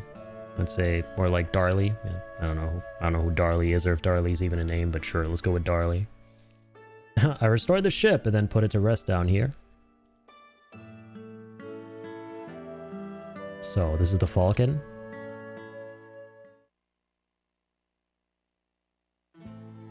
Can't very well be the world's fastest pilot if I can't even fly. Need your help. Falcon! Oh, that's touching. So we got the second airship via his old lover's... Or was that literally his wife? I forget. Did they even mention? His former lover's airship. Very touching. Put it back together. With this, I think we might just have a chance. I'll be able to get up to the top of Kefka's tower. If we land up there, we should be able to get inside to launch our assault. We'll be able to look for the rest of our friends. Right, first things first. I'm finally starting to feel like we have some hope.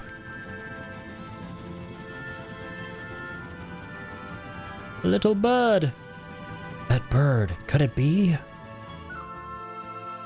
A shapeshifter? The 11th party member? Is that their job?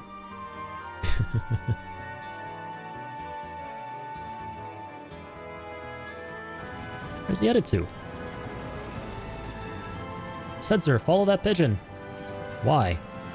Not sure, but something inside tells me it'll lead us to our friends. Also, you don't really see a lot of birds these days around town.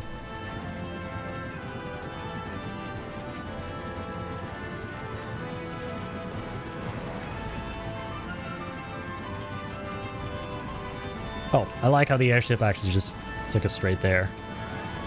Thank you, game. Very nice of you, game. W game.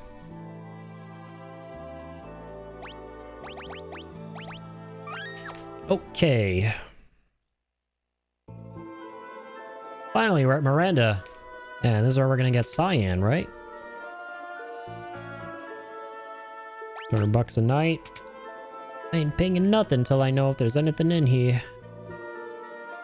There's nothing. Sadly, no sleep paralysis demons, so I'm not spending $200. Just kidding, there's just no story or things indicative of story material. Swordsman came through here recently. His skills were impressive enough, but I could tell his heart was full of turmoil. He'd rid himself of that confusion and doubt. His technique would probably reach a whole new level. I see, I see. I was a thief once, but then I uncovered a secret so terrible that I had to go into hiding. Oh, sounds like a skill issue. And the strange manner of speech came through town not long ago. Kept calling people something funny. Du, Tao, Yao, Meow. That's definitely Cyan. Poor Cyan. These guys are making him feel old. These guys are making him feel like a fossil. Kids these days, I swear. I got 2 of these if we want. What else? Crystal Shield. 3 of those. A shell up for him. Shields are nice to have. Well, I don't really want one on Sabin, but still. Would help out to have an extra one for some of the other members eventually.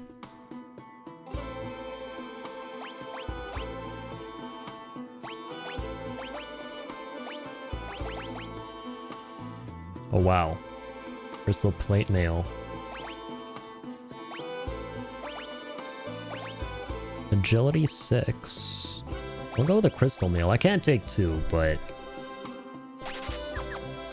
I'll take 1 and put it on Edgar, I think.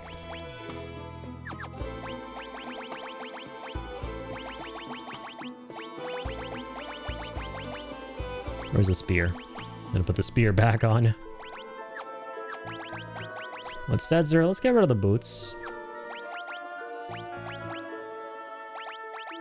I'll give him an amulet. Didn't realize we had a second one. Kind of cool. I've learned a lot about how things stand in this ruined world from the thieves and travelers who pass through. Anywhere you need to know how to find? Oh, cool. And directions from this old lady. Narshe. Narshe is the big one.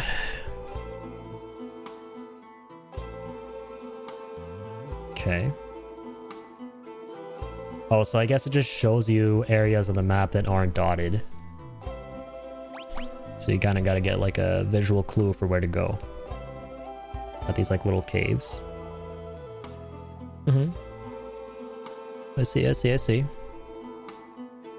Well, we'll ask about the other one and the first two again in a second when we actually need to go there.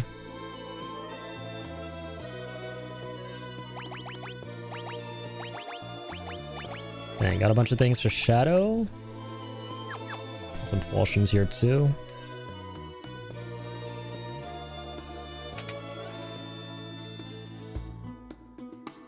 Flowers. These flowers are made of silk, and quite beautiful they are too. Hello, flower lady. Look at all these flowers. My boyfriend in Mobliz sent them to me. Look closely, they're all handmade. Real flowers won't bloom anymore, so he made me these from silk. And he just sent me this letter. Let's see it. Oh, oopsies, I missed that first part. Someone else must have written that letter. My beloved Lola, art thou well? Okay, that's definitely Cyan. But thou gives it away, of course. We rebuilt as much of the village as we could hope to. I believe I should be able to return to thy side before too long. This handwriting looks a lot like Cyan's, but where is he mailing them from? Could you please attach this reply to the carrier pigeon outside? Send a letter for Lola, okay? Thank you. What town did she say that came from? We'll find out soon enough. Said her boyfriend. Did she say the location he was at? Lola's been receiving a lot of letters lately. Oh, Mobliz. And the guy in Zozo who says this place is dangerous. He's the only honest guy in that town. If you need something there, he's the one to ask. I remember that town. That was fun.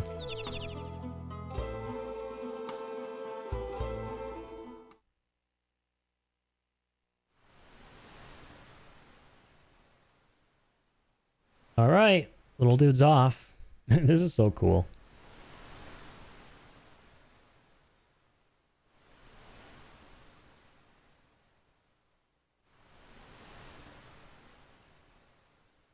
Dang, he is going on a trip with a capital T.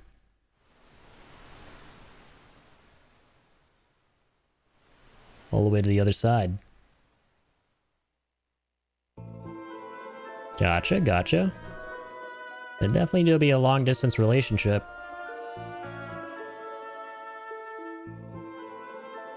Those the people's misery always lie in their pasts. Lost friends, families, and homelands. Those are the things that torment people the most. Facts. Quite a common recurring theme throughout the series of the Final Fantasy kind. Anything we missed? I don't think so. Well, time to mosey. Selly's got some good-ass eyes, honestly. Consider the other side of the globe. Almost. Halfway across the world.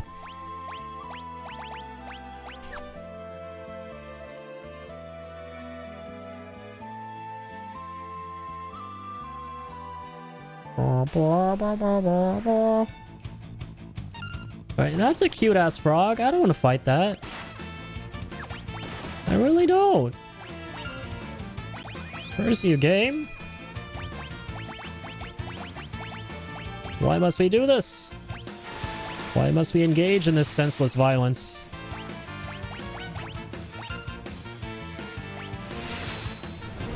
Right, slot machine time. Let's go. I found a rhythm and I got it, but I kill these guys before we even need to even get to summon those. Or not, actually. Wow, okay, that's... I didn't think we would be summoning it, but that's not why. These things are actually kind of tough. Now let's go Runic. I think that was some kind of a spell. I'm gonna punch you to death. Took no damage while being stoned. Fascinating. It was definitely a leap, but I'm not sure if that was a leap with a capital L. These things have so much HP, by the way. My goodness. They're petrifying like the whole team. Yo, we might low-key lose this. No way.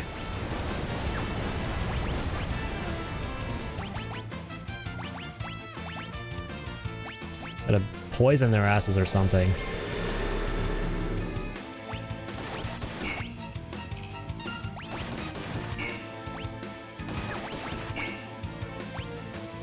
Oh my goodness. Oh my goodness. Oh my goodness. Okay, 312 damage is a lot for poison.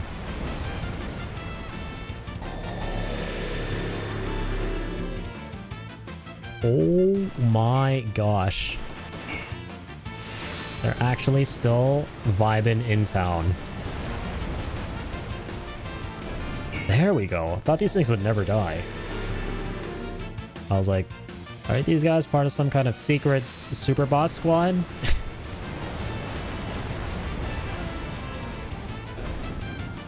That didn't take long at all. Dang it, I was hoping for more magic AP for my trouble. To be honest. He's mastered Seraph, which is nice.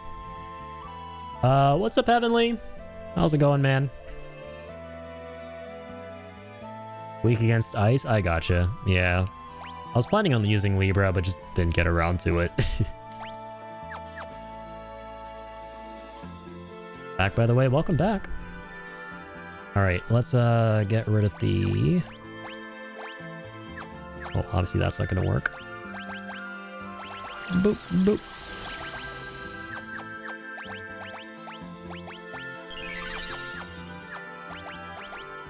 Is it okay? How about you? I'm doing great. Thanks. Yeah, playing some more FF6 tonight. Having a good time. Really enjoying this game. Had some League business to attend to. I gotcha. Like League of Legends, you mean? Hopefully the games went well. As well as the game could go in a game that is League of Legends. At the Opera House. We won. Good stuff. Oh, this is no good. No good at all. Please go talk to the impresario. The imprisoned impresario? Because I don't see no impresario around here. I obviously don't need to be here right now, I don't think, but... See what happens here. Best part of the whole game happened here, so I'll stick around for a little second. Oh dear, there's a dragon sitting smack in the middle of my stage. What'll I do?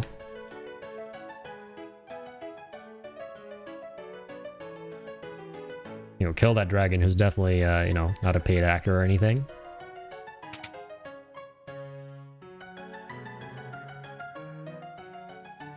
Can I drop that weight once again? That's something I can actually do. Hang on.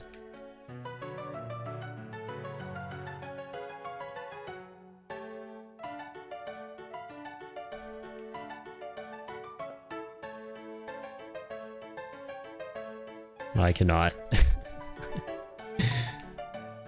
That'd been hilarious if I could. Just freaking kill that innocuous ass actor just having a good time on stage. Not the actual fiend this time.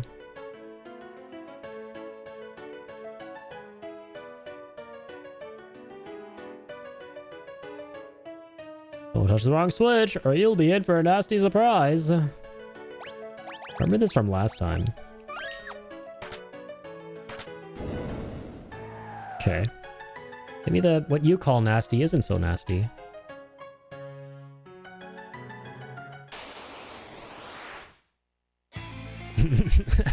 What the hell? We're actually fighting this dude as part of the stage play? That is actually funny as fuck. I'm starting to think that's an actual dragon. I think it might be a real dragon. Not a paid actor.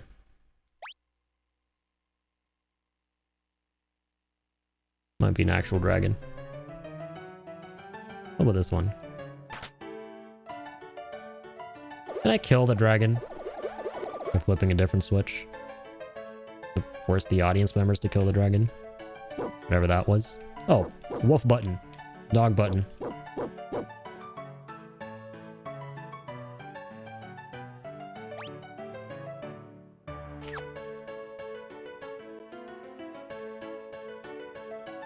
Yeah, speaking of super bosses. Could try that again. Yeah, he had that earth attack, right? I just thought that absurd ass damage values and was like, maybe I should come back later. But yeah, I could cast float on everyone or equip accessories that allow you to float if I have enough for the whole team.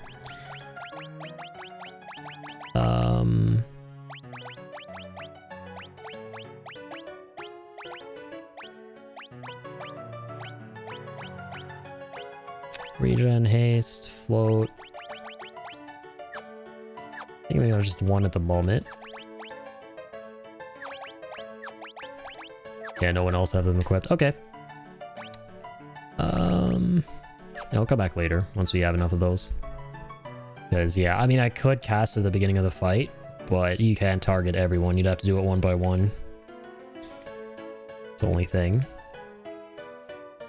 Should I try it? No, he's gonna insta attack us, right? You have to go into the... He has, like, pretty fast... He has a good amount of speed. He's always gonna get the drop on us, I believe.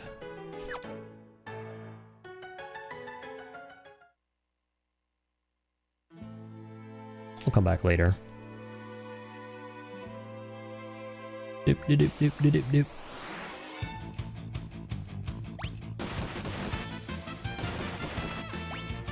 Hang back, attack ain't so fun. Judging by the numbers. Let's get some information. Lovely. Did not mess it up. It won't mess this one up though, unironically. There we go. There we go.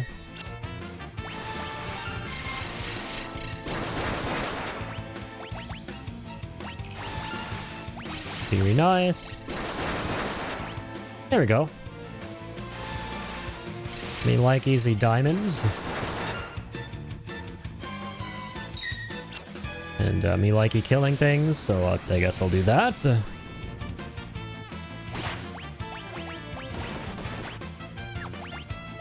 With Bioblaster again.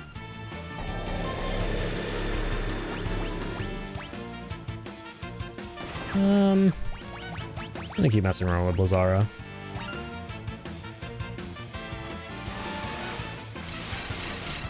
Beans. Very nice. We'll take all the goodies. Will not say no to those.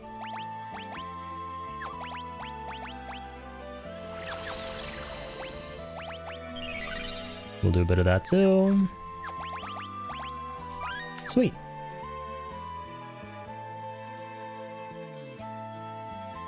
What's up, Kill? How's it going, man?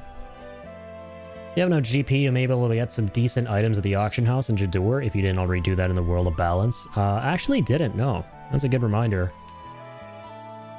Loki forgot about the auction house. That's right. Assuming you can probably get some espers and stuff, right? I'd imagine that will be like a pretty great place to get some more of those. Yeah, I should probably hit that up at some point.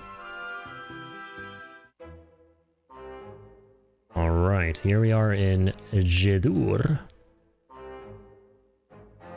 Have a look-see. Bowser found a skilled young artist and brought her back to this mansion to paint for him. Okay, so this is where we're probably going to find Realm, right? Dang, we have a decent amount of money ever since the previous shopping spree we went on. Which was a pretty pricey one, I'm not gonna lie.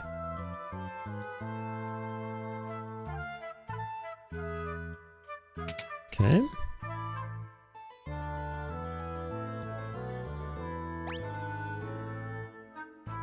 Like the music here. Cast Protect on the wearer. I should take one of these, yeah. Oh, here are the angel wings. I should have probably looked at that before I picked up the first thing.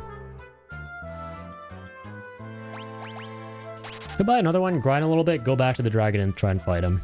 Once we have float rings on everyone. Let's try that for funsies. So we have 2 now. Go ahead and get the drop on equipping these. So you got the angel wings on Sellies, and then... I don't want to get the drop on it just yet. Yeah, let's hold off on it. Just grind with the stuff that I like, and then go from there. Find a nice little spot to get a lot of I was going to say gull. But no, gil would be the right word to use there. So notice you're now in the world of ruin. Did you manage to keep Shadow? Yes, I did. Did wait for him, but it would have been very easy for me not to. And yeah, I can see why you missed out on him. There are some really cool secrets around that part of the game in general, between the Shadow thing and I don't know if you knew this, but also getting to keep Sid alive. That was another really cool thing the folks here in the chat walked me through. Probably my favorite secret in the game so far. It actually trumps the Shadow one.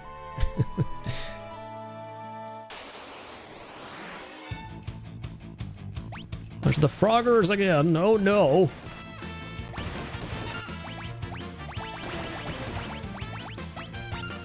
Gotta learn how to do a Kermit the Frog impression, man. Kind of regretting not saying that in a Kermit-coded voice.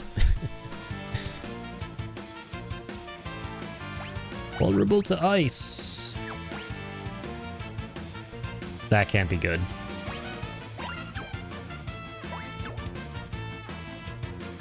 They're auto-casting slots on him again. So he just does Mysidian Rabbit, I see. I get it.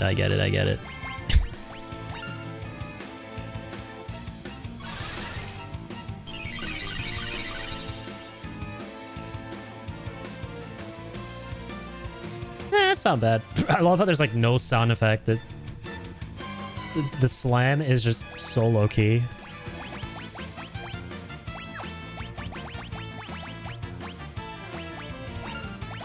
It's the most unceremonious slam of all time. Status effects exchanged. What do you mean? So now he's just not weak against ice? Exchange it with me? I don't have any... What the hell?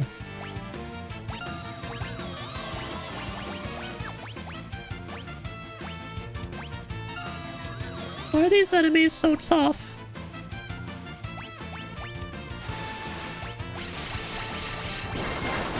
Alright, let's go ahead and do that.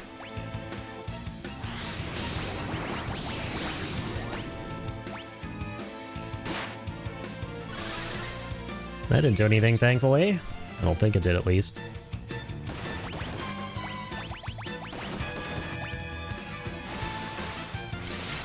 Oh, Setzer died. Okay. I'm gonna say understandable, but that's not really understandable at all. I'm not gonna lie. It's not cool.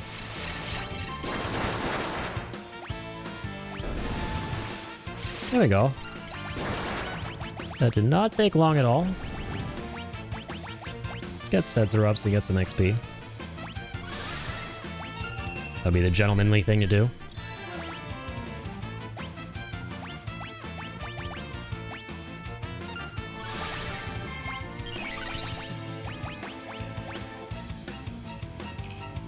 There we go with that.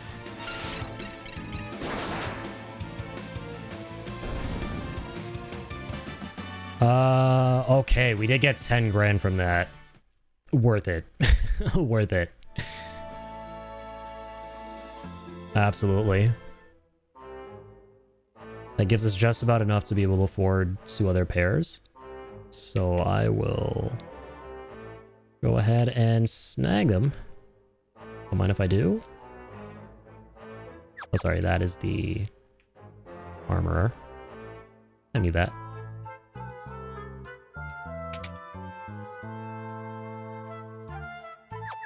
It's the items shop. I knew that too.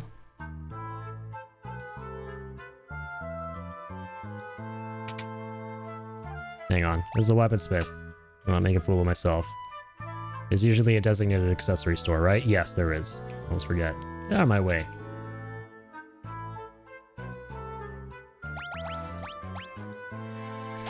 Oh, it's 6k, not 5k. All right, all right, all right. Wait, we can sell something. Or some stuff, rather.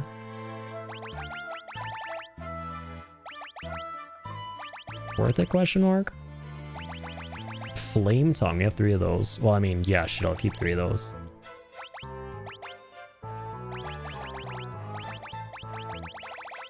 I'm gonna waste my time. I'm gonna keep everything. I wanna fuck up here. Like not selling things if I can avoid it in these games. Yo, I will rest though. Welcome. Got you, Jay. Thank you. Jealous. I had no idea about either Shadow or Sid, so they're both gone to me. Yeah, Sid died for me at first as well, because there's no way you're gonna know about that secret unless someone points it out to you. So that's what happened to me at first, but Moogle and Tal here were kind enough to let me know in advance to hard save without saying why. And then when he died, they were like, yep, now you can reload and actually save his life. And I was like, what? It was a bit of a process, admittedly, but yeah, it was hilarious. It was hilarious and very, very cool. Definitely one of my favorite secrets in the series. Float stays after battle, so you can run around for a random amount of time, or random outside the opera house, apply it, then run in and fight. True, true, true. Frogs are speedrunning level up strat? Honestly. God dang. Or no, you're saying I could speedrun against them to level up. I thought you were saying the opposite is like humor, like dang, they're like doing all this crazy stuff and not dying. It's almost like they're trying to level up and do a level up speed run, which I'm inclined to agree. Yeah, it was like borderline an hour how long that took to pull off.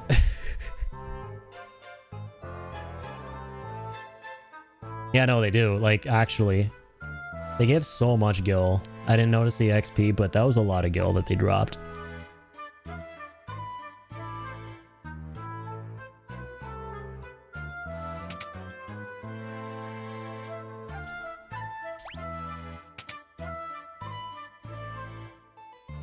Break ice rods on them in speed runs? Oh, true. Yeah, you could spam ice rods on them, right? Forget who equips them. Yeah, Realm's grandfather. That's right. Or I guess you could just like throw them too with Shadow. And then just like keep rebuying them. Is that the strat?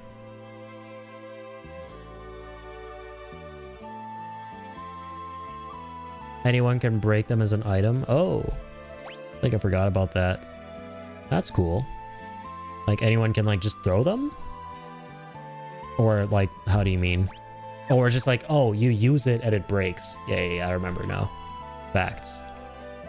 Helps you have more magic stat. I could try this strat out. Seems kind of crazy. Like the sound of it.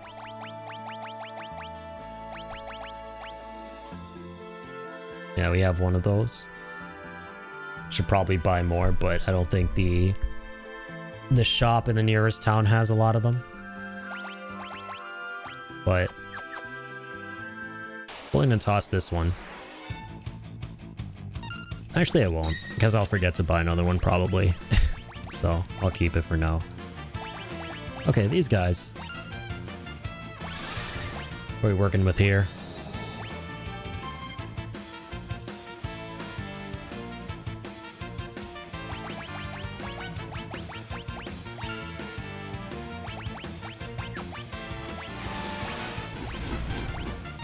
Unlucky.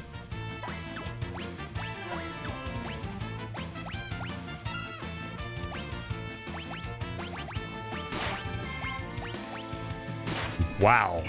That's a lot of physical damage. Ouchies.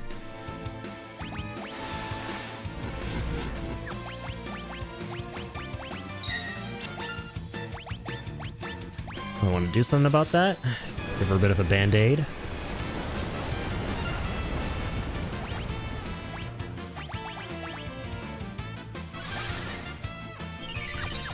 I'm gonna actually double heal here.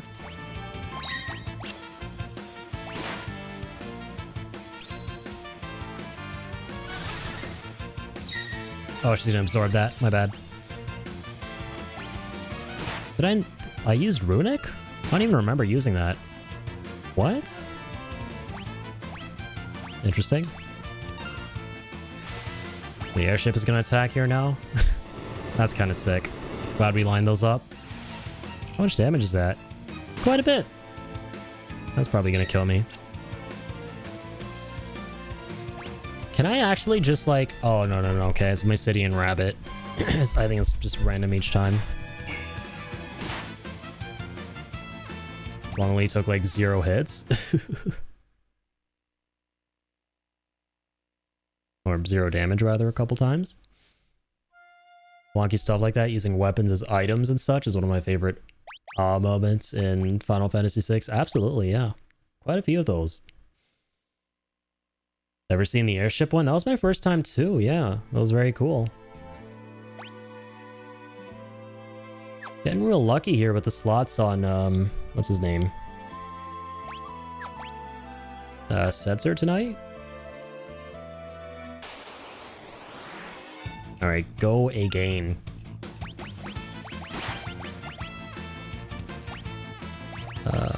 Fire.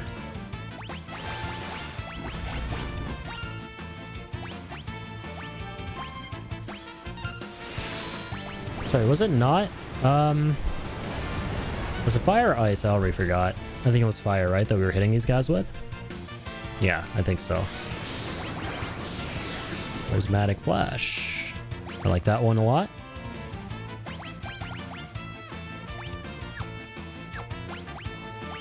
Let's go with this again. Actually, no, let's get him in on this.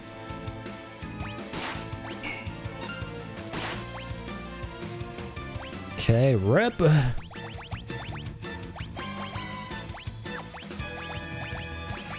get you back in the fight. Ooh, almost had the airship again. Curse you, rabbits!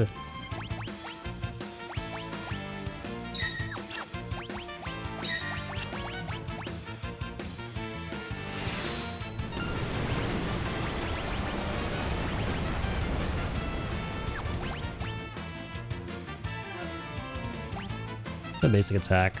Oh, I forgot this is not gonna work.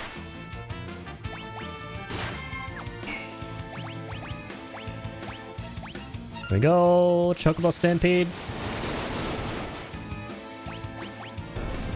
Whew. That's what made it through, and we got like nothing. So it was harder than the other fight, at least for me at this point in time, and we got nothing from it.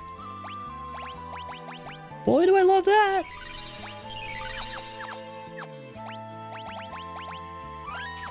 Alright, where are them frogs at? Where be the frogs? There they are. Okay, lovely, lovely, lovely. Got some XP. Facts. But I don't be shopping for XP right now. I need me some gil. These are tough times. I'm broke. I'm broke as a broken piece of plate. I need me my mullah. The mullah from Majula. Chocobo again. Let's go. I'm getting real lucky with these. Alright, there they go. Guess these two are keeping us company. Oh, no longer. Alright. Show yourselves, cowards! Did not mean to do that. Hello? Hi there. Please don't land on Setzer or Celes. Fuck you guys. You know what? Fair enough. Free country and all. And do the opposite of what I said. Completely understandable. I swear. A-hole frogs. This is why I hate frogs, by the way. More accurate. Not a fan of these critters.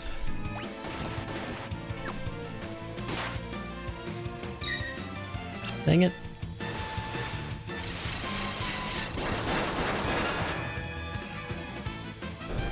Okay, got two. Oh my god! Incoming! Everyone brace yourselves. Okay, pick up Sellies. Ow! Need to reap the rewards.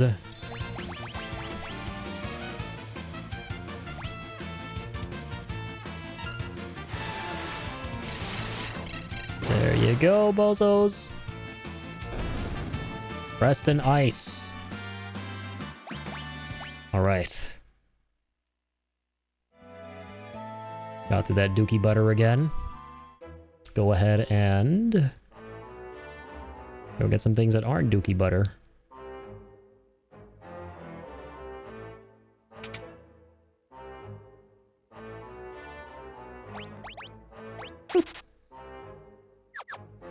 They give you so much money, it's crazy.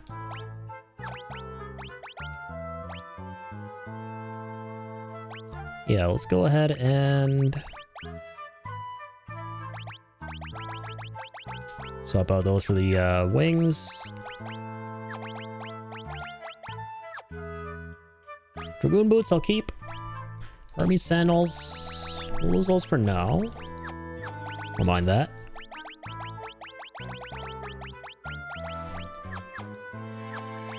Oh, dude, we've been on Sarah for so long. We gotta change that. Oh, no. We gotta change that. We gotta teach us some basic spells and stuff, dog. Who's working on Madaween? Yeah, he's almost on with Fire on Thundara. Let's teach him. I like going for Osmos if possible. I like that spell a lot. Yeah, Shiva. I'll teach it a little bit faster. No, he doesn't know that. I don't know that. Or, sorry, I know that he doesn't know that, so we won't go with Fenrir. Yeah, I think it just is Shiva at the moment. Okay. Neat. Neato burrito.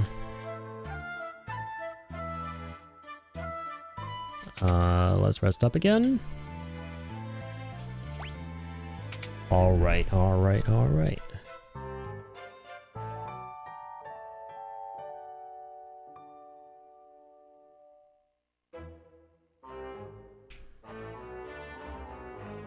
So let's head back to the Opera House now.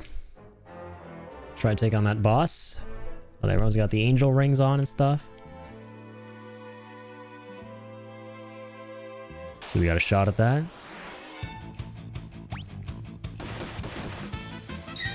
Oh, jeez. Look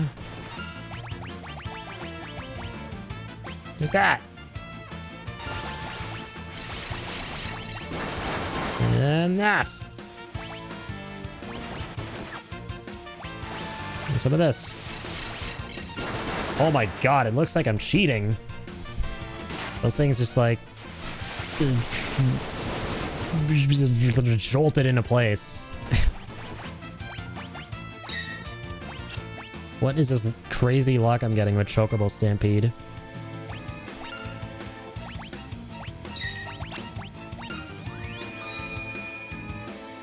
Any fear people learn death yet? I think so.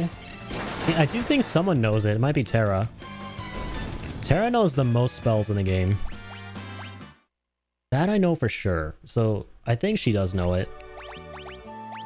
Let's see, who teaches you that again? Phantom? No. Whoever the Edgelord is. Oh, Katoble Pass. Yes. Yeah, no, I do believe we have learnt all of this stuff via Terra before.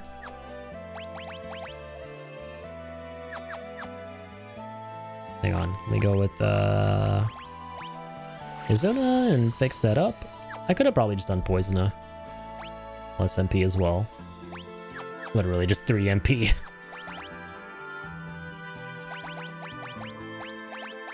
Oh, let's not abuse her magic more. Poor lass. Best spot for leveling is that desert next to your airship. Gotcha. Okay, I'll keep that in mind. Thank you. We did a tiny bit of grinding before the world fell to ruins. I think the desert was really good back then too.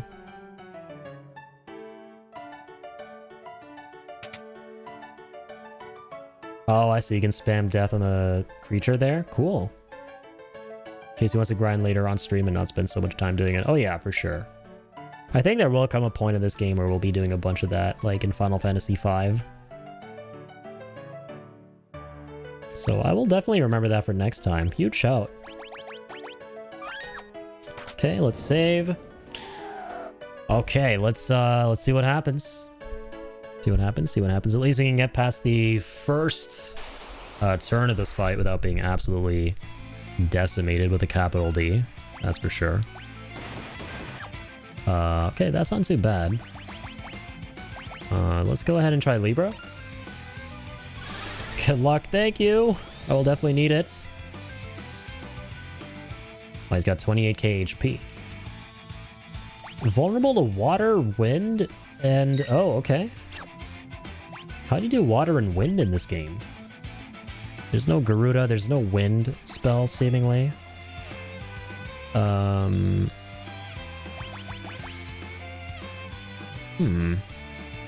have to grind at some point in, Oh, World of Ruin? True. Yeah, no, I think so. I anticipate it. Okay, well, do some basic stuff since I don't think we got the spells necessary to be able to deal damage to him with. Well, we have some summons. I know we have, I think, the whale one, which probably does water damage. I think we're okay for now. Let's just go ahead and see what we can do. Ooh, lucky 7s would have been huge. Blitz.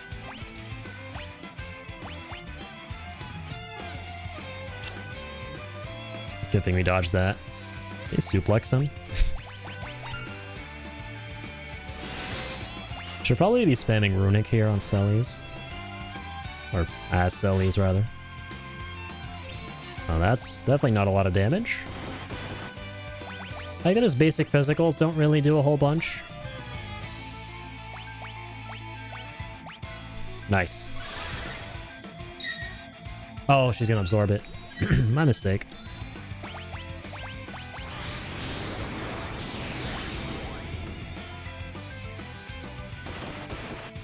Bismarck, yeah. The whale. I'll try Debilitator. That is actually a really good shout. I didn't think of that. So you can slap a random ailment on him. And then kind of work from there. Now weak against poison. Okay. So now we can shoot him at the Bio Blaster.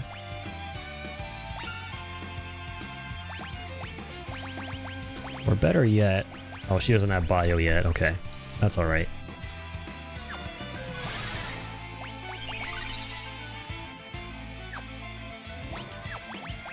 The Runic again.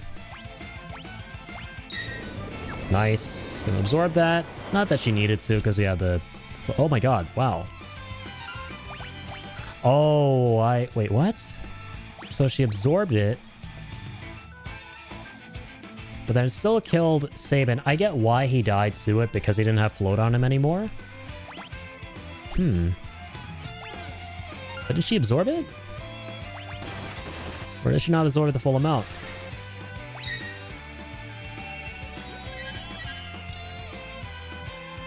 Oh, she absorbed that. I didn't realize... Did we cast Runic on her again? Yeah, I think so. I think we did.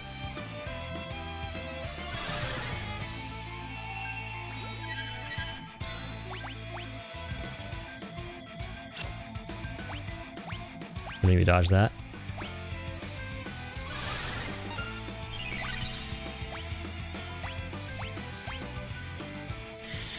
Here we go, the Bio Blaster.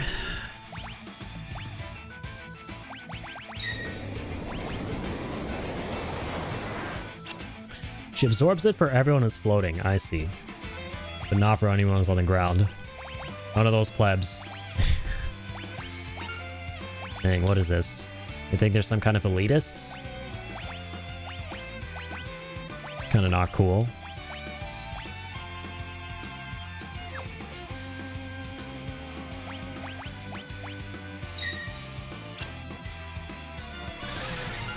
Oh, wow.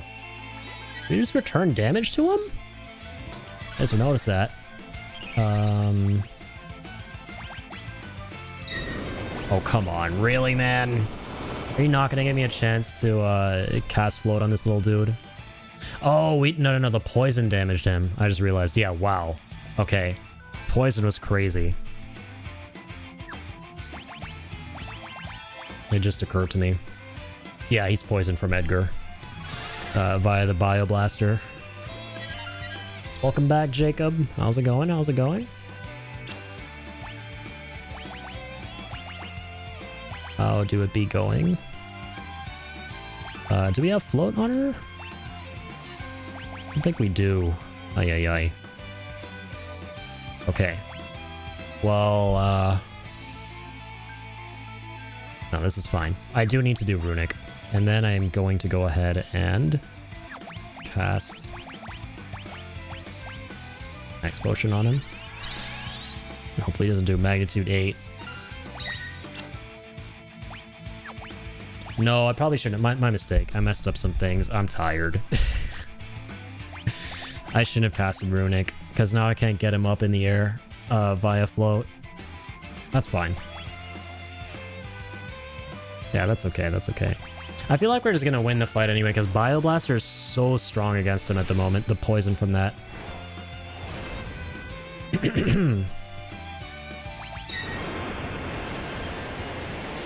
Yeah, she'll block. I need to, definitely shouldn't cast Runic to get him in the air as fast as possible. He actually didn't die to that, which is huge. That's very nice. Oh, okay. Now, in my defense that time, I thought she absorbed the first one with Runic. In my defense, I thought she absorbed the first one with Runic. I'm not going to beat myself up over that.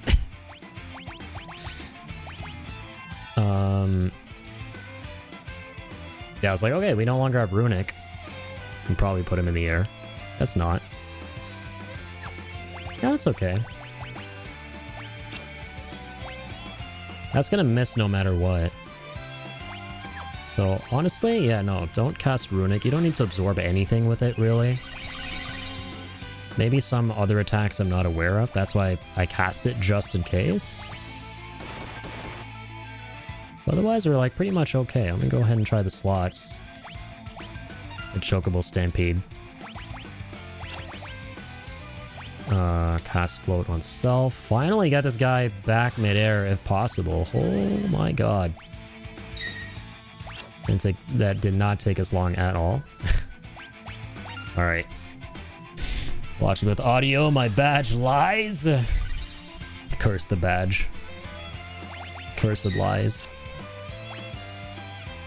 It's odd that they do not, that they do a block animation for ineffective abilities. Yeah, I wish it wasn't that, I wish that wasn't the case. I wish Runic had a bit of a different animation for when she would absorb the element so that it would throw you off a little bit less. Definitely would have appreciated that, but it's okay. Alright, let's go ahead. And... is Runic even worth doing at all? Let's keep beating him up. Say we keep beating him up. I mean, this is just not going to do anything.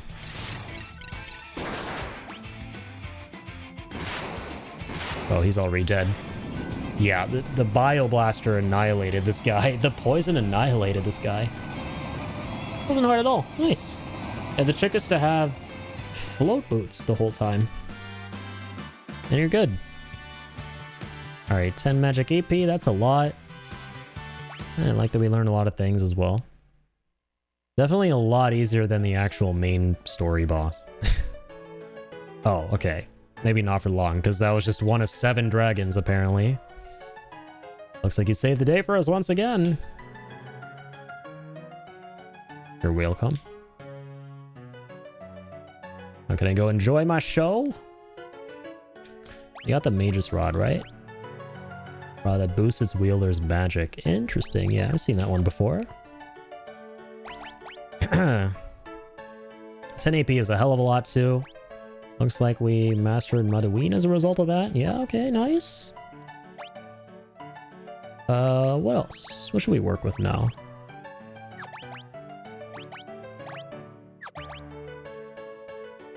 We get Dispel, Protect, and Shell. No, you learn those a little too slowly.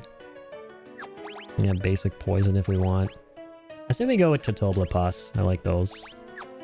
I like those abilities. Alright. Alright.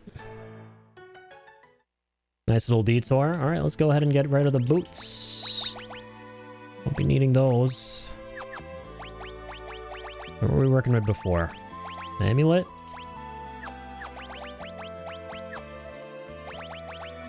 What do he have on? Hermes sandals? I like the Hermes sandals a lot. I'll default to those. Doop.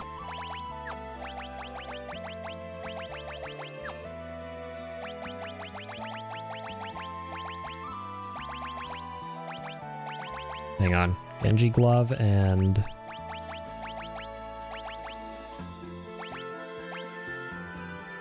Honestly? Let's go with black belt.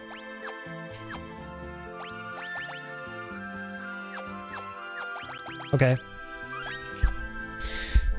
Okay. Saved, I has heart because much love. Let's go.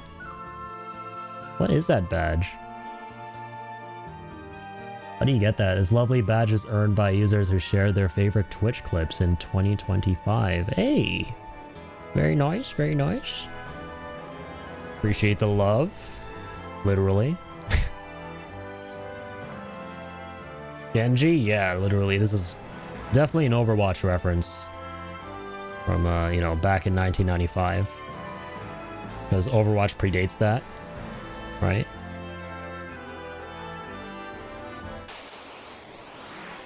As we all know.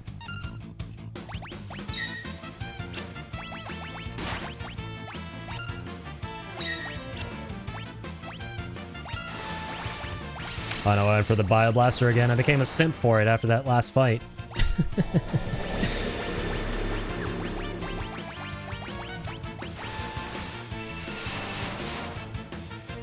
I clip you, or should I say I fail to clip us?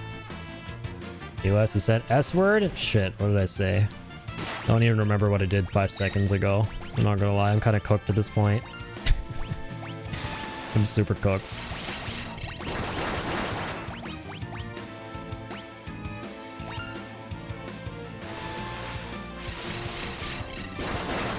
Let's say you guys are super duper cool. Is that the S word? Or one S word in a series of words?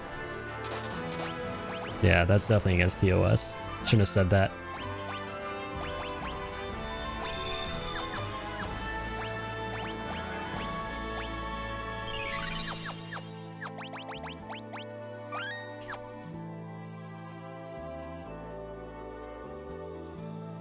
Blimp, but replace BL?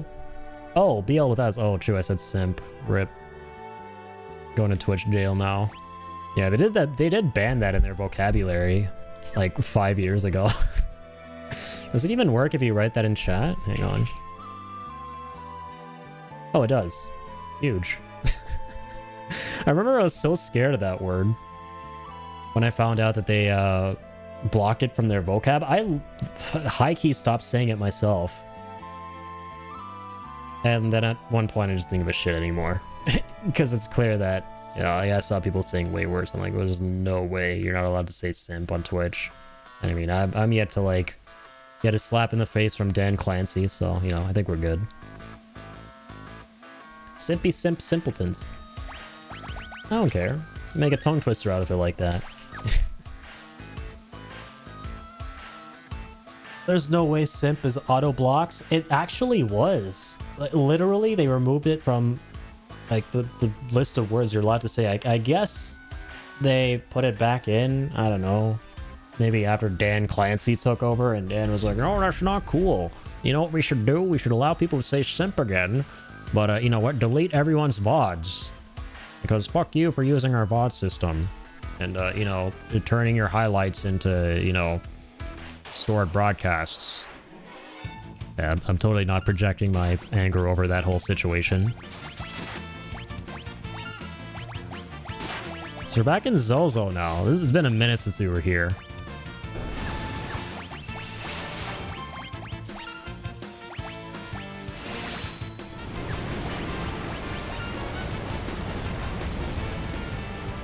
RIP. Jacob got banned from Twitch. Yeah, all that was bait. Everything I was saying was complete bait to get Jacob to say that word a whole bunch.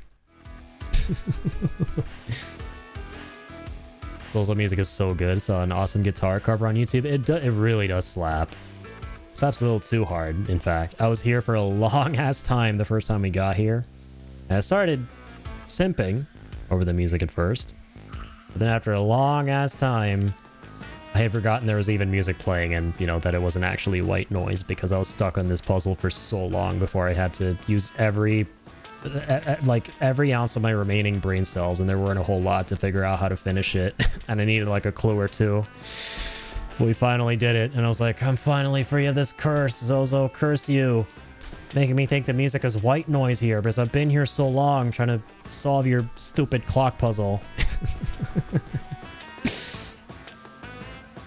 No, but I love Zozo. Yeah, homies hate VODs. Yeah, basically Dan Clancy in a nutshell, right? Pretty sure that was his quote on his you know, MySpace page. I think that's his bio on his MySpace. Seriously, not something I've ever said except ironically, so just never knew. Yeah, it's just a funny word in general. Like, I don't actually... It's so inoffensive. I don't get it. I don't understand why. I guess I know why it was banned. Because people were using it to put down other people around the time. Like you said, literally anything positive about a streamer, or specifically like a female streamer. Everyone was just like throwing that word around, and I guess like it kind of got out of control. But that was so long ago, and now people seldom use it anymore. And I guess, you know, most people just use it for funsies. So like they just stop caring. It's like saying, oh, I'm a total nut for this weapon. Instead of now you could be like, I'm a total simp for this weapon. It's just a fun word. I like saying it. God, I hope it doesn't become horribly rancid in like 5 years from now. And, you know, as bad as the words that shall not be named for obvious reasons.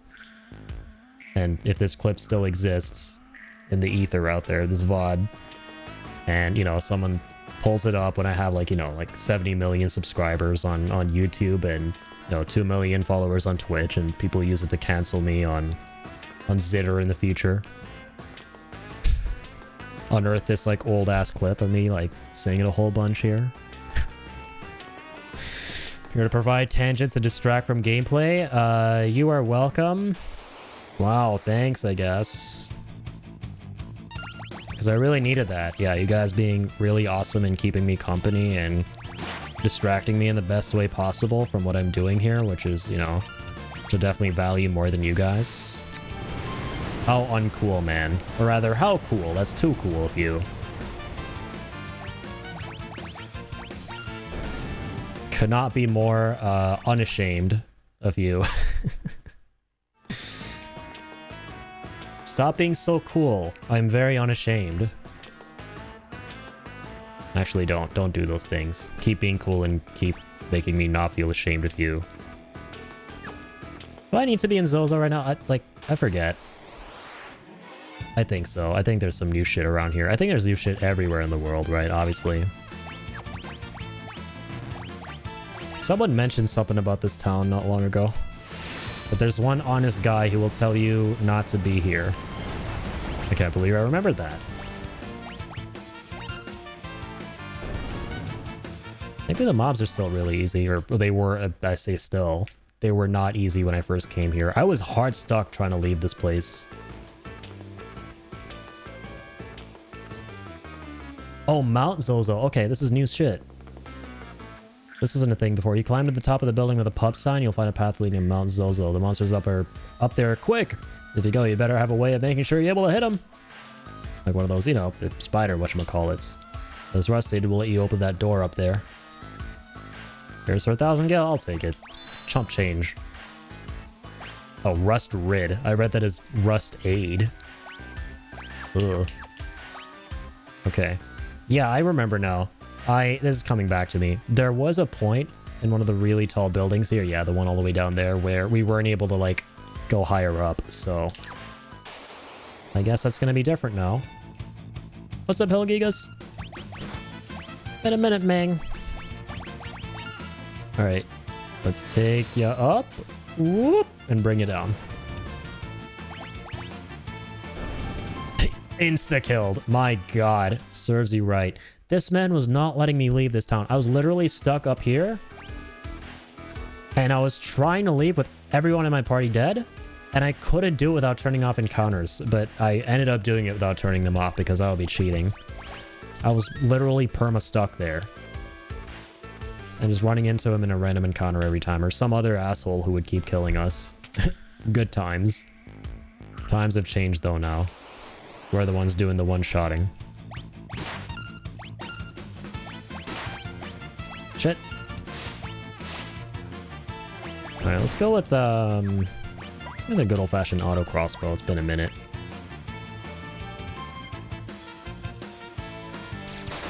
Pew pew pew! Punishamed? Probably one of my favorite portmanteaus. I like that one. Yeah, just like the Marvel character, right? I think his name's Punishamed. I feel like I play RPGs boring, lol. Every time I encounter a tougher area, I always grind before it becomes comfortable for me to progress. A lot of people I've seen stream just kind of constantly make progress instead. Nothing wrong with grinding. I think grinding is, in like 90% of scenarios in these games, the smart thing to do, right? I think these games are designed with grinding in mind for the most part. Especially ones like Final Fantasy V and a couple of others here and there. 6 though so far, I'll be honest, I haven't really run into the need to grind. There hasn't really been a point where I've been like, yeah, I really got to grind it out here before proceeding to this next part. But I really did feel that in 3 and 5, but mostly towards the end game. And obviously in this one, we haven't really approached that area of the game yet. So maybe my perspective on this will change for this one. But, you know, so far, I feel like for the most part, it's not been a very grindy game. But I can definitely see that changing. We'll have to see how things pan out.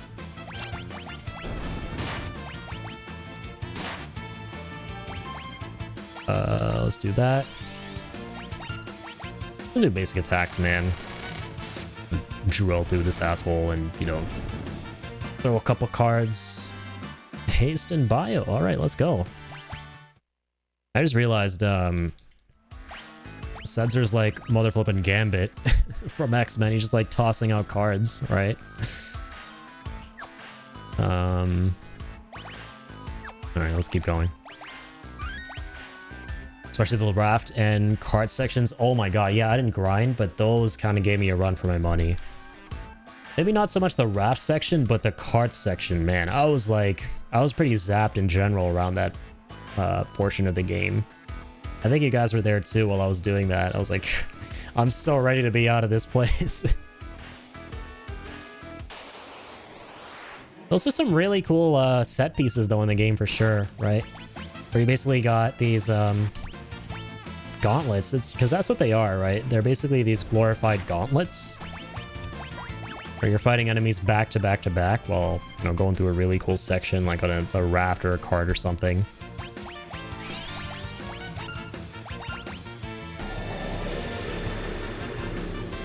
Grinding, so do my best to avoid it. I'm kind of like split on grinding. Like for the most part, I don't enjoy it. But if the strategy is fun, or if you're doing it in a scenario where it's required, but for something optional, but that optional thing is really, really exciting to work towards, then it's fun. So like in Final Fantasy V, once again, I keep bringing this game up a lot, but I can't stress enough how fun grinding is in that one. Because some of the optional things there are to unlock are super fun because most of them revolve around the jobs, right? And the jobs you can unlock. And there are some super rewarding jobs to unlock, right? Like towards the end of the game, if you're trying to take on the super boss in that one, Omega, you definitely want to be able to run... You want to fully level up your archer, is what I remember, to be able to use rapid fire. And there are some enemies in the final dungeon, I think they're the movers, right? Allow you to rack up AP really fast for that. And it's just super duper fun working towards it to be able to then take down the super boss. And there's also a period earlier on in the game where I was like, okay, I kind of want to... I don't remember what I was working towards exactly. I remember fighting a whole bunch of enemies to get a bunch of AP or whatever, AVP I think it was called, whatever, job points, to be able to unlock a bunch of new jobs and everything. It feels super rewarding unlocking new jobs and job abilities by extension that are very valuable against certain bosses and stuff like that in Final Fantasy V. And that then makes the grinding super worth it. I don't love grinding though. Yeah, when it comes to, okay, there's this part of the main story we got to get through, and no matter what you do, unless you grind, you're not going to be able to beat this boss or this next section of the game. Funnily, I felt that one in one of my favorite Final Fantasies, which was 9. Despite Final Fantasy 9 being my second favorite one, I felt that a whole bunch throughout the game. It actually did feel like there were parts of the game that were gated off unless you grinded it out to be able to get through those segments. 9 to me is the most grindy Final Fantasy when it comes to just being able to get through the game at a bare minimum. But 5 is the opposite. It's not grindy to be able to get through the game, but it is very grindy if you want to unlock some of the optional stuff. But because the optional shit is so fun, that makes the grinding really fun. Yeah, it's very much so worth it grinding in 5. Raph ruined me as well as a kid. Not sure if they renamed it, but the boss is El Nino AoE kill me so many times. Yeah, no. And I'm assuming with the raft section, you guys talking about where you're... What's his name? You gotta like protect that dude, the guest character, who kind of looks like Eowyn from Lord of the Rings. I forget his name. He's got some like powerful healing spells. Bannon? Right. That's the raft part you're talking about, right? Did he make a name for himself? Yeah, literally. The Sedzer here is like Gambit. I'm sure he has a Cajun accent too, like Channing Tatum in the movie. I like ground beef. I like ground beef too, and I'm hungry for ground beef. Thanks for that. Oh, my bad. I'm in the wrong place. Hold on, let me turn off encounters. Shit. I'm gonna go back. Go back. Alright, here we go. Alright, the crane. Believe so, yeah, that was a pretty tough part. I don't recall if it took me too many attempts, though. Personally, didn't have too much trouble with it, but... No, I do think I died a couple times. Can't remember. There's so much that happens in this game, and all just kind of melds together. You guys have that problem, too. Like, please tell me I'm not abnormal here, and that my brain is okay. But... I have like a really bad short-term memory while I'm playing a game. In terms of like remembering something that happened on the playthrough itself like a little bit ago. Well, maybe then again it's because I'm not playing it all the time and I only play it whenever I'm streaming it, so there might be a lot of spacing in between the streams. a lot of days that go by, but I forget things that happen on the playthrough that I'm currently on, that happened early on in the playthrough. I had that problem a lot. But it could just be that it literally was a while ago, probably almost a month ago that we did that part, but still. I just have a really bad short-term memory in general. Dude, same. I have no memory issues? Definitely not. Yeah, Jacob definitely doesn't have any memory problems. He's the, you know, epitome of great memory. You ask him what happened, like, last year on January 17th of 2024, he will tell you in perfect detail, dude. Perfect detail. Like, most people have this thing called brain fog, right? Where it literally, as the term implies, their recollection of a situation is very foggy, right? That term means nothing to Jacob. I don't even think he's ever heard of it before. So, yeah. I've really, yeah, just the same, yeah. Bad short-term memory. Yeah, I think I'm right there with you on that, Kill. I would say, I would describe my memory as more selective. I just remember shit that stands out a lot. Like, yeah, ask me something about a game, particularly the music, and 100% I'll recall it. Ask me what I did yesterday. Exactly, dude. Yes, thank you. I am exactly the same. And music is the thing I will 100% remember the best from a game. Music, I have a really good memory when it comes to. Even then, though, sometimes there'll be a game here or there where maybe the music doesn't particularly stand out or isn't as great as another game that I really liked it in, so I won't really recall it as well. But yeah, no, I'm better at remembering particular things that just stand out to me. But if I'm trying to... And I envy the people who are able to do this, by the way, and I was talking about this on the last stream as well for a little bit. I envy the people who are literally able to, like, let's say they log into Twitch, is like, I want to see someone playing... I don't know, even if it's my favorite game, like I have this problem with Final Fantasy VII even, for example, and I've played it many times. I want to see someone playing Final Fantasy VII, and I'm going to sit there, I'm going to remember every single little detail about the game. Wherever they are in the game, I'm going to remember how to get past that part of the game. Well, okay, not like the broad strokes, like I'll remember those, but I can recall the best weapon, like, you know, the best stats, the best this, the best that, all of it, like everything. I'm so bad when it comes to that. Like, I need to play a game at least 1,000,001 times to actually reinforce my memory of the things that happen in it. So, you know, like with the FF7 example, at this point, I'm pretty confident being able to, like, if I went into some random dude's stream and tried to help him out, I'm pretty confident about being able to recall like a good 60% of everything in the game. But let's say it's a game like, I don't know, Silent Hill 2 Remake, great example. I played it like 5 months ago, which to a lot of people isn't a long time, right? If I go into someone's stream, I won't be able to tell them shit about how I found this item, that item, where you go here, you know, where you have to go there, to get through this level, even though I have played it. And I have seen people in that literal same exact boat who played a game not very long ago, like in the same year, and they're like, oh, you know, I played this, so yeah, the game doesn't really mean much to me. It was a fun game, but I can tell you everything because I went through it. Well, maybe not everything, but a good majority. I won't even be able to do that. Like, even if it's something big, like, oh, yo, how do I get the crowbar weapon, you know, kind of a big deal in the game, or I don't know, whatever.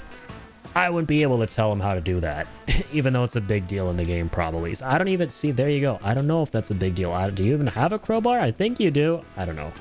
I have a really bad memory with stuff like that. But selective things? Oh, hell yeah, dude. Things that stand out, things that just don't leave you, like shit, going through the rainy portion of that game where everything is like nighttime and you're like discordant piano tones and, you know, piano notes. Shit, that part was good. I'm kind of just going off now on like a huge tangent. Forgot how to forget. Adios. Oh yeah, definitely. Everything I said about you, 100% tracks for me, right? Obviously, Jacob. Given everything I just said here about how ass my memory is, I definitely have an amazing memory. Yeah, I will give myself some credit for that though. And I'm happy about that because I really do appreciate music a lot. So I'm glad that I'm at least able to decently recall music from things. Maybe more than decently, in fact. I'm happy about that. I'm like, the thing that concerns me is I'm only 25, man. That's what scares me. Like, shit. I'm only 25 here. I feel like my memory should be better. I have a friend who, like, and this time I'm not memeing. I have a friend who, like, literally, and talk about him, Tuzi. Some of you know Tuzi. It's insane how good his memory is. Like, it's the kind of memory where you learn about something, and this is the kind of memory I'm talking about in general that I envy. You open a book and read something. If you read that shit when you're 14, you're gonna remember it. Like, how do people do that, dude? He was, like, just in passing in the middle of a random ass conversation a couple months ago. We were talking about space. And he's like, oh, you know what? When I was, like, in middle school or whatever, I was super into astronomy. So I'm going to tell you everything I know about one of the coolest concepts related to, like, wormholes and shitholes and space holes and all this kind of stuff that you've never heard about. He's like, he goes off for 45 minutes in detail about this topic. Okay, like, I could be as, like, the most impassioned person in the world about a subject, but if it's been more than 4 years and I haven't read up on it or, like, applied it anywhere, I'm going to forget it. No, not even 4 years. If it's been 4 months. It's crazy how people are able to just learn something and recall it and apply it for the rest of their lives. I don't have that memory, and I don't know if that's normal or not. It was going off on that topic, dude. There was even a point where it's like, okay, now I really need you to pay attention during this part. And he's like, starts pulling out like napkins and like writing on napkins and shit and making like diagrams in front of me with the napkins to explain all this crazy ass stuff. Wow, man. How do some people just do that shit? I would love to just be able to learn something and then recall it. Even if it doesn't mean much to me, or, you know, even if it, like, dude, even just if it meant something to me being able to remember it, because I can't even do that much, it feels like.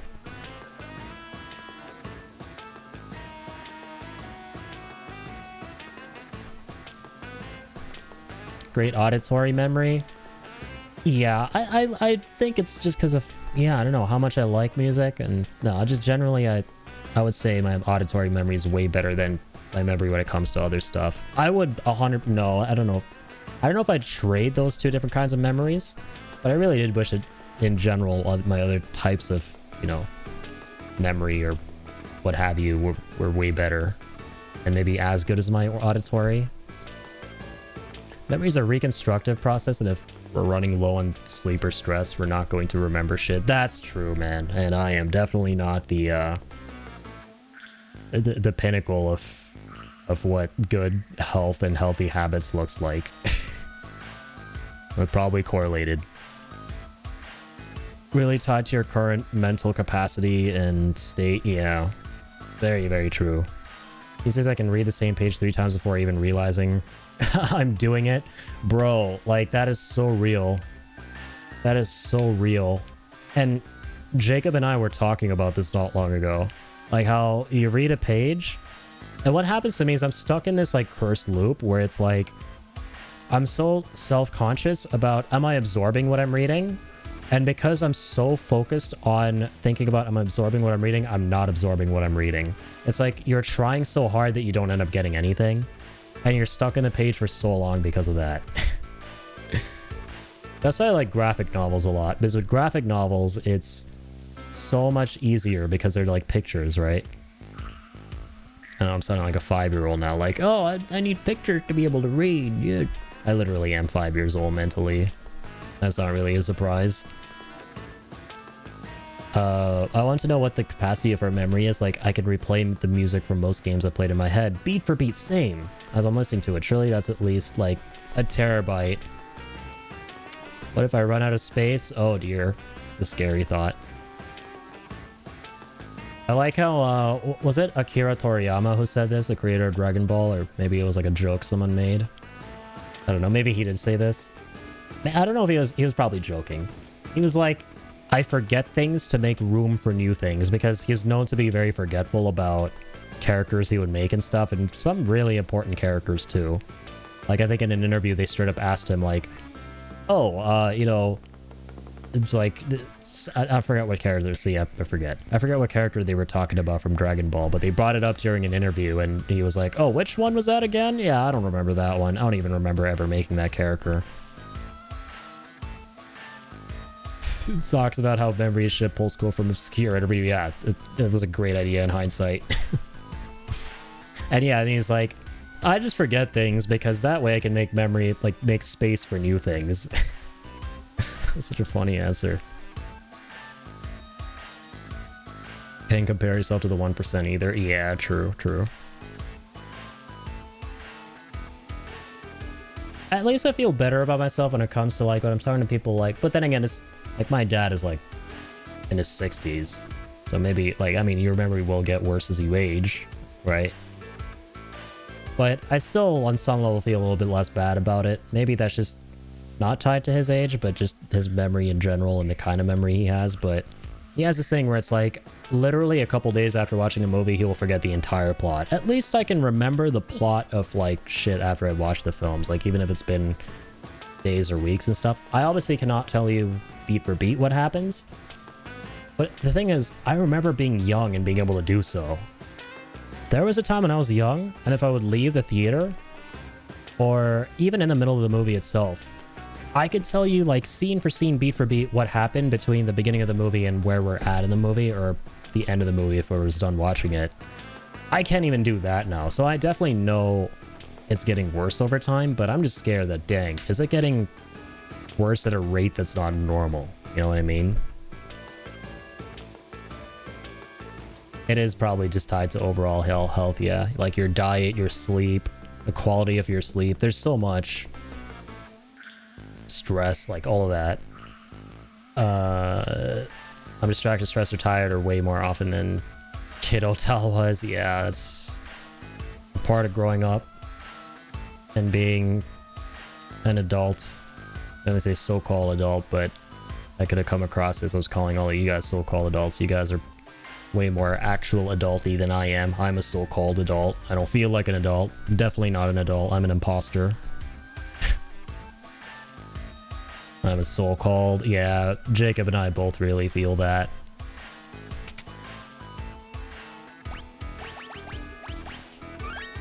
But no, gotta beat this. Like, we're gonna beat Final Fantasy VI here. We're gonna feel like an adult, actual adult someday. Someday, I'm telling you, man. It's like you said, when we're 30.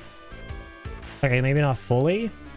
Maybe not fully gonna feel like adults, but we're gonna feel like shit. Oh god dang! Now I'm 30 all of a sudden, and that's big number, big grown-up person. I don't know. But yeah, ultimately, I don't think anyone ever truly feels their age. Maybe more so than they used to. Like, I obviously don't feel like I'm 12 years old, right? But I don't feel like I'm 25 either. I feel like I'm more like 19 or 20. I feel like 5 or 6 years younger than I actually am. Yeah. It's like I was kind of saying to you in DMs the other day, like, it's like with anything else, there's like this goalpost that keeps moving back, right? You never truly actually reach this like definitive state of anything, if that makes sense. You're always just moving forward towards something that keeps moving back, like a feeling or whatever it is. And I think age is the same way. You just keep aging and aging and aging and aging, but never truly feeling like you're there yet. Like, oh shit, I'm there. I'm 25. You know, I don't think it ever happens.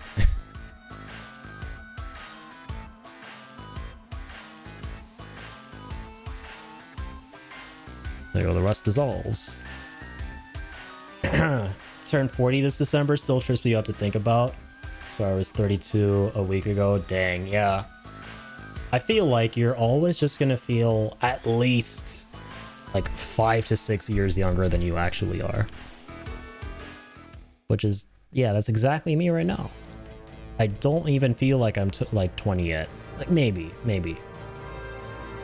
Yeah, but I would say definitely 20 is how I feel mentally. I feel like I've just about turned 20. That's why we must live in the moment, the thing I am worst at. Exactly. You gotta learn to live in the moment, enjoy the journey, not think about the destination. But it's way easier said than done. It's like, yeah, like we've been talking about, and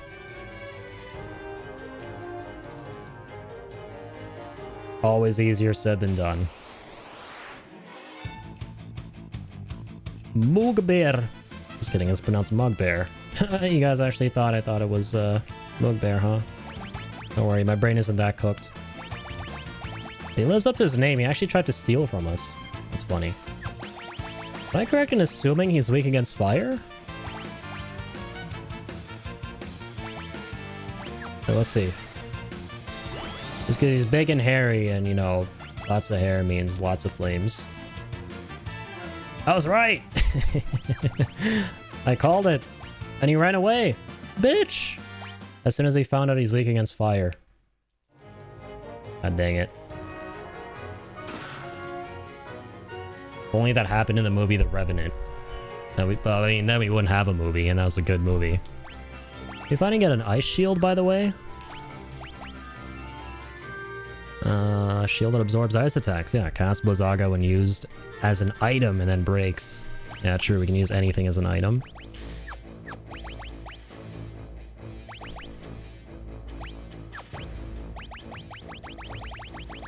Equip it on someone. Well, maybe not Celi's. Because she can just use Runic and absorb whatever ice comes her way. Give it to Edgar here.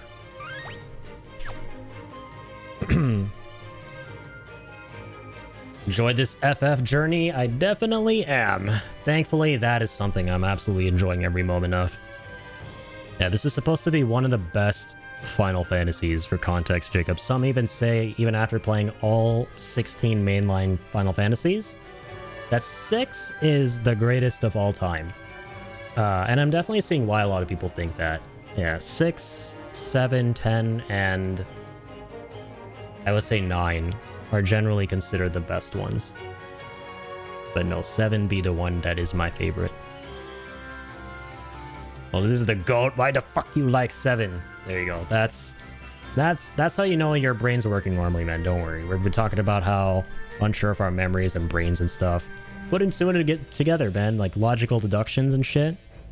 Yeah, you're right. 7 shouldn't be my favorite because this is obviously objectively the GOATed Final Fantasy, right?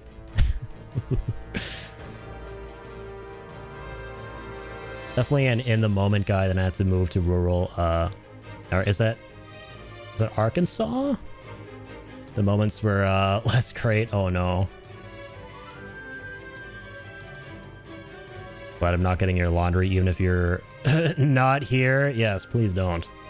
Nobody likes, you know, doing their own laundry, let alone other people's. This game gave the tone of most FF games going forward. In my opinion, it is much darker than the others. It really is, yeah. This is the first one where they really went for a more mature tone. I think that 2 kind of played around with it, but you never really felt like the stakes or the depth, but in this one you really do. And it goes to some truly dark places. It showed that they're not, you know, messing around anymore, and they're really starting to take characters and stories really seriously.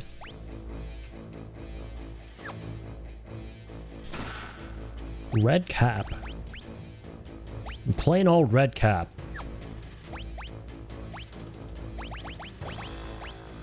Cap provides a 25% bonus to maximum HP. Oh shit. Alright, who's the weakest link here? We'll give him the red cap. Makes sense, right?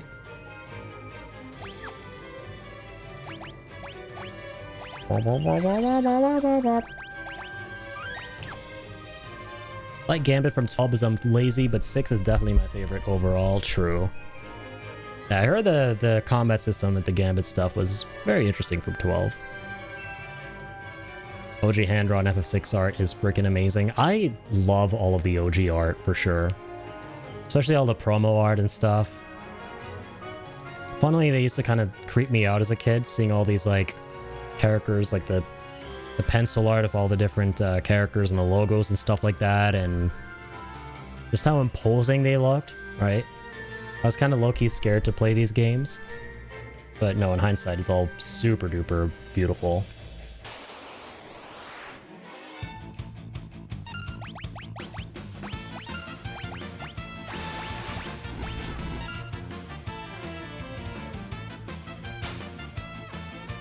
$8,000? Okay, now we're actually gonna have to fucking kill this guy. Bear, no bear. Say psych right now. Give me back my 8 grand. Okay, I'm hoping that 10 grand includes the 8 grand that was stolen, and then otherwise he would have just given us like 2 grand. Curse you. Okay, how do we get up top there? Guess you have to like go down first and then re-emerge up there somehow. Oh, no, actually I get it. I get it. Let's play as someone else too, by the way. Let's play as Setzer. Just looks cool to walk around as. Assuming you can fall down here from up top.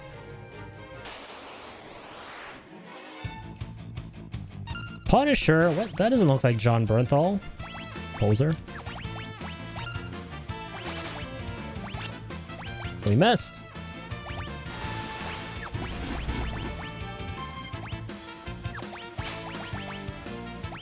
Oh my god. Hang on. Gotta kill him real fast before he runs away.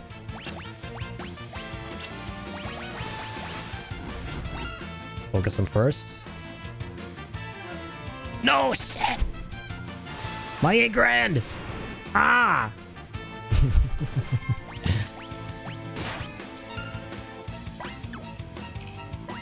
Son of a bitch. Alright, hang on. Hang on, I got you. Got you, little man. Not gonna feel so little after this. Okay, okay, okay. Take that. But never mind. Shit, why am I autopiloting? Yeah, bro, just die already. Pull a Walter Jr. there. Just die already. Why don't you just go die?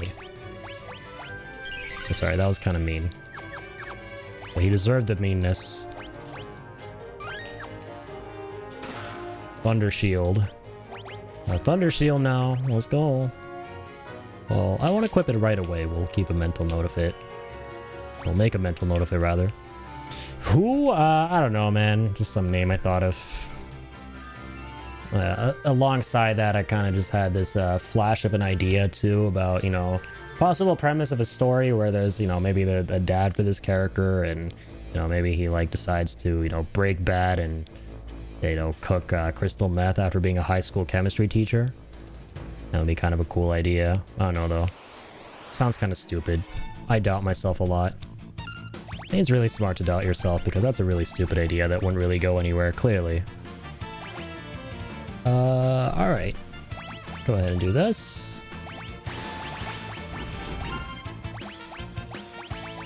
Sounds like the kind of idea that you would go, bravo, Vince! You know, I don't... Why Vince? I don't know. It's a cool sounding name. But you'd say that, but you'd say it sarcastically, obviously, because it's obviously a shit idea. You know, you just don't say that part because, you know, we're Canadian and, you know, therefore we're nice people.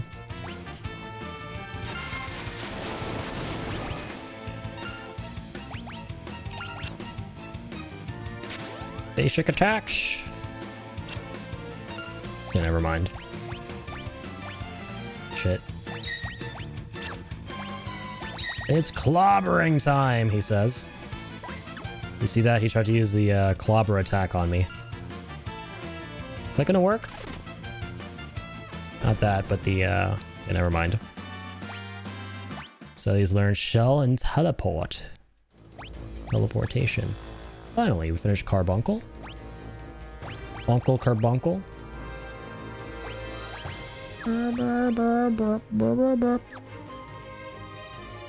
Should I go to Maduin next?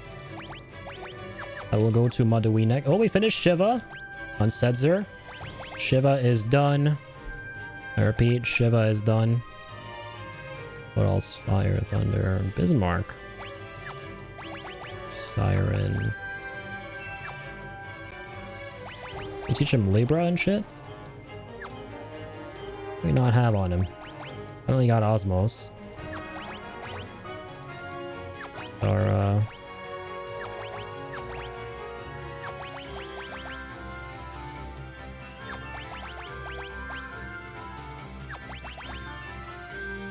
yeah, I was gonna go with, I don't know.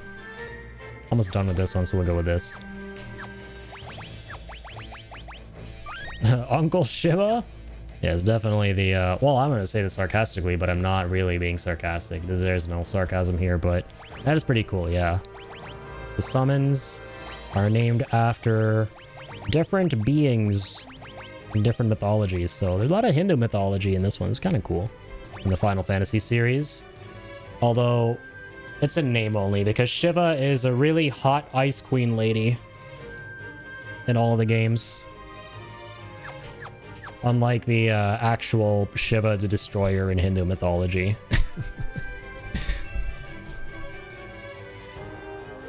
So anyone would watch, to be honest, I agree, yeah. Sounds like ass, dude. Aegis Shield, let's go.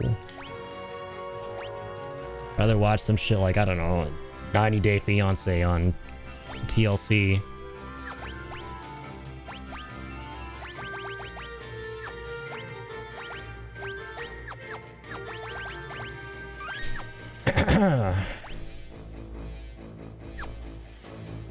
I gotta take a sip of water, man.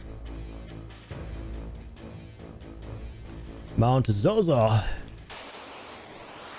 like the mountain theme in this game. Very nice. Boop, boop. Oh, we got all diamonds. Oh, I don't know why I was excited. We've seen that before.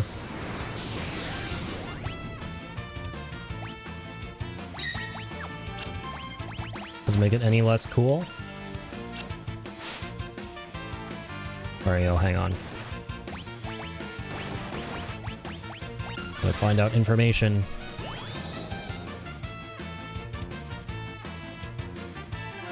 What are they weak against? Wind. Wind and fire. Is debilitator, but there's just one guy, so fuck that. Let's flash all of them. Yeah, you heard that right. Let's go.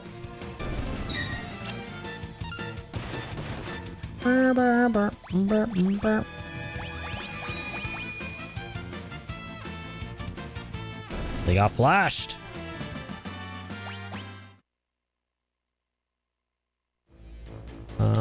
Gold hairpin, okay.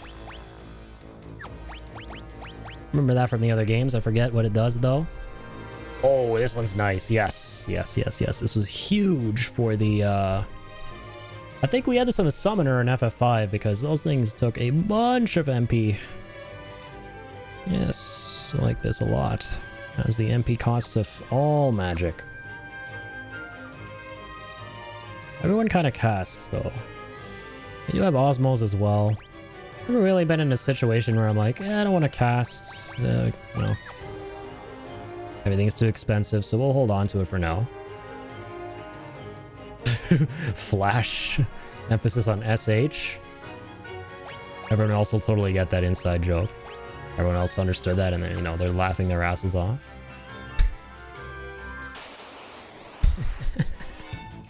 That's actually another really good one though. Holy shit. I can't believe I didn't think of it the other day. Because it's already got such a questionable connotation. It looks like this dude's trying to flash me. Holy shit. I just got a good look at this giant sprite. It's like, it looks like he's lifting up his little, the little skirt thing. Showing us his big baby diaper. Weird guy. That's very, very weird. I don't know if I like this. Everything's coming together, man. There are no coincidences. Level 35. Vulnerable to poison? I know it's a thing. I got you, I got you. Gonna love this.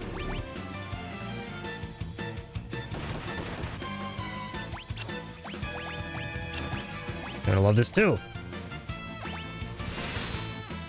Whoop, whoop. I love doing that to the giants.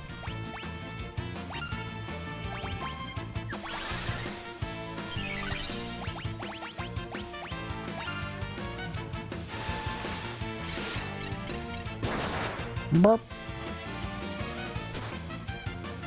Ow, what the? What was that damage? And how come Bio's not doing anything? Well, maybe it is. I just expected more, especially after that fight against the dragon. What the heck was that damage? Remember that? And it was a very, very long time ago, obviously. So maybe not a lot of people remember that.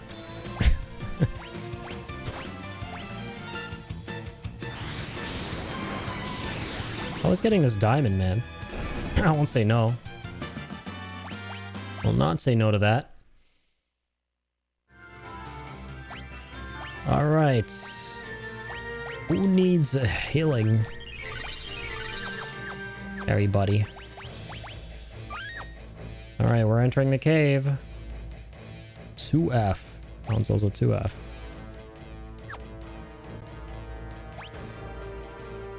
Go down there. Shit.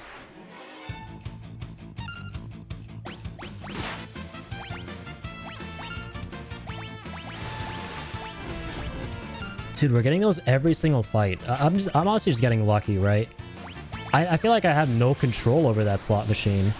I think you do to some extent, but then kind of just does its own thing. Kind of like Kate Sith's super duper rare spin in Final Fantasy VII that just absolutely annihilates everything in one go.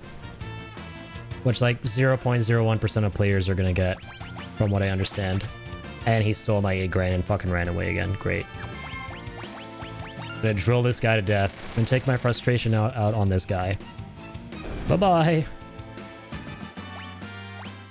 4 magic AP. I'll never say no to that. Guys drop a good bit of AP.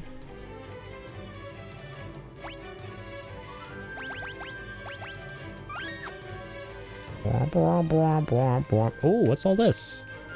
Hey, the flowers. Look where our Cyan's gonna be, right? Dear Lola, I'm writing to beg for your forgiveness. I'm guilty of perpetuating a terrible lie.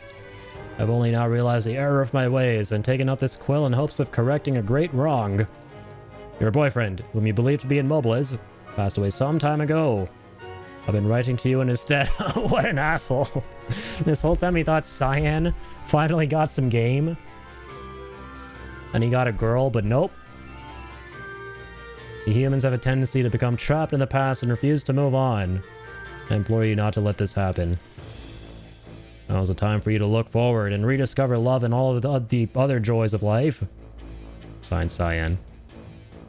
Cyan, you absolute dog. Okay, that chest is locked.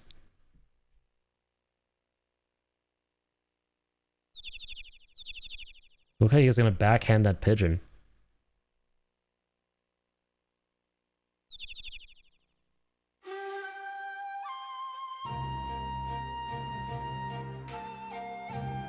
Memories of the world before the fall remain, but the light of dawn doth never change. Oh, hear the hearts of men. Man, this track kind of slaps. Cyan! You're all alive? Cyan. I shall go with you. We must not abandon the world to Kefka. But however did you find me?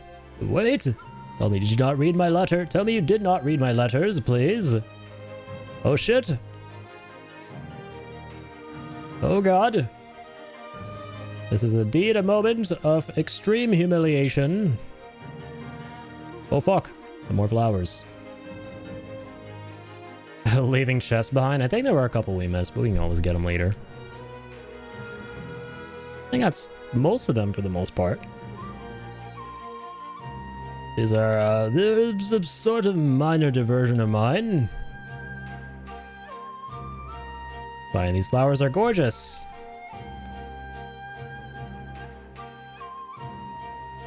Oh, must thou embarrass me so? Dost thou truly think so?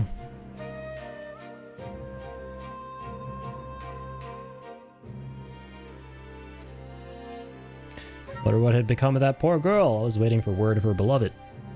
Decided to pay a visit to Miranda. Then she had long since stopped receiving replies, but still sent a letter each day. Not bear to stand by and do nothing. As I wrote to that girl, I began to realize that I was no different from her. I was refusing to move on. I could not let go. I no longer live in the past. Let's all look to the future now.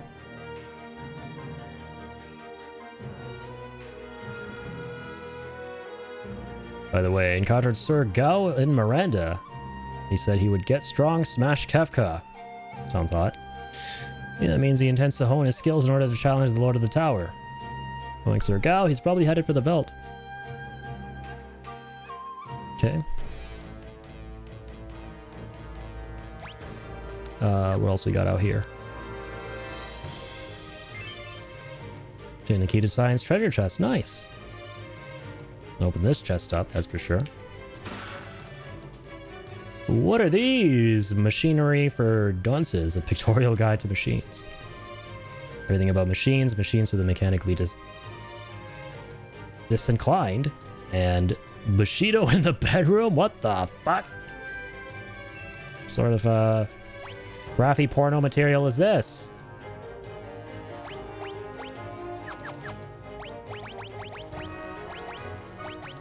We'll find out eventually. You learn some new abilities or something? Oh, we'll see, we'll see. We'll find out.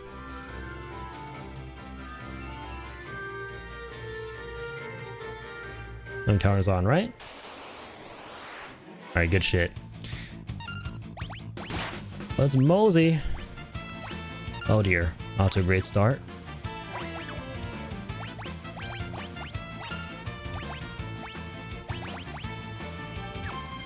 I can't wait to teach her better spells.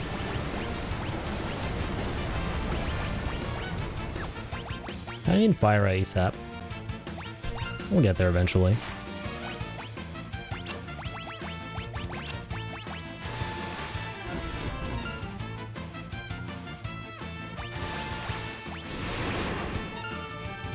Loves them gems.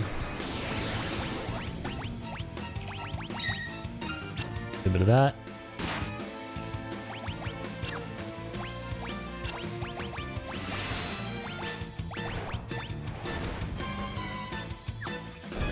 Okay, nice. Getting 4 AP from those. Keep forgetting. Nice little amount.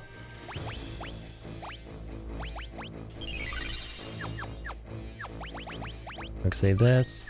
Go back right now because of reasons. True, true. Have this opportunity to do so here anyway. We got some stuff up there.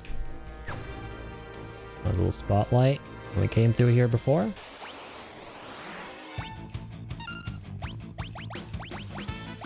Let's go ahead and drill.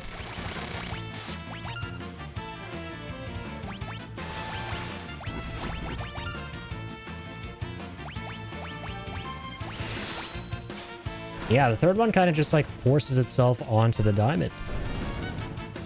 The game kind of has a will of its own, and yeah, it's like 50-50 almost. Well, depending on the one you're trying to get. Oh, true. Yeah, we can go this way. Didn't realize that was the same elevation. Definitely want to go ahead and catch that Esper.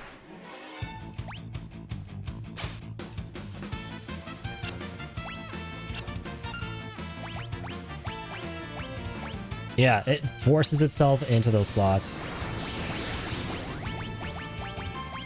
Very interesting. Something more Gil. Bitch, I don't think so.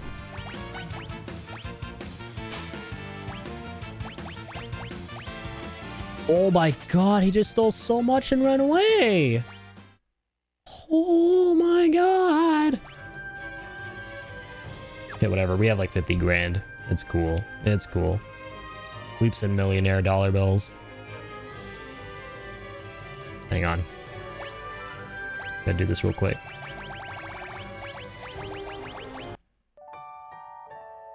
Just wait there, little man. Watch me sleeping in a tent. I'll be right there with you. Save my game too. So I'll turn this off real quick. Just gotta, like, let him run into us. There we go. Alright. Storm Durgan. Let's see what we're working with.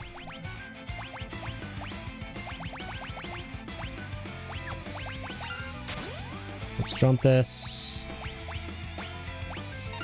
Do some of that. Read some of that.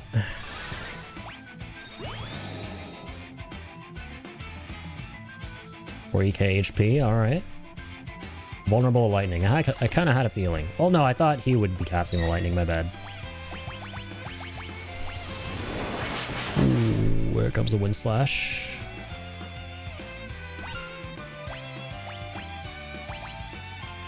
Yeah, we gotta be casting Runic very frequently here.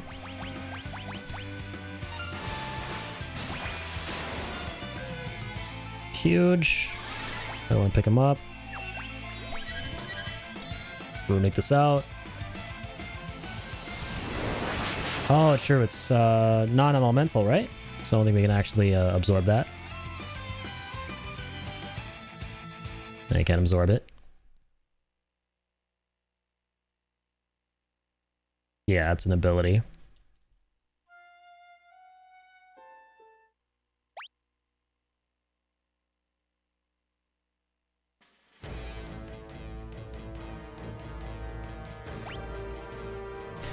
Okay, let's try this again. Shell will be your best defense. Was that actually work against non-magical?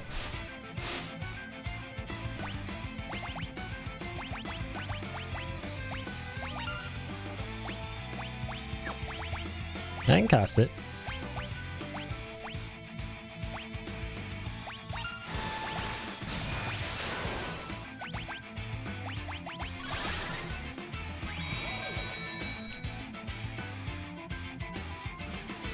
Gotcha, gotcha. It's magic damage, but not a spell. I see.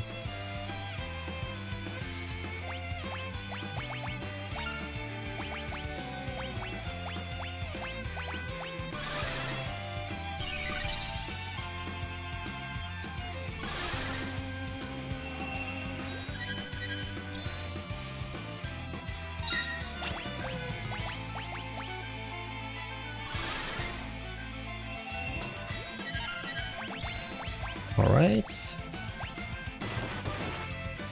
Try and keep everyone alive.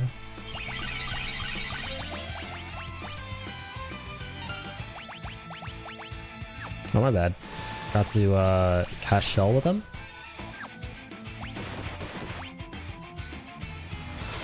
Leaf Swirl. It's probably also wind, right? Ooh, unlockers.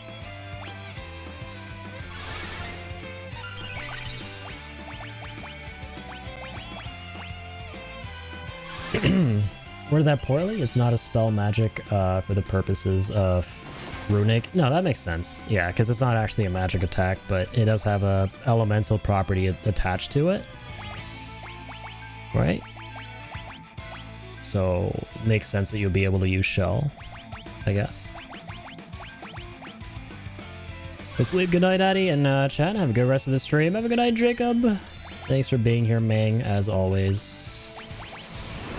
Being super cool and good. Hopefully you have a super cool and good sleep. It's gonna restart this.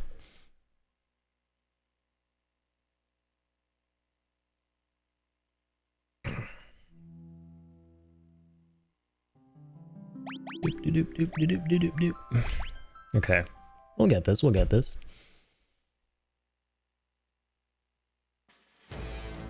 I'm taking a lot of wind damage. We have a shield for ice. We have a shield for thunder. Nothing for wind. Cast Shell, but not everyone has it. It's gonna take a little minute to cast. Need to sleep as well. About to start nodding off. Completely understandable. Yeah, definitely go get that rest, Moogle. Thank you for all the help as always, man. Really do appreciate you, Kupo. Good night and good luck. Thank you so much. I do appreciate you as always. Honestly, I'm not far behind you all myself. Night Wampik, yeah. Definitely go. Don't let me keep you guys. Definitely go get all the sleep, all the R&R you need. I know I'm streaming during Goblin hours, well, on the East Coast here at least, so do all the normal things you gotta do, like don't do the abnormal things like what I'm doing right now, which is playing a video game at 4:20 in the AM.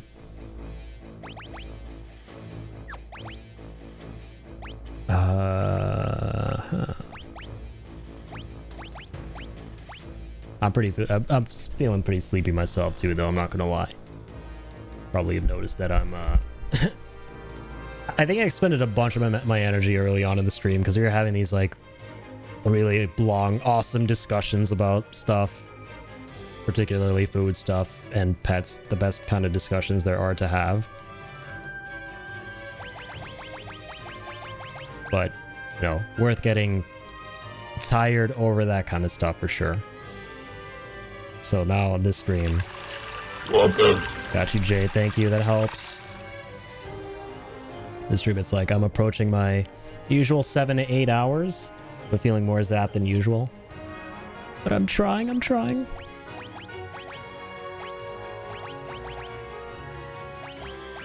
Is there anything that... Huh. I gotta like, put this shit down. I look weird as fuck with my arm up on the side.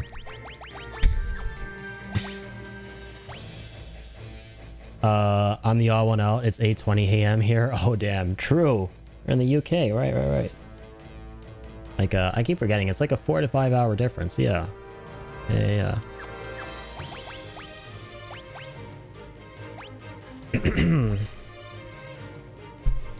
Okay. Let me think here. Let's see. Hermes sandals.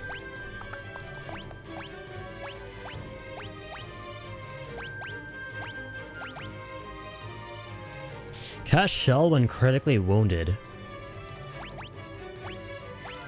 That is a way to get shell faster.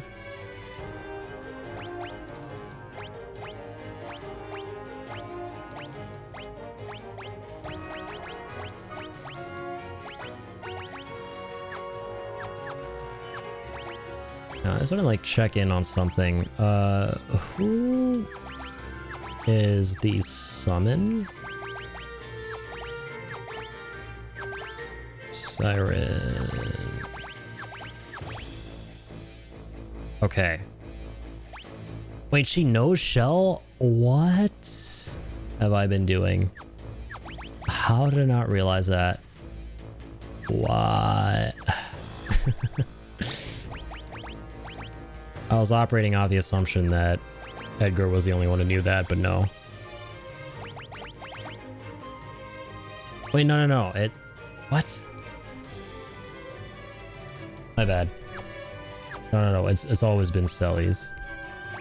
I think I need sleep or something. My brain is being weird at the moment. Does no one else have it? No. Oh, so stupid. He does have it. It being grayed out always throws me off. So yeah, he has it. Selly's has it. Never realized. This dude has no conception of it. I mean, at least 2 characters have it. That's good. That's good enough. You know what I'll do? I'm gonna go ahead and give him the...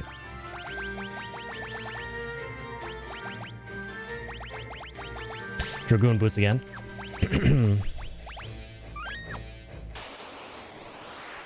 Huge timing on that quick save, by the way. Just putting that out there.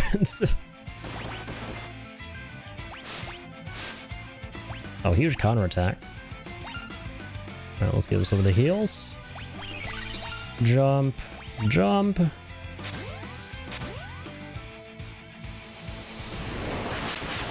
There's one slash.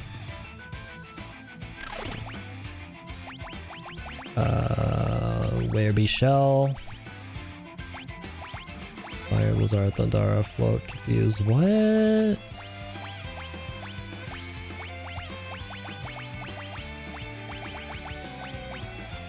Oh, she doesn't have it. It said she did in the magic menu, or maybe she didn't actually. I don't know. Huh. I do not know.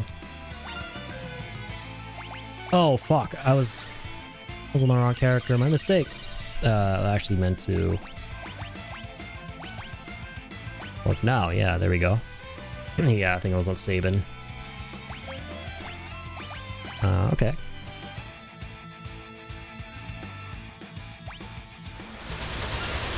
Can I start with the more powerful characters? Because, yeah, I think Sabin's gonna die there. Okay, let's pick him back up again.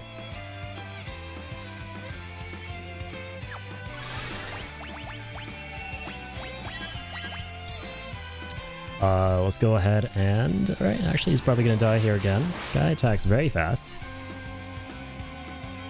Unlucky.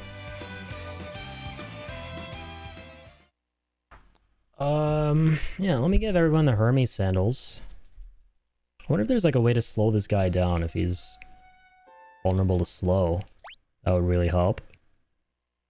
He attacks very, very fast. Okay, I think everyone has... Well, no, not everyone actually.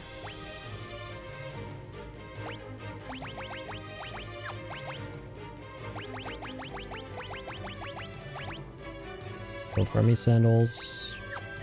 What does the Aegis shield do again? Oh, sometimes repels magic. That's good.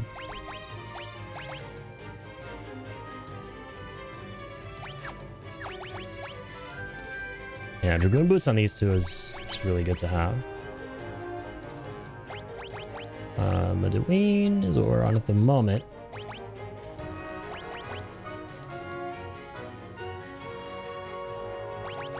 Could go on Rama and cast that with Celes. Could try that.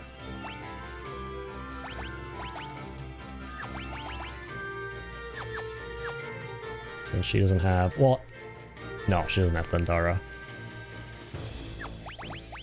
Go ahead and give her...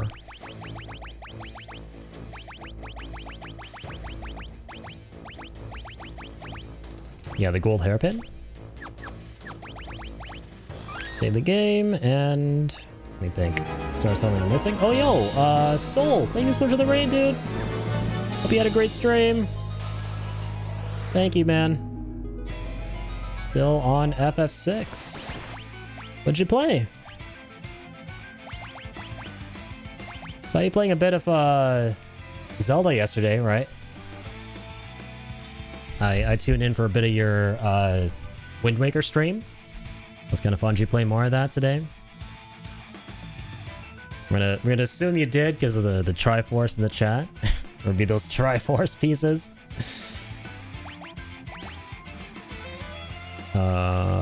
Well, I'm assuming this dragon's gonna drop him when we beat him.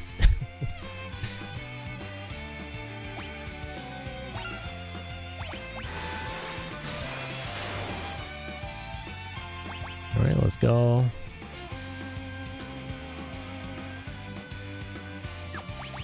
I'm gonna get the heck out of here to begin with. Once again, like before.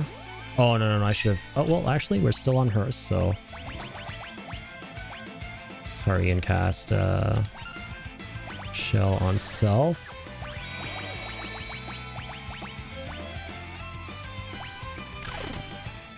Okay.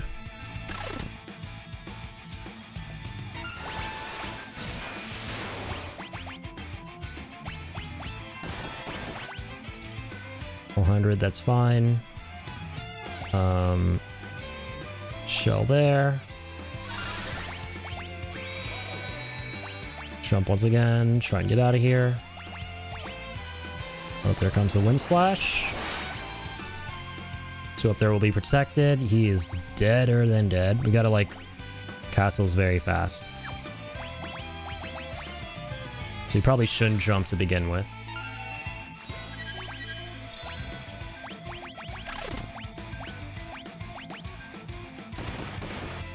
Yeah, shell on that.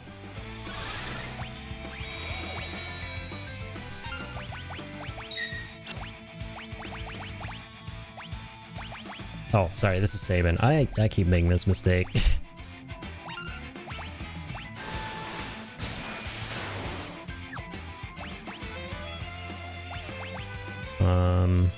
Gonna patch him up here.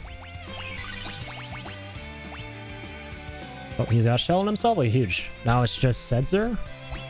Pass it on you. Sorry, let me catch up here. Got to the point where I gotta find the charts, then decipher them and find the pieces. Let's go. Yeah, Wind Waker is awesome. I never finished it, but I would love to someday. I definitely should do a Zelda marathon. I've been thinking about that, of some of the older games, including the ones that I did play growing up and that I did really like. Or, that sounded like didn't, but I said did, just to clarify. Yeah, there's so many great ones out there.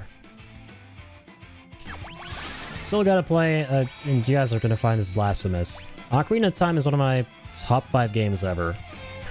I never played the sequel Majora's Mask, so I gotta get around to that as well someday.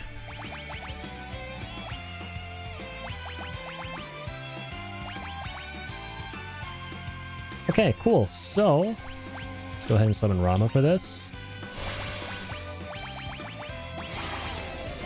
There he is. Dang, not bad at all. Great. Let's do Thundara next. Cheer the whole party.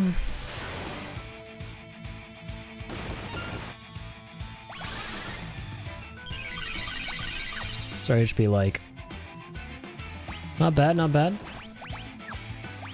No. Ooh. Didn't mean to do that. Misinput. I wanted to go to magic and then summon Rama. Yeah, we're toast. And she's gonna absorb that, isn't she? Yeah, because nothing's gotten past Runic as of yet.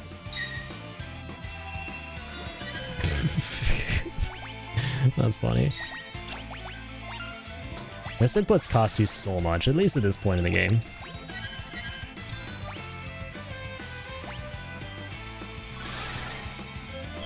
There we go.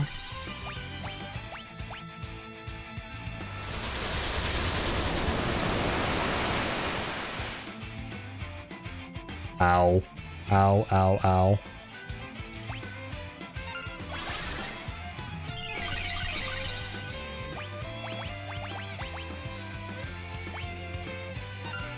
Not again! Oh, wait, actually? This is before, so... Before resing him, so this is good. Slap shell back on him.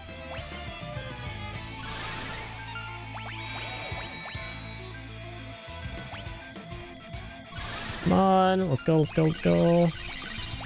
Good job. Uh-oh. I think we're okay, though. Yeah, we'll tank. Oh, God, no, we're not. We're not gonna tank that. Did shell not work? How did it, like... Oh, wow. Okay.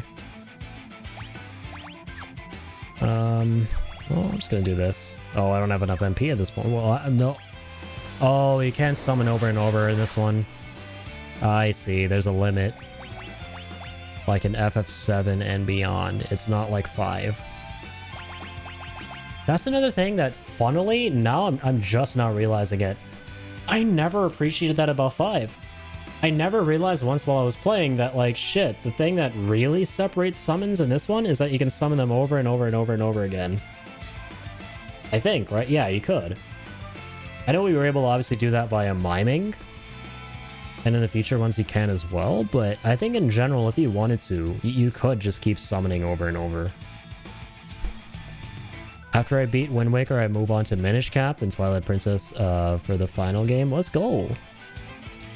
Minish Cap's another one that I've barely seen anything on, but I've heard a lot about it. I'm excited to play that too someday. We'll say the Thunder Shield nullifies wind. They don't do a great job explaining for the elemental, how the elemental gear works. Oh, really? Interesting. Yeah, maybe I should equip it then, because it would make sense that it would work since we just got it around this area, right?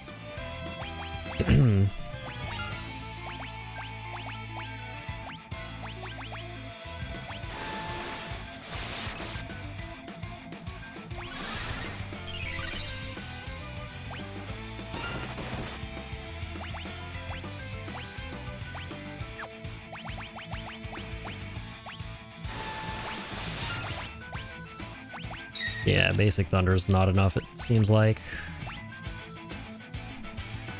Oh. That might be it. Yeah, I'm just gonna restart.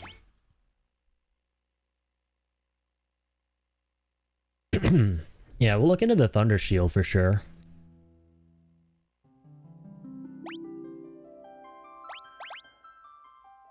I'll go with a character who has the most, or like the Thundara for sure. I'll give them the Thunder Shield.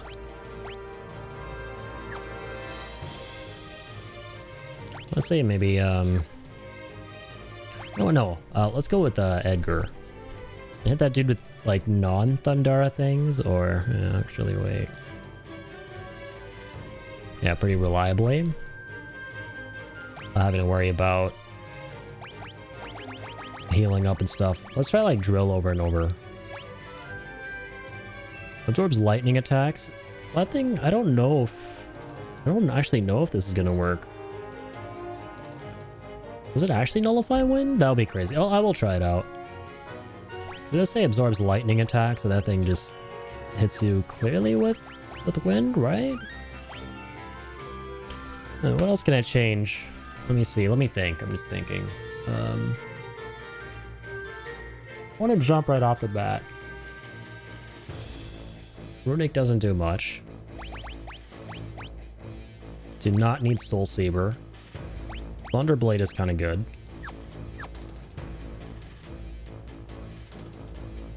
Thunderblade's good. Army Sandals. Absorbs lightning but nullifies wind. Interesting. Interesting. Yeah, I wish the game communicated that. That's okay though.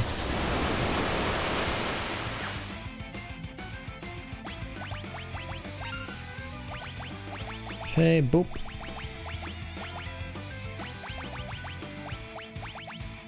Boop. Boop.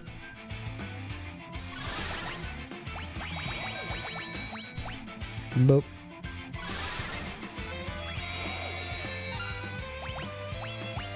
I was literally just gonna keep Setzer on healing duty this whole time.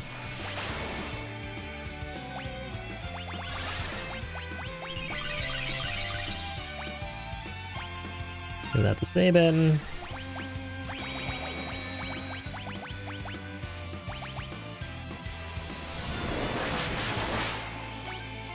Give that to Setzer.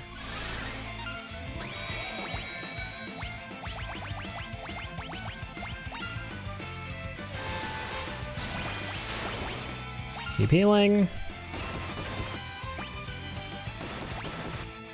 Oh wow, you went for like pure physicals there. That's how good the drill is. Pretty dang good, yeah. Blocking with him is very much so worth it with the Thunder Shield.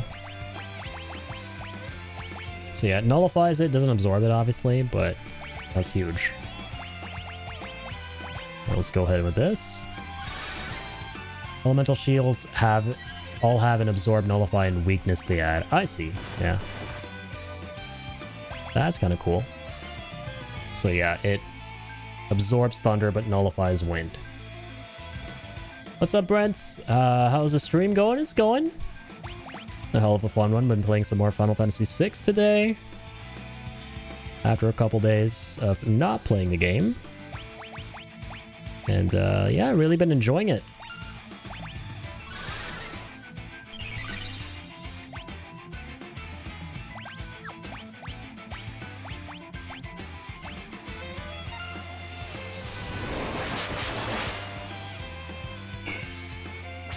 Damn, son.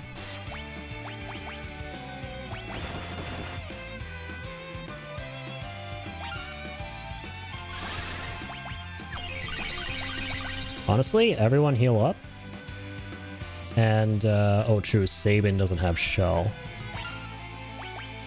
Oh yeah, he might die here.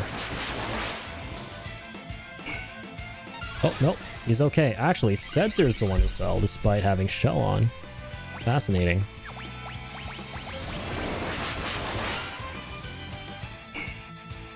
I might just end up soloing this as Edgar. I mean, it's gonna take a minute, but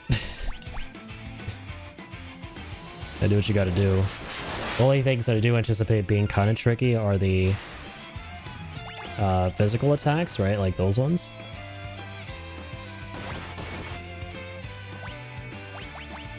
Yeah, I'll just solo it.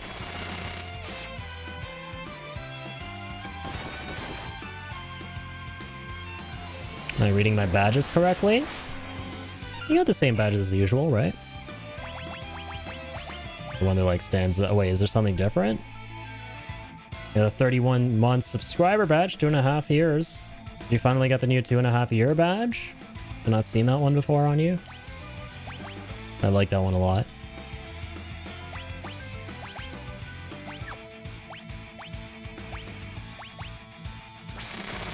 Oh, you saw the mod badge? Yeah, you've been modded a while, Brent. Yes, sir, you have been a prestigious mod in the community for a little minute. But I can't blame you for not noticing that, because it actually just goes hand in hand with the color of your name in the chat. So it kind of just all blends together.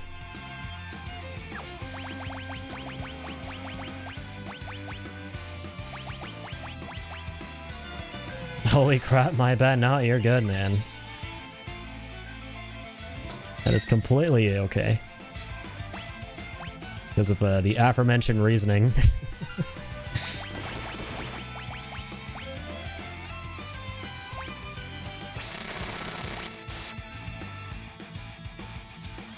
Yeah, I think I'll solo carry this fight as Edgar. Yeah, it does kind of complement it really well. For sure.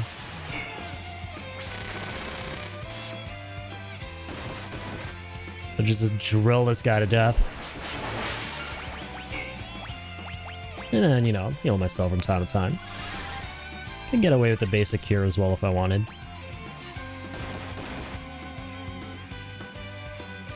Okay, let me actually do this. Do.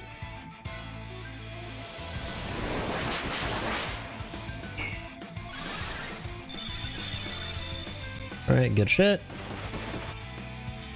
Not gonna be able to out-heal that, obviously, but still.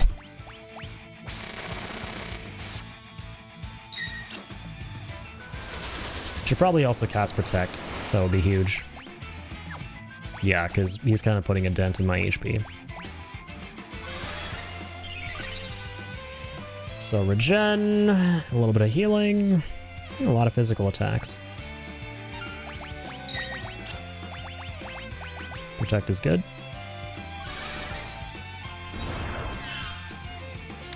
Internet's broken because it's stormy here. Have a great rest of your stream. Will do, Kill. Thanks for being here, dude. And yeah, no worries. Hopefully your internet's back to normal soon. Storm doesn't sound fun.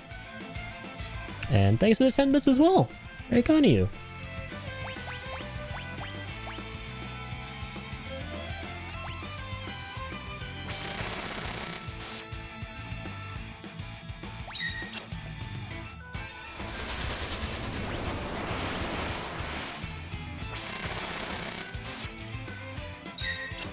Oh, my bad. I didn't mean to cast... Oh, no, I did. Sorry. Yeah, Protect for the physical damage he doles out from time to time. That'll help. Oops. Just wanted to check if I actually did that or not. I think I did.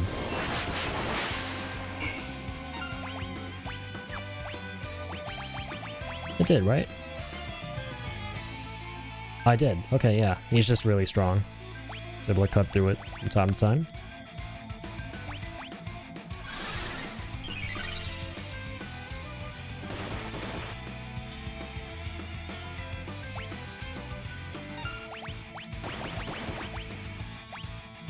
Under damage is nothing though, okay. How much damage are you talking about just with Thundara? It's literally the same amount as with the drill. Okay. It probably is better if I just keep doing this and then osmosing him, right? Like steal his MP and then revive everyone, but it's like such a long haul strat. We did that with one of the with the ultimate weapon. That was kind of fun.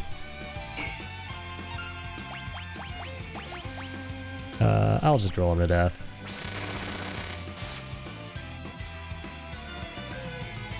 Oh, there's arrow. I think I will still end up blocking that, right? Thank God. I mean, I get arrow. No fair. Oh, maybe from this.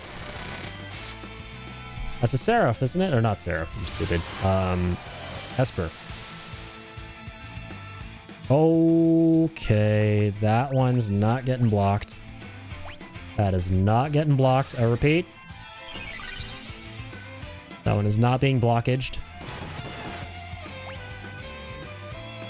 Someone call 911. Oh, no need. It's all reading my HP.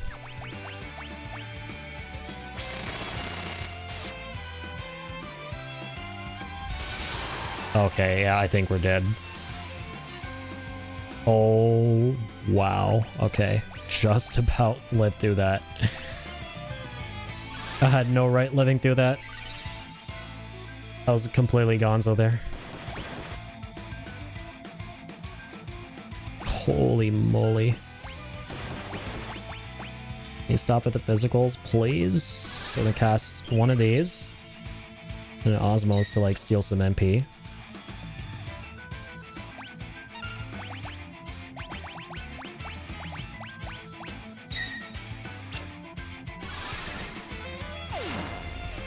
Huge.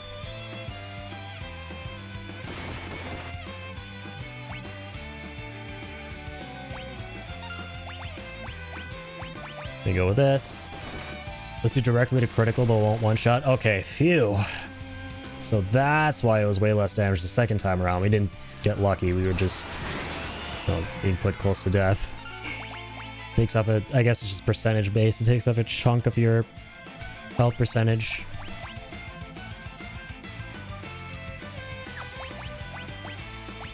Kind of like gravity.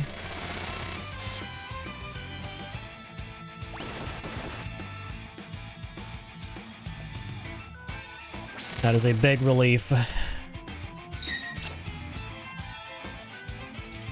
Block. All right.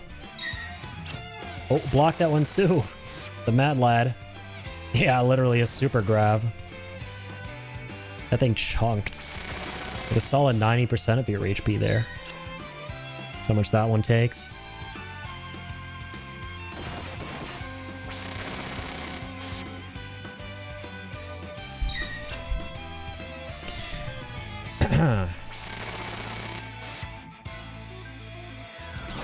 How close is this thing to dying? I'm just gonna go ahead and pull one of these. Oh my god, he doesn't have Libra. Actually, wait. Oh, he doesn't. How good is Rasp gonna be? Just to, you know, mess with them a bit. 113 is big meh.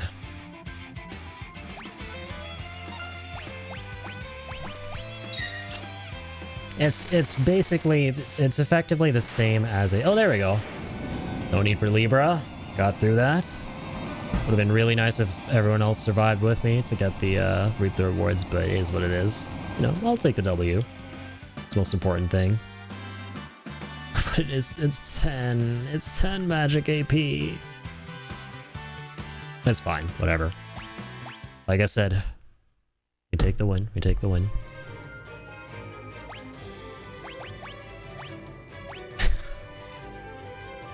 You have to be shitting on me, dude. You have to be shitting on me right now.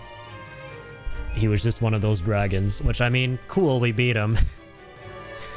I was so convinced because of the sprite that he was going to be another Esper and one that would teach us, like, wind-based abilities. I was so hyped. As Reggie from formerly of Nintendo would say, my body is ready. Or rather, in this case, my body was ready. I was so ready for the wind-based moves. I thought for sure we were gonna, like, I don't even know what his name was, but something akin to Garuda. But I guess not. It's okay. It's okay. We take the W. Take the W. I try not to live up to my username here. Perfectly timed Rasp. Wait.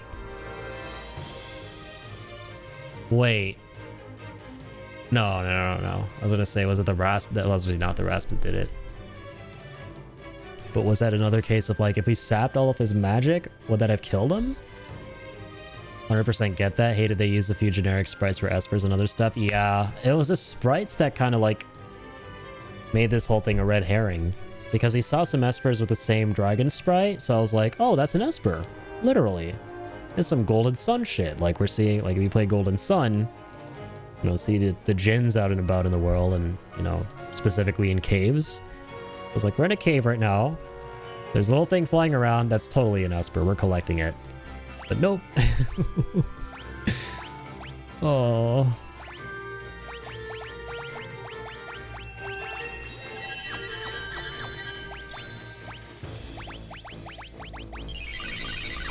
I laid our lives down on the line. And for what? For naught.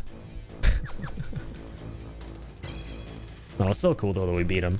It's kind of fun, yeah. I'm starting to pick up that the quote-unquote super boss aspect of this game is hunting down the dragons, right? Or one of them. I just meant you use the Rasp the turn. Oh yeah, you use the turn and would have killed him. That's funny. That is really funny in hindsight. All I had to do was do a regular drill attack and that would have been it at that point.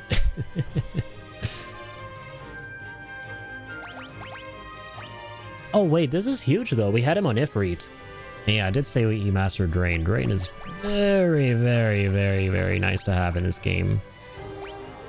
Absolutely understand why it would level up so slowly.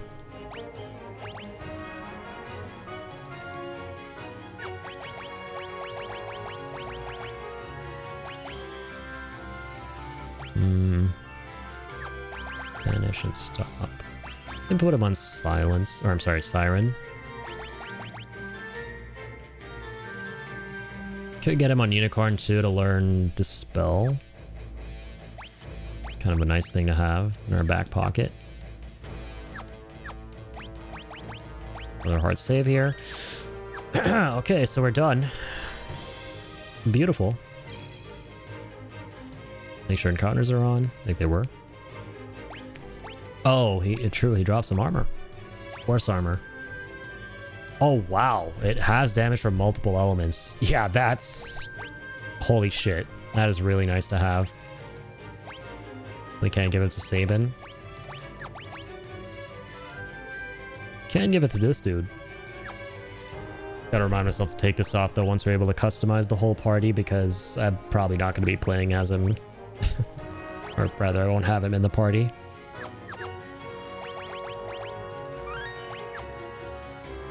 Yeah. Obviously, Sellies really doesn't need it because, you know, she's got, whatchamacallit, Runic.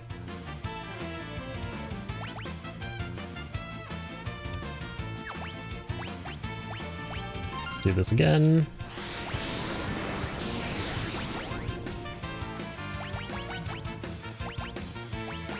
See what he's weak against.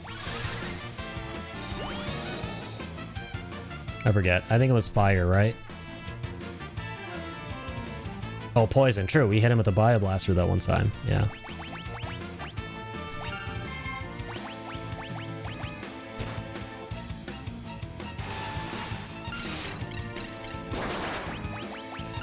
It's always the diamonds, even if you spam A. Game does it for you.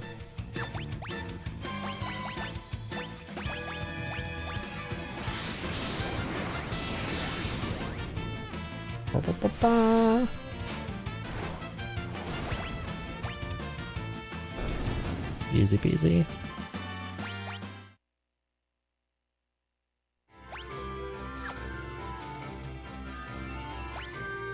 Alright, back to 1F. Is there anything I missed down there? I think I got everything.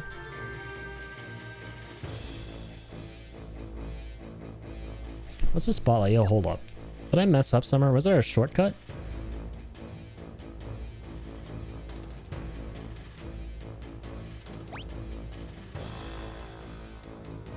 Those spotlights mean anything? And am I meant to be going all the way back? I just want to make sure I didn't forget something or... If I'm just like, you know, wasting time walking all the way back when I don't need to be. It's literally just a little... Okay, it's just illumination for the level. We got everything from up here. Yeah, we have to leave. Okay.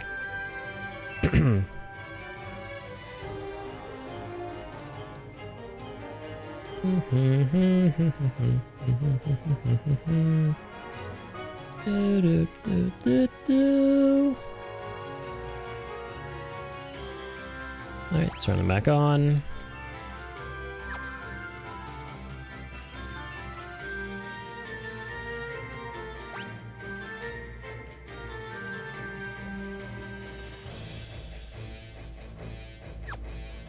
They saw me, I could... Oh no, it's obviously not going to be a shortcut there. Oh, the god dang bears. Oh, how I've missed you guys, said no one ever.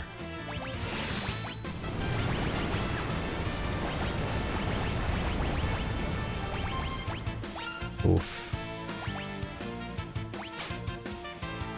Twin Steel? Good shit, serves you right. Keep your sticky fingers to yourself. Just again. Take that. A big bully. And someone learned Libra. Good shit. Yeah, no shortcuts. Alright, let's switch to someone else. Let's play as Sabin.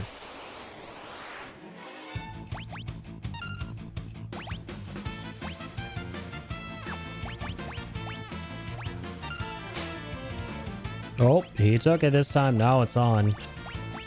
I'll suplex you for that. It's Saplex City time, not Suplex City. Get it? Because Sabin, suplex. Massive. Very, very massive. Sabin learned death. He was so mad about that that he learned death. Forgot we gave him Unicorn, by the way. Or, not Unicorn, sorry. Tobla pass for all of this. Bio Break Death. He's mastered that too. The Master of Death. Let's get him Ifrit next. And get him to learn,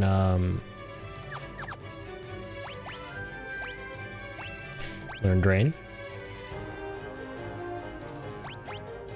All the progress here. Actually put her back on Madaween so we can learn Fyra and Thundara faster. Yeah, let's continue. Okay. Afraid of Teleport lets you exit dungeons and sex. Oh, dude, yes, it absolutely does. Thank you for reminding me. Yeah, we can literally just use Teleport. We can literally just do... Please tell me one of these characters has it. Yeah, there we go. Boop. And literally just leave. There we go. I keep forgetting to do this.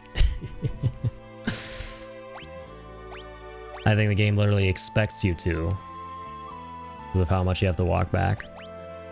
Like, oh, surely players aren't going to forget to use their teleport ability.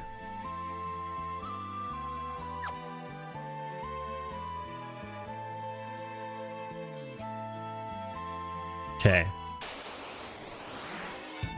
Let's mosey on back. Ow.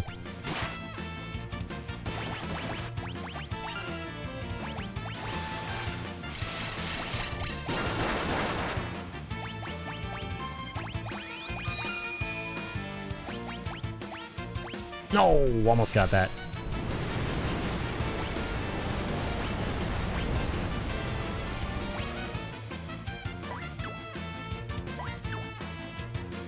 Rip. Got a bit of healing though, at least. I mean, I won't say no to that. Just about.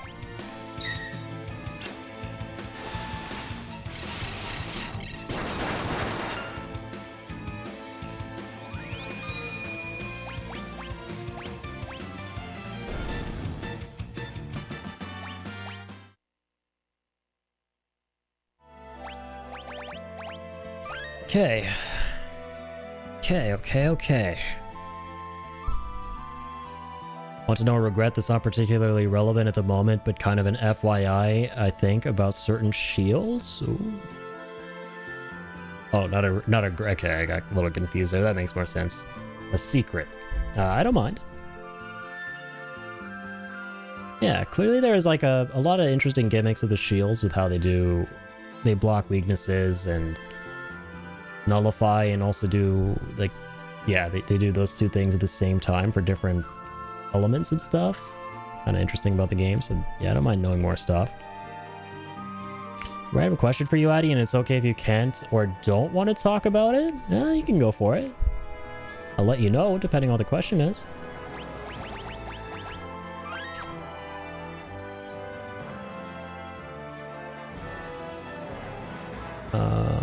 Okay, let's actually try this town. So I got a message from Twitch about setting up a sponsorship profile. Oh, interesting. I actually don't know anything about that. Never gotten that kind of message.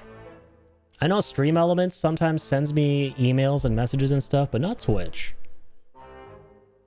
Unless you're talking about the same thing. Yeah, I get those messages sometimes about, oh, like there's a cool sponsorship deal waiting for you, but my opinion on like sponsorship stuff is you should only really do it if you're gonna play the game, if it's a game you see yourself playing anyway, or if it's a game you have any, if you're even remotely interested in playing. We are. Okay, yeah. I mean, regardless of who sends you the thing, it's ultimately the same thing, right? Like a sponsorship deal is a sponsorship deal. I think that it's only worth doing it if you see yourself playing and not like really fully enjoying the game necessarily, but enjoying it to a certain extent to where you can be like, oh, you know what? I'm willing to sit down and play for many hours, potentially in multiple occasions, like, because if you're not willing to do that, then it's not worth it. It doesn't work out for anyone, right? Like, your viewers are not going to have fun, you're not going to have fun, and it comes across as, oh, you're just, you know, kind of doing it to make a quick buck, which I'm not even sure if it's really even that lucrative. Depends on who's sponsoring you, right? But like for really small streamers, typically the deals aren't anything to like brag home about. But regardless of what the deal even is, like my whole kind of stance on the whole thing is, you know, do it if you're gonna enjoy it. You know, like I'm not, you know, we don't live in like a delusional fantasy world where it's like, yeah, you're just, you know, you're 100% gonna enjoy everything you do, and including most of the things that are sponsoring you, but at least like doing it a little bit if it's something you see yourself enjoying to an extent, right? You know, to where you're willing to play whatever that is or endorse whatever that is to a public audience for a certain period of time, and something you genuinely kind of like stand by, and once again to an extent, doesn't have to be all the way through, because that's, I don't think, ever really gonna happen for any kind of sponsorship deal, unless it's like that 1 in a million deal from something you absolutely freaking love and think it's amazing and you would promote it anyway, which that doesn't happen every day for a lot of people, and it's probably very rare. Yeah, I would say unless that's the case, like I wouldn't recommend it, and I personally probably wouldn't do it myself. I think a lot of things just have to align. I didn't get anything about any game, it was just about, oh, setting my profile for it. I see. Yeah, no, I don't know if I even got that. Maybe I did and I just didn't see it. It's totally possible. Totally agree with you on that. Listen, your opinion matters, of course, as long as you were having fun doing something. Yeah, ultimately, like, especially if it's something like a sponsorship, my opinion is that it should come across as, yes, you know, it is a lucrative opportunity for you, like the streamer, and that's why you're ultimately doing it, but it shouldn't just come across as that like, oh, you know, this guy's very clearly doing it because he's getting paid to do it, but he wouldn't support it or play this otherwise, right? Because that's the worst situation to be in, is to come across as, you know, like disingenuous and not actually, you know, be into what you're supporting or endorsing or whatever. But then, like I said, you're not gonna have fun, the viewers aren't gonna have fun, so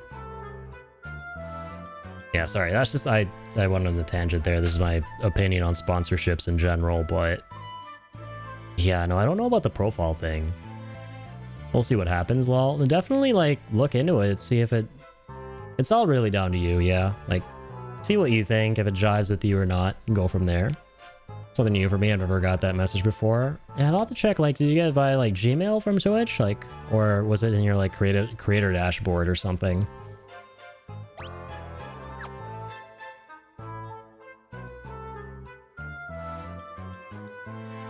Okay, I see, you got it via email. Interesting.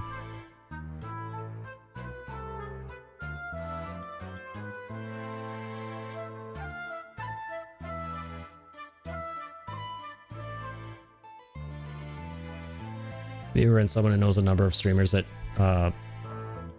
has good advice. Depends a ton on your viewers / demographic. One streamer I know did a Clawy sponsorship and we were stoked and all played that shit. Because it's an app that lets you play claw machines from your phone. That's pretty cool. He doesn't do stuff he won't enjoy or find amusing. Yeah, that's very important, in my opinion.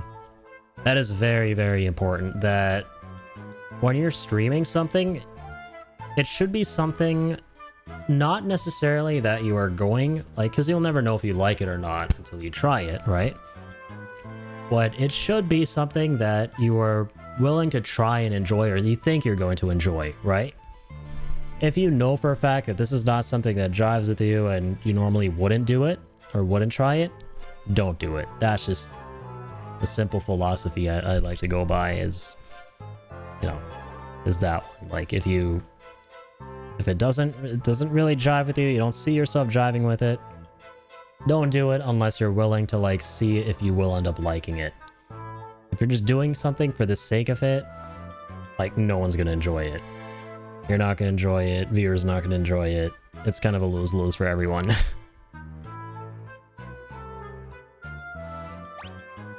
Sorry, I don't know if this is the right town. I'm not gonna put myself through hell. Yeah, exactly. I mean, it's obvious advice, but I mean, generally, yeah, you kind of don't want to do that.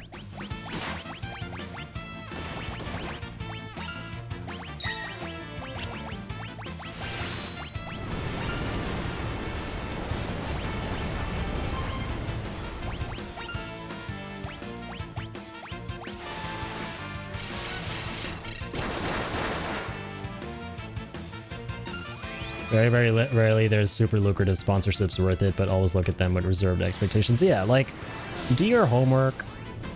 Look at if, like, this is something you would do anyway or try out anyway. You know, and then go from there. Like, make an informed decision. Don't just look at it as, like, money bags. You know, because that's, like, I would say an easy kind of trap to fall for.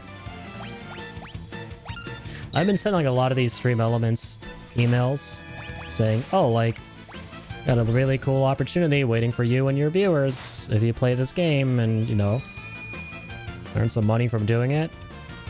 And I'm like, okay, first of all, is this game something I can see myself playing, something I can see myself enjoying? Even if I don't, is this something I would see myself playing anyway to try and enjoy? That's the main thing, right? Because, you know, like I said, you'll never know if you actually truly enjoy it until you try it, but if it's something you normally wouldn't try to see if you would like it, I mean, don't do it. That's just... I feel like that's just my perspective on it. And yeah, most of them aren't even that... Like, when I say lucrative, I just mean in general. For, like, small streamers, like, any opportunity really is lucrative, right? Because you're making nothing off of this for the most part. So, any sponsorship I would deem, like, quote-unquote lucrative for sure from, like, a small streamer's perspective, but yeah, we're talking, like, big streamers, they're like chump change for the most part. Unless, like, you know, you're approached by, like, a big company or something, which that's what normally happens to, you know, champion a game that's coming out or something, like this huge, like, AAA release, and you give, like, your viewers a code to put in to, like, get a discount on it and try it out. Like, with those exceptions, like, you know, you're not really gonna get a lot of those lucrative on-stream sponsorships. Nor would I make my viewers go through that, always. Yeah, for sure. Thank you so much for the advice, everyone. I do appreciate it. Yeah, of course, man. My advice may not have just like... I feel like I said a lot of obvious stuff. But no, that is my perspective on it.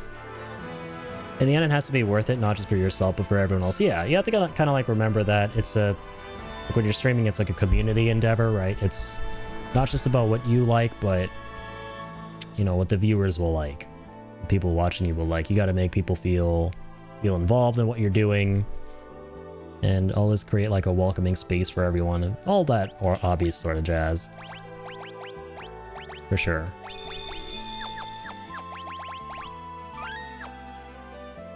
Like, yeah, I believe that the energy you put out is the energy that obviously, I mean, again, very obvious advice, will rub off on others, right?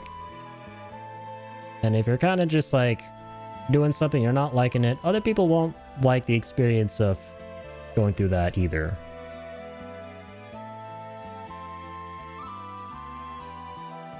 Yeah, I think audiences that most sponsorships, given what they are and what I've seen, are kind of a surefire way to alienate a lot of your audience. Yeah.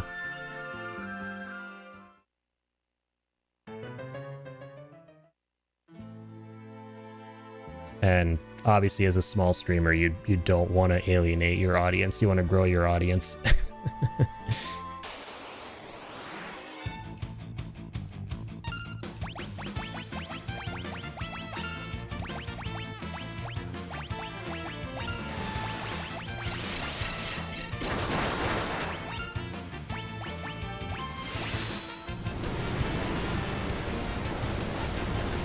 All the people that I spend time with and cherish all of them, hell yeah. Yeah, as it should be.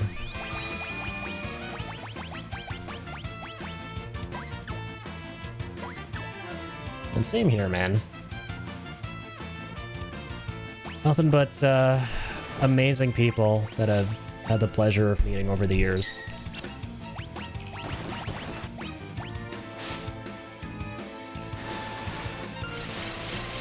You ever get a Claw E offer? Take that shit, because anyone who doesn't hear webcam claw machine app and thinks it's an amazing you don't want around. Oh no, for sure.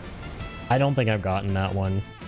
Most of the ones I get are those like, you know, sim builder, town micromanagement style games. Which is like, yeah, no, I'm good. I'll pass on that. Like Age of some generic sounding game, right? Like Age of Dragons, Age of Towers, like all that stuff. Where it's like you're building a community, you're like managing things that are happening there, or something or another, and I'm like, yeah, this does not. I don't know, not for me. Can't recommend this to anyone if I can't recommend it to myself. Honestly, there you go. That's my ultimate take on this. Yeah, I can't recommend something to some people to people if you can't recommend it to yourself. Sponsorships are all about recommending shit for money. You know? Not only are you recommending stuff, you're getting paid to recommend things, so you better do a good job of recommending that to people.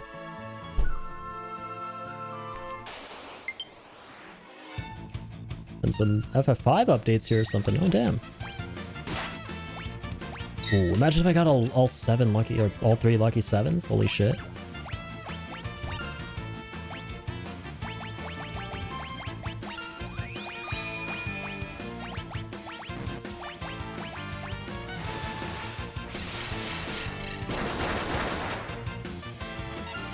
But oh yeah, Clawy sounds super cool. I'm actually gonna watch like a hawk now for that email. Appreciate you for mentioning that. Cause that, I could like, shit, I could see myself recommending that to most folks, cause shit, I'll take a recommendation myself for that thing.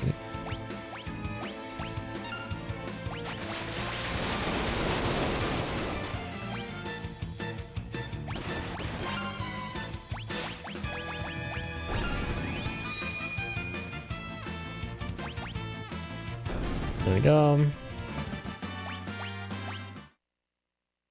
Still said, puppy, my Bulbasaur. I paid like $10 to ship here. Oh no.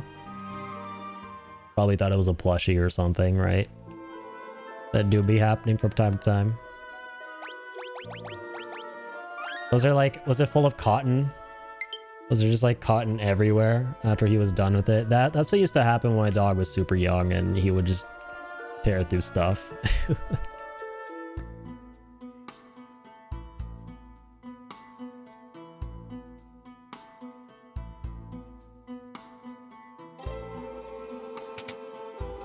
We had to go in here, right?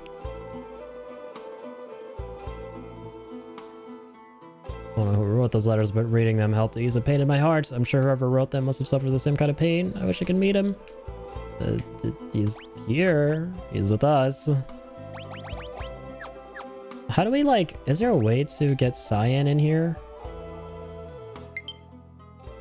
Yeah, what is happening? Yeah, I get it. FF5, you have an update, and... You're possibly my favorite one out of all 6 games. But I've already finished you. Don't tempt me with a good time. Sorry, did we have to come back here? Did I mess up?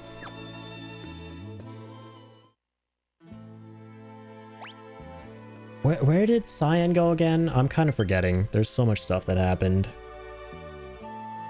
We were in that fight for so long against the dragon, I kind of forget. Did he not join us? We met him. And then there was that whole little segment about, you know, you pretended to be the girl's boyfriend and stuff. Need to swap him in, I think? I feel like we would need the airship for... Oh, we already got the airship. Here it is. Literally, oh, we have to just walk back to our airship. I think that's it, right? No, we did the right thing coming here for sure, because we need a ship again. Sorry, I meant to go into the menu there. Oh, can you actually do that on the world map? Swap people in and out? Wasn't aware that was a thing in FF6. I thought you could only do it via the airship. But, no, that would make sense, just like the other ones. There you are, buddy. Okay, here we go.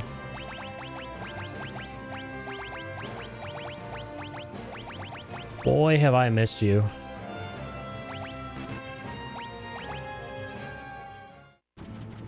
Could be remembering wrong about world map. That's okay, yeah.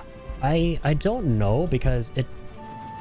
I'm trying to wrap my head around it because like in FF7 it makes sense and the other ones it makes sense. Like 7 you have the phone so you can like call the party members who aren't there to like, you know, join on in.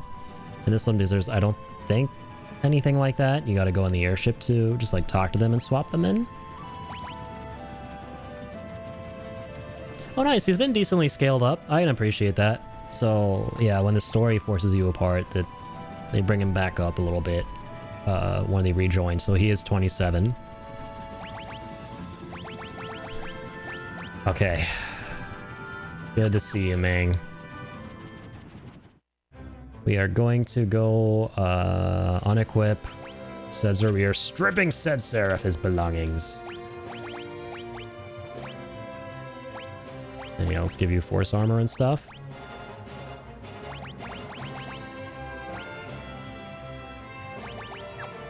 Oh, dude, this is the lad I love dual wielding with. Now, hold up. Okay, good.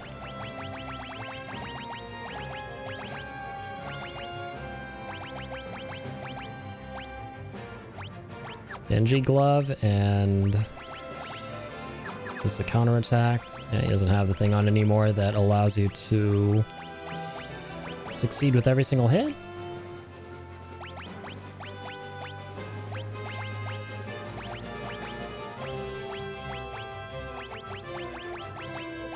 Where's that again? There we go, Sniper Eye. My bad, I missed that. Save again. Okay. What summon are we interested in? So we can do Fire, Blizzard, Thunder, Poison, Thundara. Okay, yeah, we definitely got to get him on Seraph. As always, as always. Everyone started on that. Once he mentioned doing it on the ship, I remembered 6 was like that. Yeah, you gotta like swap people in and out on Z ship. Okay. Take a detour to visit Sid now, by the way. Oh, true. We gotta see how old man's doing on his pescatarian diet. That the little island he was on? Yeah, I think so.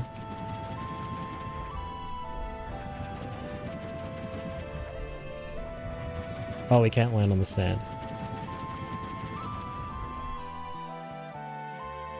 Forgot.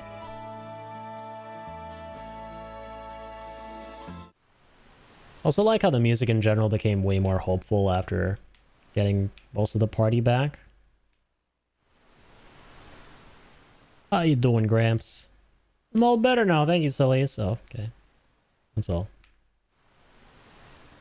Is there no particular reason? Hey. Hey, come on now. Very important to make sure he's okay. Never mind. That was sarcasm. Apparently go to the beach for no reason. I appreciate the sarcasm because this was a very pleasant surprise as a result. Boy, have I been waiting for another Esper. For God knows how long now. Quetzali. Oh my god, is this the wind-based one? Just talking about aerial stuff? Whoa, that's so weird that was there. Oh yeah, you definitely didn't know about that one.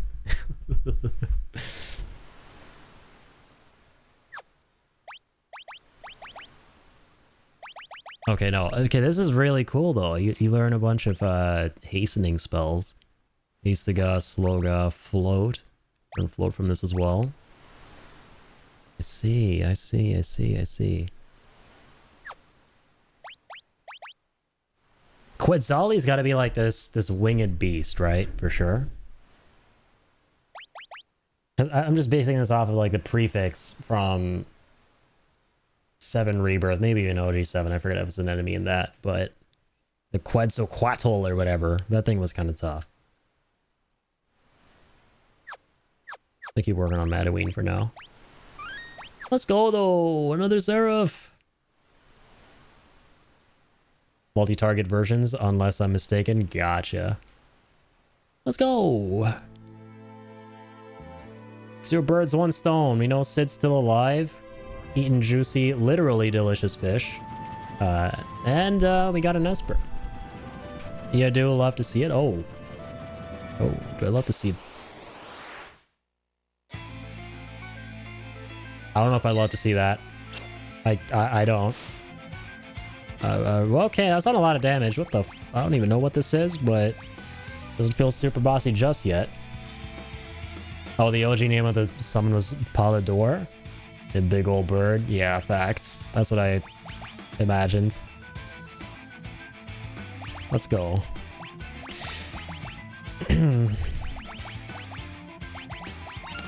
Let's learn some shit. 68. 50k. Wow. Vulnerable to holy. Okay. Vulnerable to fire and holy. What that means.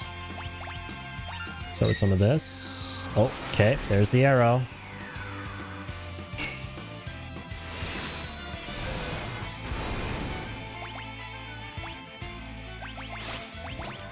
Fire too, huh? Oh. Oh. Oh. Okay. Oh. I gotcha. He's like Weapon from Final Fantasy VII, I think. Like you weaken him a bit each fight over time, and you go fight him somewhere else on the map? I'm assuming? I don't know, I could be wrong. Interesting, interesting. I think he keeps running from you until there's like a final showdown. That's the vibe I'm getting from that.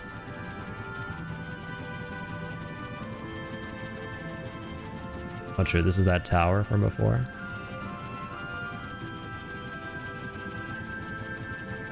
I finally land on this.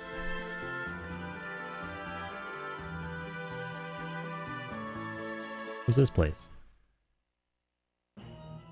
Cultist Tower. Oh, that doesn't look culty at all.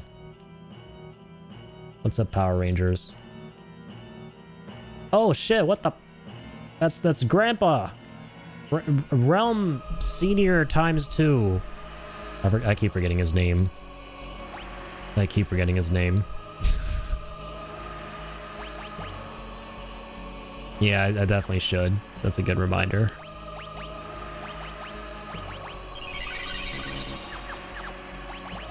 Realm Senior.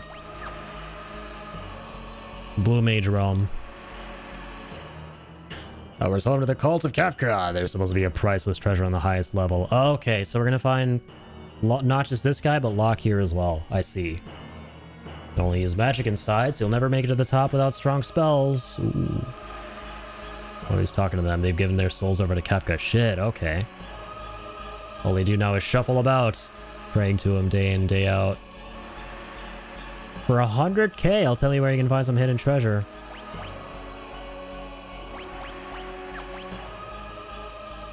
Okay, I was gonna say, Loki, you might be close to 100k, but... Oh my god. The 50k. Oh, it was our steps. Oh, those are our steps, not our gil. The last time I checked for our gil, when the bear was stealing shit, I looked at the 50k first. I was like, oh, we're good. Yeah, 50k, but no, those are just our steps taken. Our gil isn't that great at all. Shit. Okay, we'll remember this guy. I think it's gonna be really tough. Fuck it, we ball though. We need to do this anyway. For our party members, or sorry, party members. But no, for real party members, because come on, Locke, I'm assuming is up there. Why do you gotta make our life so hard? Going up all these stairs using magic only. Their names are literally level 20 magic and level 10 magic. That's hilarious. And then you have Reflect on. Oh shit, so we gotta make sure we have the spell for this. We gotta come back once we know the spell. Oh fuck. Oh wow. Oh, okay, okay. Might be kinda cooked. Like, does this guy have Reflect too? It was both of them, right? No, it was just the guy at the bottom.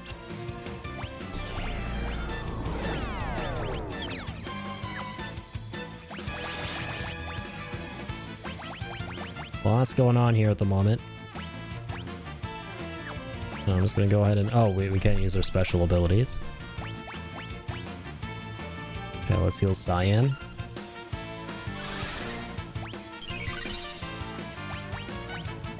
Oh, he doesn't have the best of magic.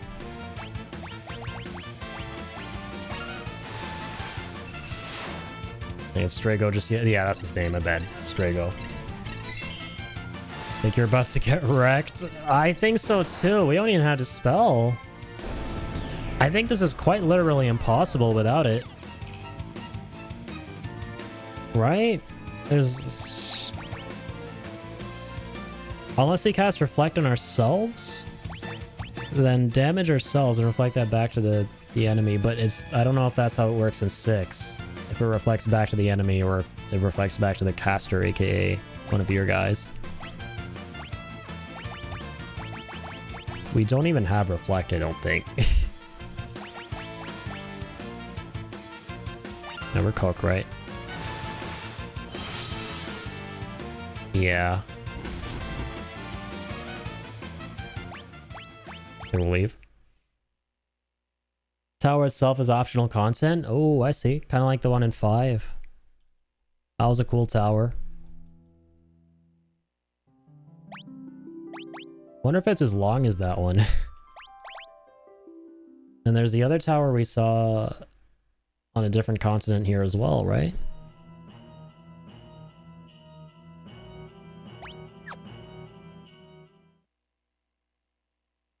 This game's got a lot of optional content. You kind of love to see it. 100%.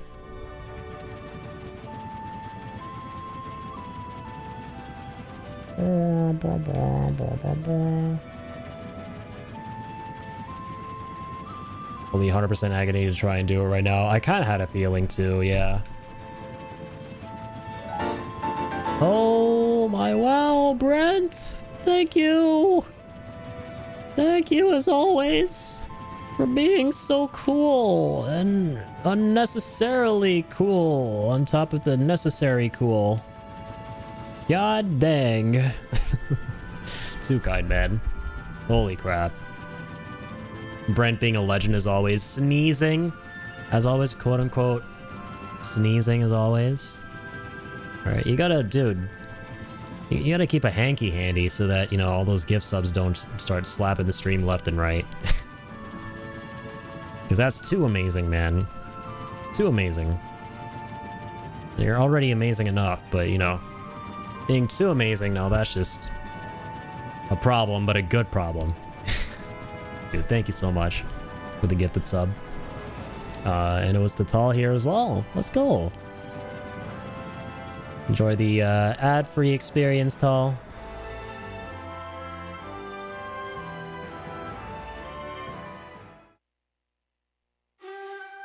You're living up to the opposite, you could say, of your name.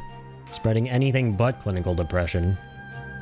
Unless, you know, your definition of clinical depression is making people really happy, which that would be kind of a weird definition of clinical depression, you know.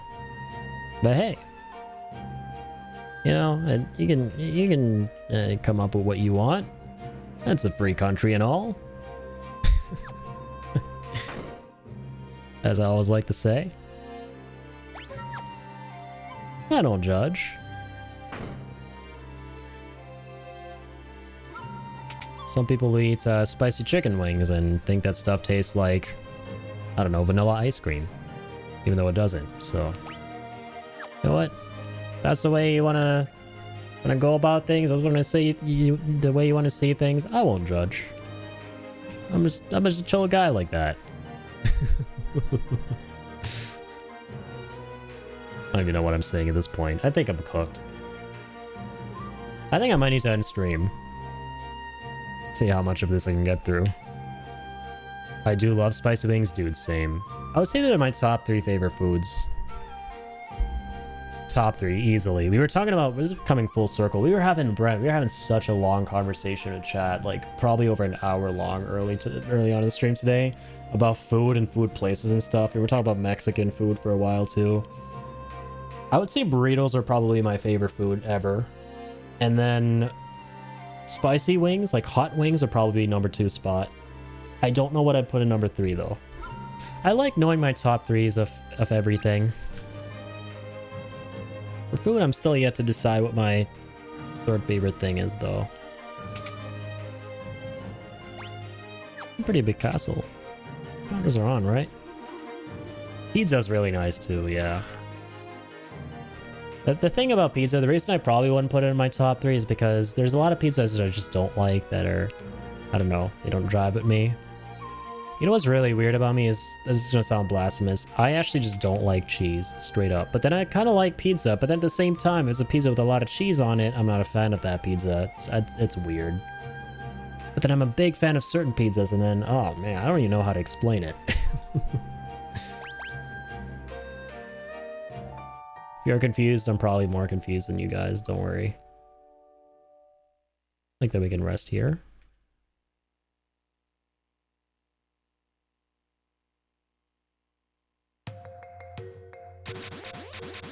What's going on now? So Ian's taking a nap, and now we have these little Oompa Loompas. I'm Laragorn. I'm Kurlax. I'm Mobius. We're the Dream Stooges. This man's soul is ours. Man's soul is ours. Man's soul is ours. In case you didn't hear us the first time. Bon appetit, bon appetit, bon appetit. Once again, in case you didn't hear us the first time. Damn, they pulled a Shang Tsung, stole his soul. Now they're eating his soul. Oh, now we're joining in on the fee store. I mean, you know, to stop that from happening, actually. What is this? The Temple of the Ancients coded place. I'll definitely do that. Literally the Three Stooges, yeah. We're starting off as Edgar. Oh man, now I'm telling you guys I'm cooked and I'm tired. And now the fact that we're in a place called Dreamscape or Dream something or another is making me more tired.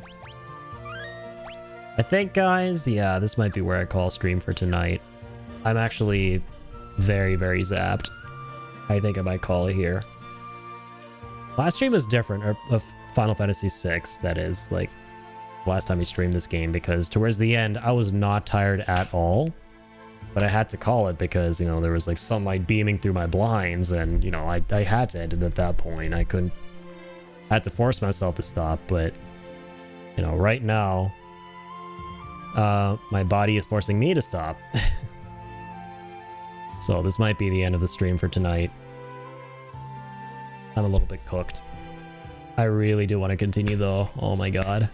I wish I was a little bit more energized. I could make myself a coffee and continue, but that is a terrible idea, seeing that it is 5:30 in the morning.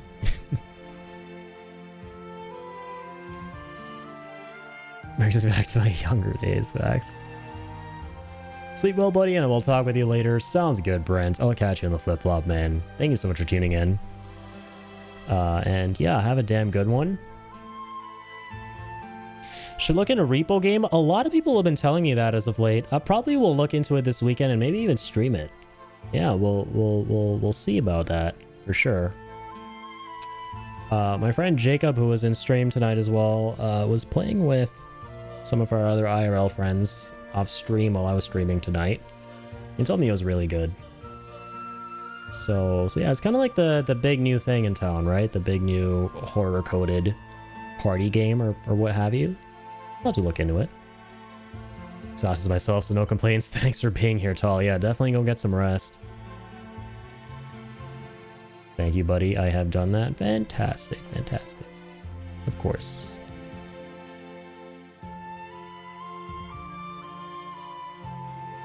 When you do, let me know, because I've been playing it. Will do, yeah. I'll definitely hit you guys up in the Discord. I'll see who's playing, who's not playing, and we'll go from there. We can link up, and that should be a fun time. Yeah, take care, guys. Brent, thank you again so much for the gifted sub not long ago. Kill for the bits. Soul with the raid. Kill with another 10 bit. Oh, that was a couple days ago, my bad. But yeah, thank you guys very, very much. And just generally for being here and being awesome, keeping me company, experiencing these amazing adventures and games with me. Brent, Tall, so many people, man. The thing for me the past like 5 to 6 years of streaming, which is becoming harder and harder to do, but like I always say, it's a good problem to have, is being able to shout out everyone who's been in chat, because I have so many more people concurrently in chat nowadays, and now I can't shout out everyone because I can't scroll far enough, and there's so many folks who come and go. So yeah, just a big thank you to absolutely everyone. You know who you are if you hung out tonight. Absolute legends. Take care of yourselves, and yeah, past couple days I've been busy. That's why I haven't been streaming as much, but today and tomorrow, or rather you could say later today, I am looking at a relatively light schedule, so I should be back later tonight with some more Final Fantasy VI, which should be pretty exciting. Can't wait to continue. This shit's getting really trippy and fun and crazy and amazing, as it always does. So yeah, I'll see you guys very soon, and until then, take damn good care of yourselves. Doesn't look like we have any friends online to raid, because they're probably asleep, like, you know, the good citizens they are, taking care of themselves and not being goblins like me up at 5:30 a.m. here. So we won't do a raid. Unless you all know someone who you would like me to, who I don't have followed here. But if not, I'll see you on the flip-flop. Night night, Brent.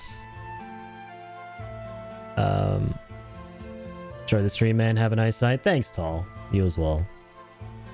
Thank you for being here. Yeah, we'll end it there. All right.